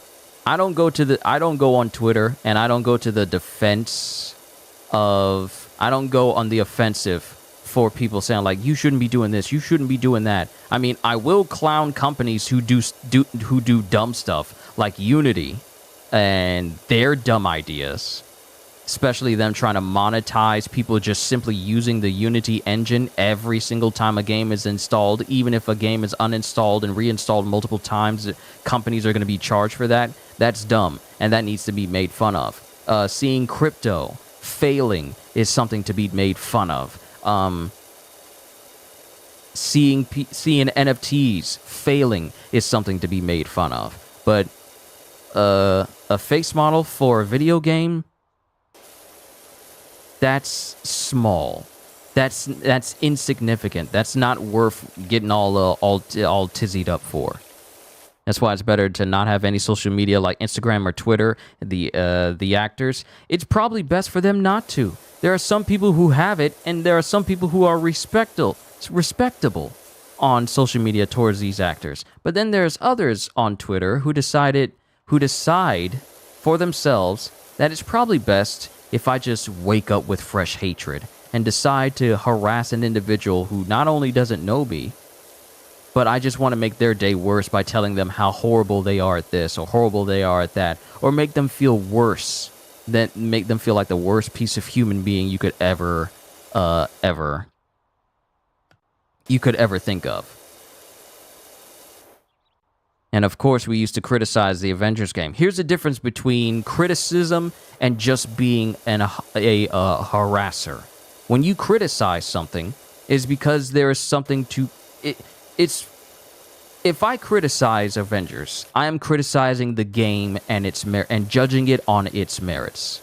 I am not going to Twitter, finding the devs, and saying, you did a horrible job, you should lose your job, and should never be in video gaming ever again. I'm not doing that. I am, however, judging a game on its merits or lack thereof, and that is completely fine. That is a completely fine thing to do. It's okay to criticize something, but not be mean about it. But not be, hostile about it. Everything I say about Avengers is not from a place of hate, but it's from a place of disappointment. But there is no harassment involved, nor do I encourage that type of behavior, because that just brings out the worst in people. People will go overboard. And what we know of the internet is that enough is never enough for people who decide to live on the internet.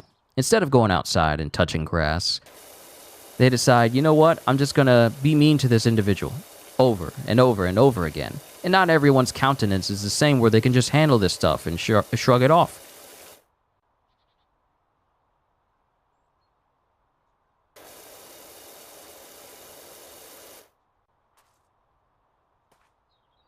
It got so bad that the AT actors or actresses that end up... Yeah, it's even worse when there's so much negativity on the internet that... I mean, you guys heard the story. One of the senior AI programmers for Kill the Justice League, he apparently passed away, you know, in the way that I can't just outwardly say, just because I got to be careful. I can say that it's funny how I can say the first word in Kill the Justice League, like the first word for the title of the Justice League, but I gotta be careful how I say the word by itself. But the senior AI programmer for Kill the Justice League is no longer living because he could not take the criticism. No, he couldn't take the negativity. It wasn't the criticism, it was the negativity. People just being overly mean about the game. And he was proud of his work. His sister said he was proud of his work. And understandably, he didn't like some of the changes towards the game, but he was still proud of the work he took part in for the game as a whole. But people being overly negative about the game because, you know, if you don't like something, you got to keep telling people you don't like it over and over and over and over and over and over and over and over and over again. Beating a dead horse, as it were. That it just simply became too much for him. See, this is the reason why this is the reason why I said from now on, the only opinion that matters when it comes to things that I entertain are my own. I can't care any less about how other people view something. If I like it, that's good enough for me. That's the only opinion that I care about. But this mob mentality of we don't like it, like lumping in a whole bunch of people when it's only like, when you think about it, thousands upon thousands of people can dislike something, but thousands upon thousands of people isn't every single person in the world.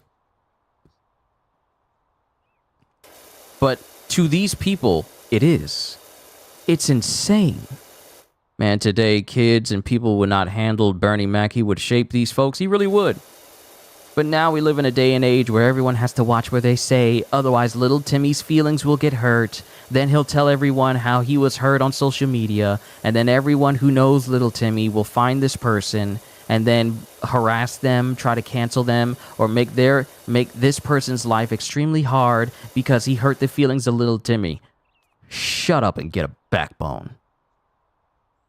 If you can't handle what someone says to you on the internet, how do you expect to survive in real life? Get a spine. And this is still my very chill stream, the most chill stream you will ever watch. I calmly tell people, get a spine. You cannot hope to survive in this world if you're spineless, if you're so easily agitated, if you cannot take criticism, if you can't take harshness. You will not survive. Get a backbone. Stop being bothered by every single little thing that's said to you. Stop crying just because words that you don't like were said to you. Get over yourself.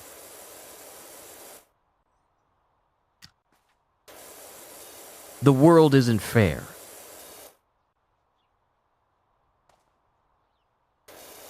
The sooner you realize this, the better. When you start to get a spine for yourself, grow up, and not be bothered by every little thing that's said or done to you, you'll be better off, mentally and physically. Because when you're not bothered by a whole bunch of nonsense, you can progress through your day easier.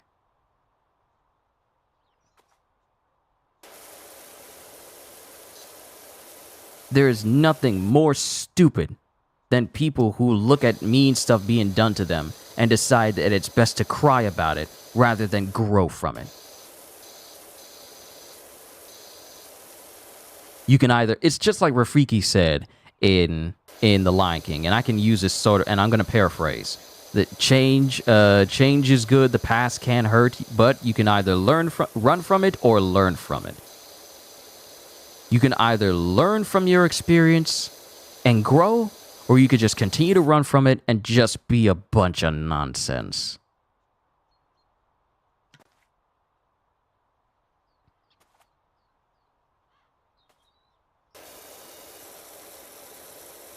That's the reason why I no longer care what anyone says, what I buy, what I play, anything.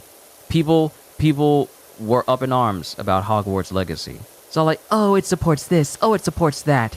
And I'm like, well, and I said something in a short before, and I deleted it because I didn't want to deal with the discourse, because people were saying like, well, if you support this game, you're not an ally.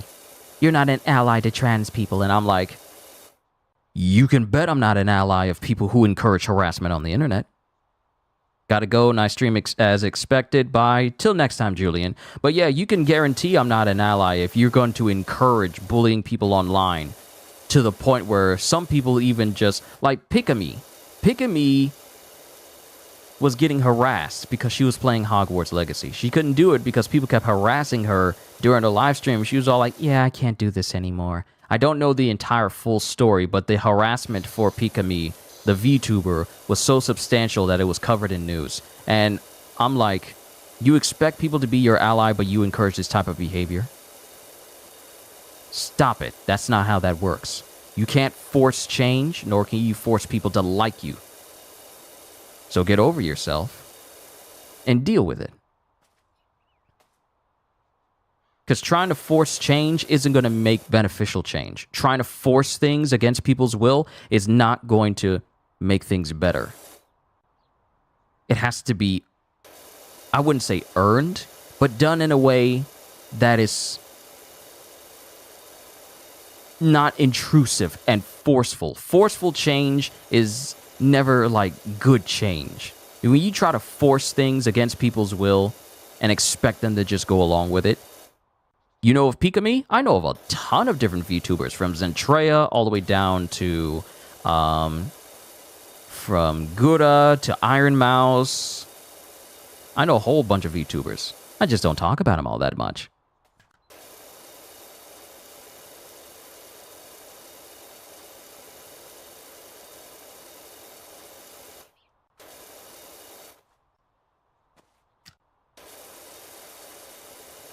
But it really has become really ridiculous where people don't know how to keep stuff to themselves, especially when it's stuff that can be seen as hurtful or harmful to another person. They don't know how to keep it to themselves. And you don't have to say everything that pops into your head.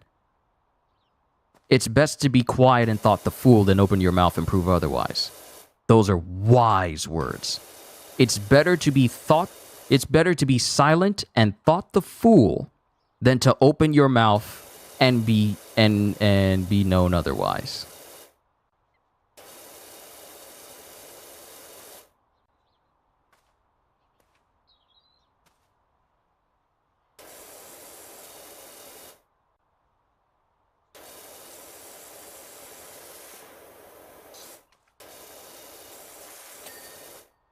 All right, that's one gutter. We just got one more. The roof is almost done. And it's just this small section here. I understand why I'm going slow. Unfortunately, too many of the T's and their allies can't handle half the criticism or even jokes that they themselves bring against their detractors. See, I once again reiterate, people need to grow a spine. And one thing that Tracy Morgan explained, and this was during the time when he was just freshly recovered from his accident that almost took him out, one thing he says that is very apparent to this very day is that no one is above a joke. No one. Not the president. Not people of different lifestyles. No one. You're not immune to it. And if you think you are, then you're far more pretentious than you think. No one is above a joke. I'm not even above a joke. People can make fun of me, and I'm pretty sure some people make fun of me all the time. Not that I think that I'm on people's minds, but no one is above a joke. Everyone can be made fun of. Even people even be making jokes on God. You don't see him getting bent out of shape of everything. No. If God ain't getting bent out of shape, why should I? But you know, people can't handle that idea, because then it means that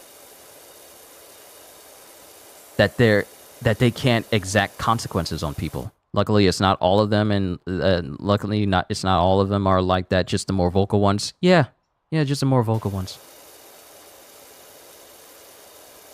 Why can't we just come to an understanding that we are all different, we all have differing opinions, and it's best not to enact on our more bestial, negative instincts online? Why can't we just come to that realization?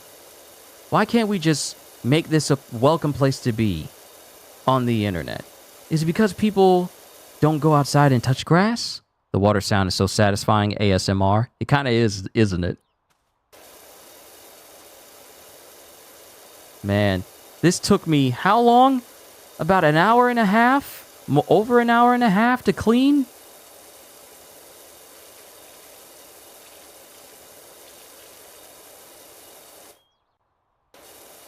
Good Lord. This is real work. I'm actually working. I am actually working. I left my last job to get away from this. Sure, it's therapeutic, but it's also taking a ton of time, and I'm just cleaning a roof. I left my last job to get away from manual labor.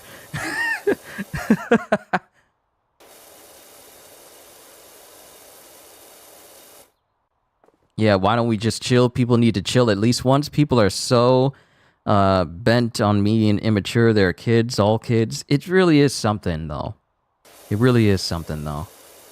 The best way to live is just to be chill. Just to be chill. Don't overreact. Don't take to Twitter when you get upset with something. Just take it one step at a time. It's okay to criticize, but not criticize and then insult at the same time.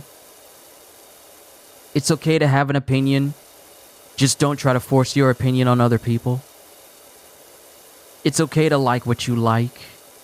Don't allow what other people say to keep you from liking what you like. If you like a video game that everyone says that, oh, it's going to be trash or whatever, that you are free to like it. You are not an anomaly just because you like a game a chunk of people don't like. You are not the odd one out just because you like something. It's okay to like something people don't like. It's okay. That's you. That's what makes you unique. That's the reason why I'm trying to discourage the whole idea of mob mentality. When you accept that the only person whose opinion matters at the end of the day is your own, and not the opinions of others, life can be so beautiful. When you'll be able to enjoy movies and games better. I will criticize a movie all up and down, but if you like that movie, that's you. That's completely you. Sure, I can give you reasons why it's not all that big, and why a movie can't be all that good or whatever, but if you like it in your heart of hearts, that's you. You are free to do so. There's nothing worse than people who go off on tangents and their opinions like they're fact, and then trying to argue with you, saying like, well, I much prefer if you tell me I was wrong at first instead of you saying that it's just my opinion. Because some people don't like it when you say that what they're saying is an opinion and not fact. Because they don't want to acknowledge that what they're saying is in fact an opinion and not fact in and of itself. I've interacted with these individuals before. They can be a headache sometimes, but I find it's better to just ignore them when they ramble.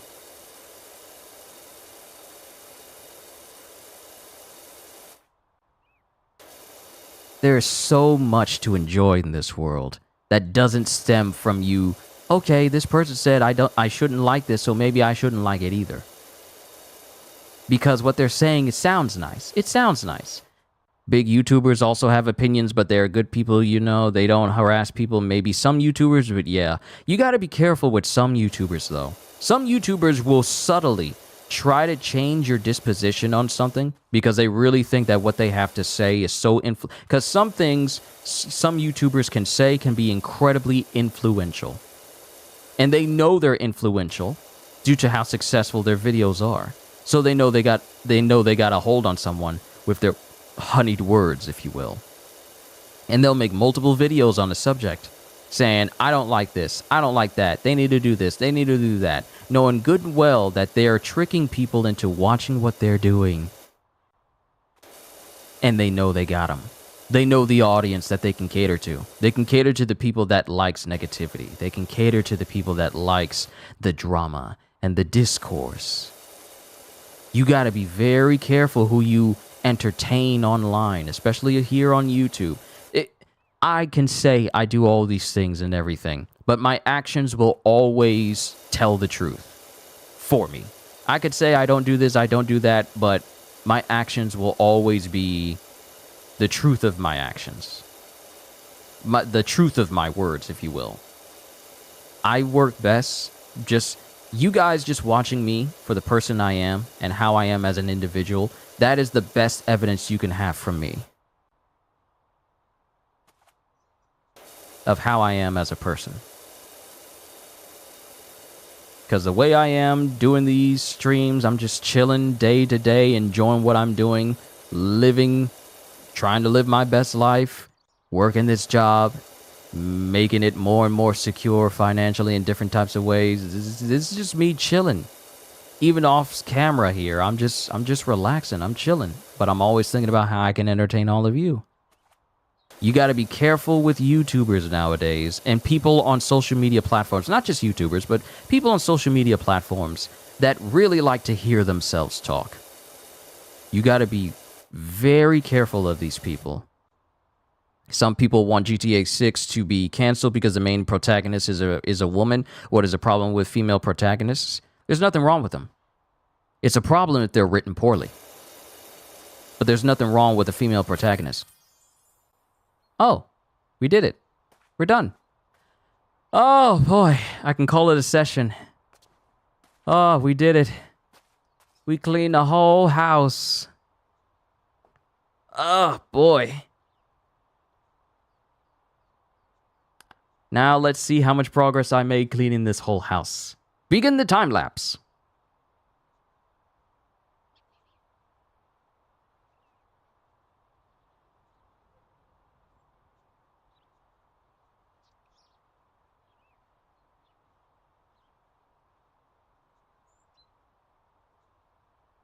And Psycho, you say you have little patience for immature people, as do I.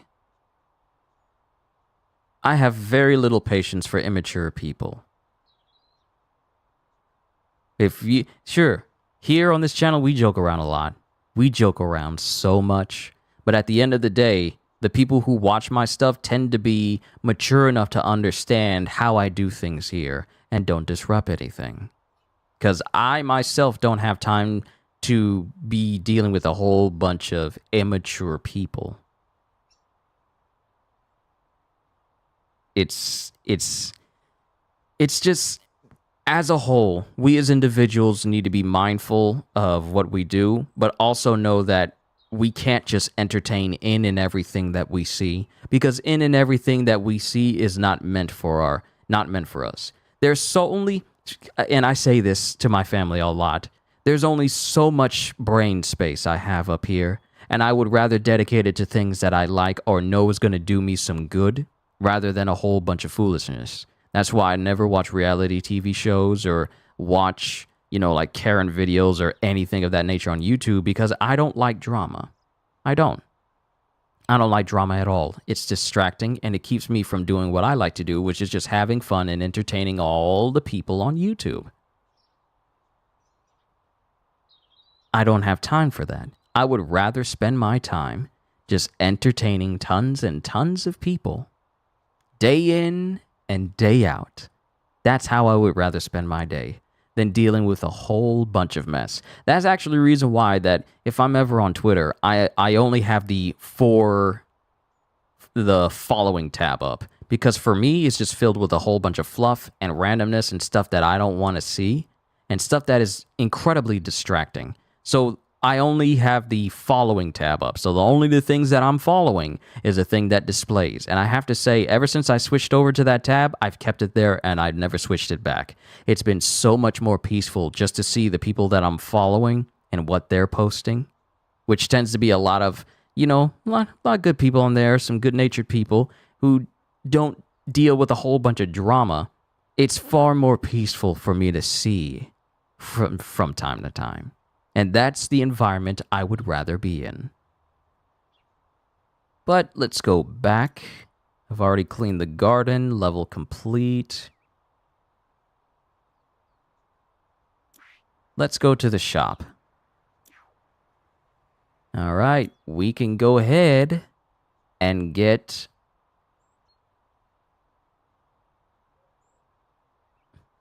We can go ahead and get a better gun. And I would say that it's worth it. I'm probably not going to turn this into like a big series because I'm going to be so preoccupied playing. Hold on.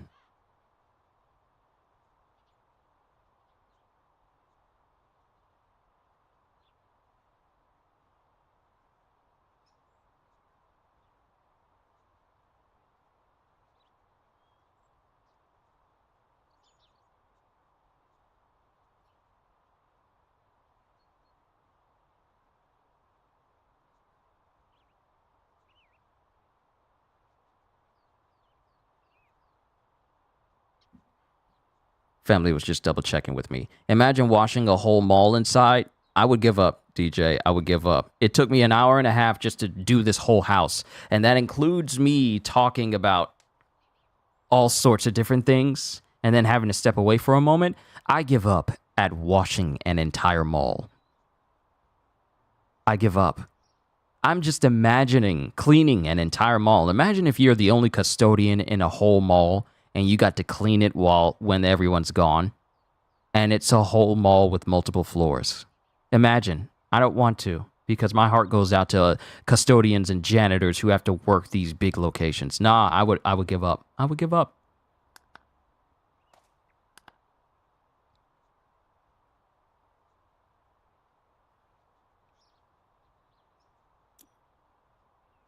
Next up is clean the playground. But like I said, I'm probably not going to turn this into a big old series simply because I'm going to be spending a lot of time messing with Pirate Warriors 4 this week with the new film Red Pack. And I'm probably going to be playing that on and off again along with some other old games. Like we're going to have a return of 1 hour throwbacks. Once again, yeah, I know it's been a while since I did one of those, but I got another game in mind for a 1 hour throwback. And I haven't played that game in a hot minute, so I'm looking forward to that. But, ladies and gentlemen, I think this is a good place for me to stop for this evening. Before I reach 5 hours, I want to just say to everyone, this has been a very chill stream.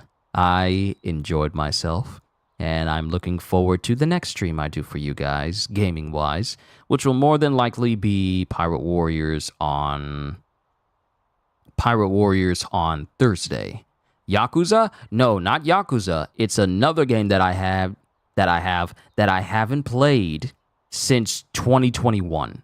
I saved a screenshot of the last time I made a manual save in the game, and it was all the way back in 2021.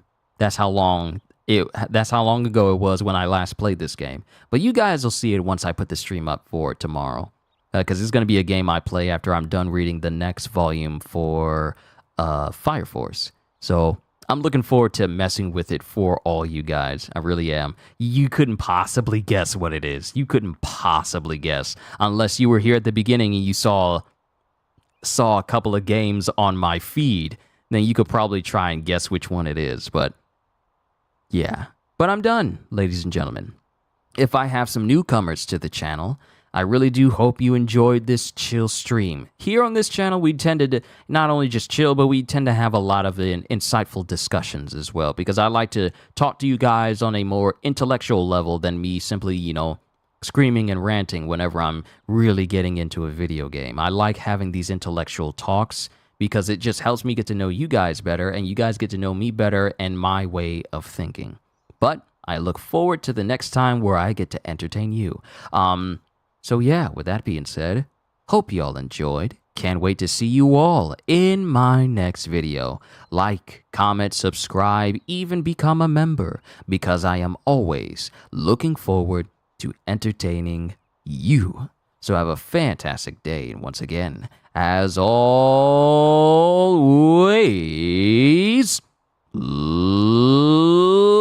Later, peoples.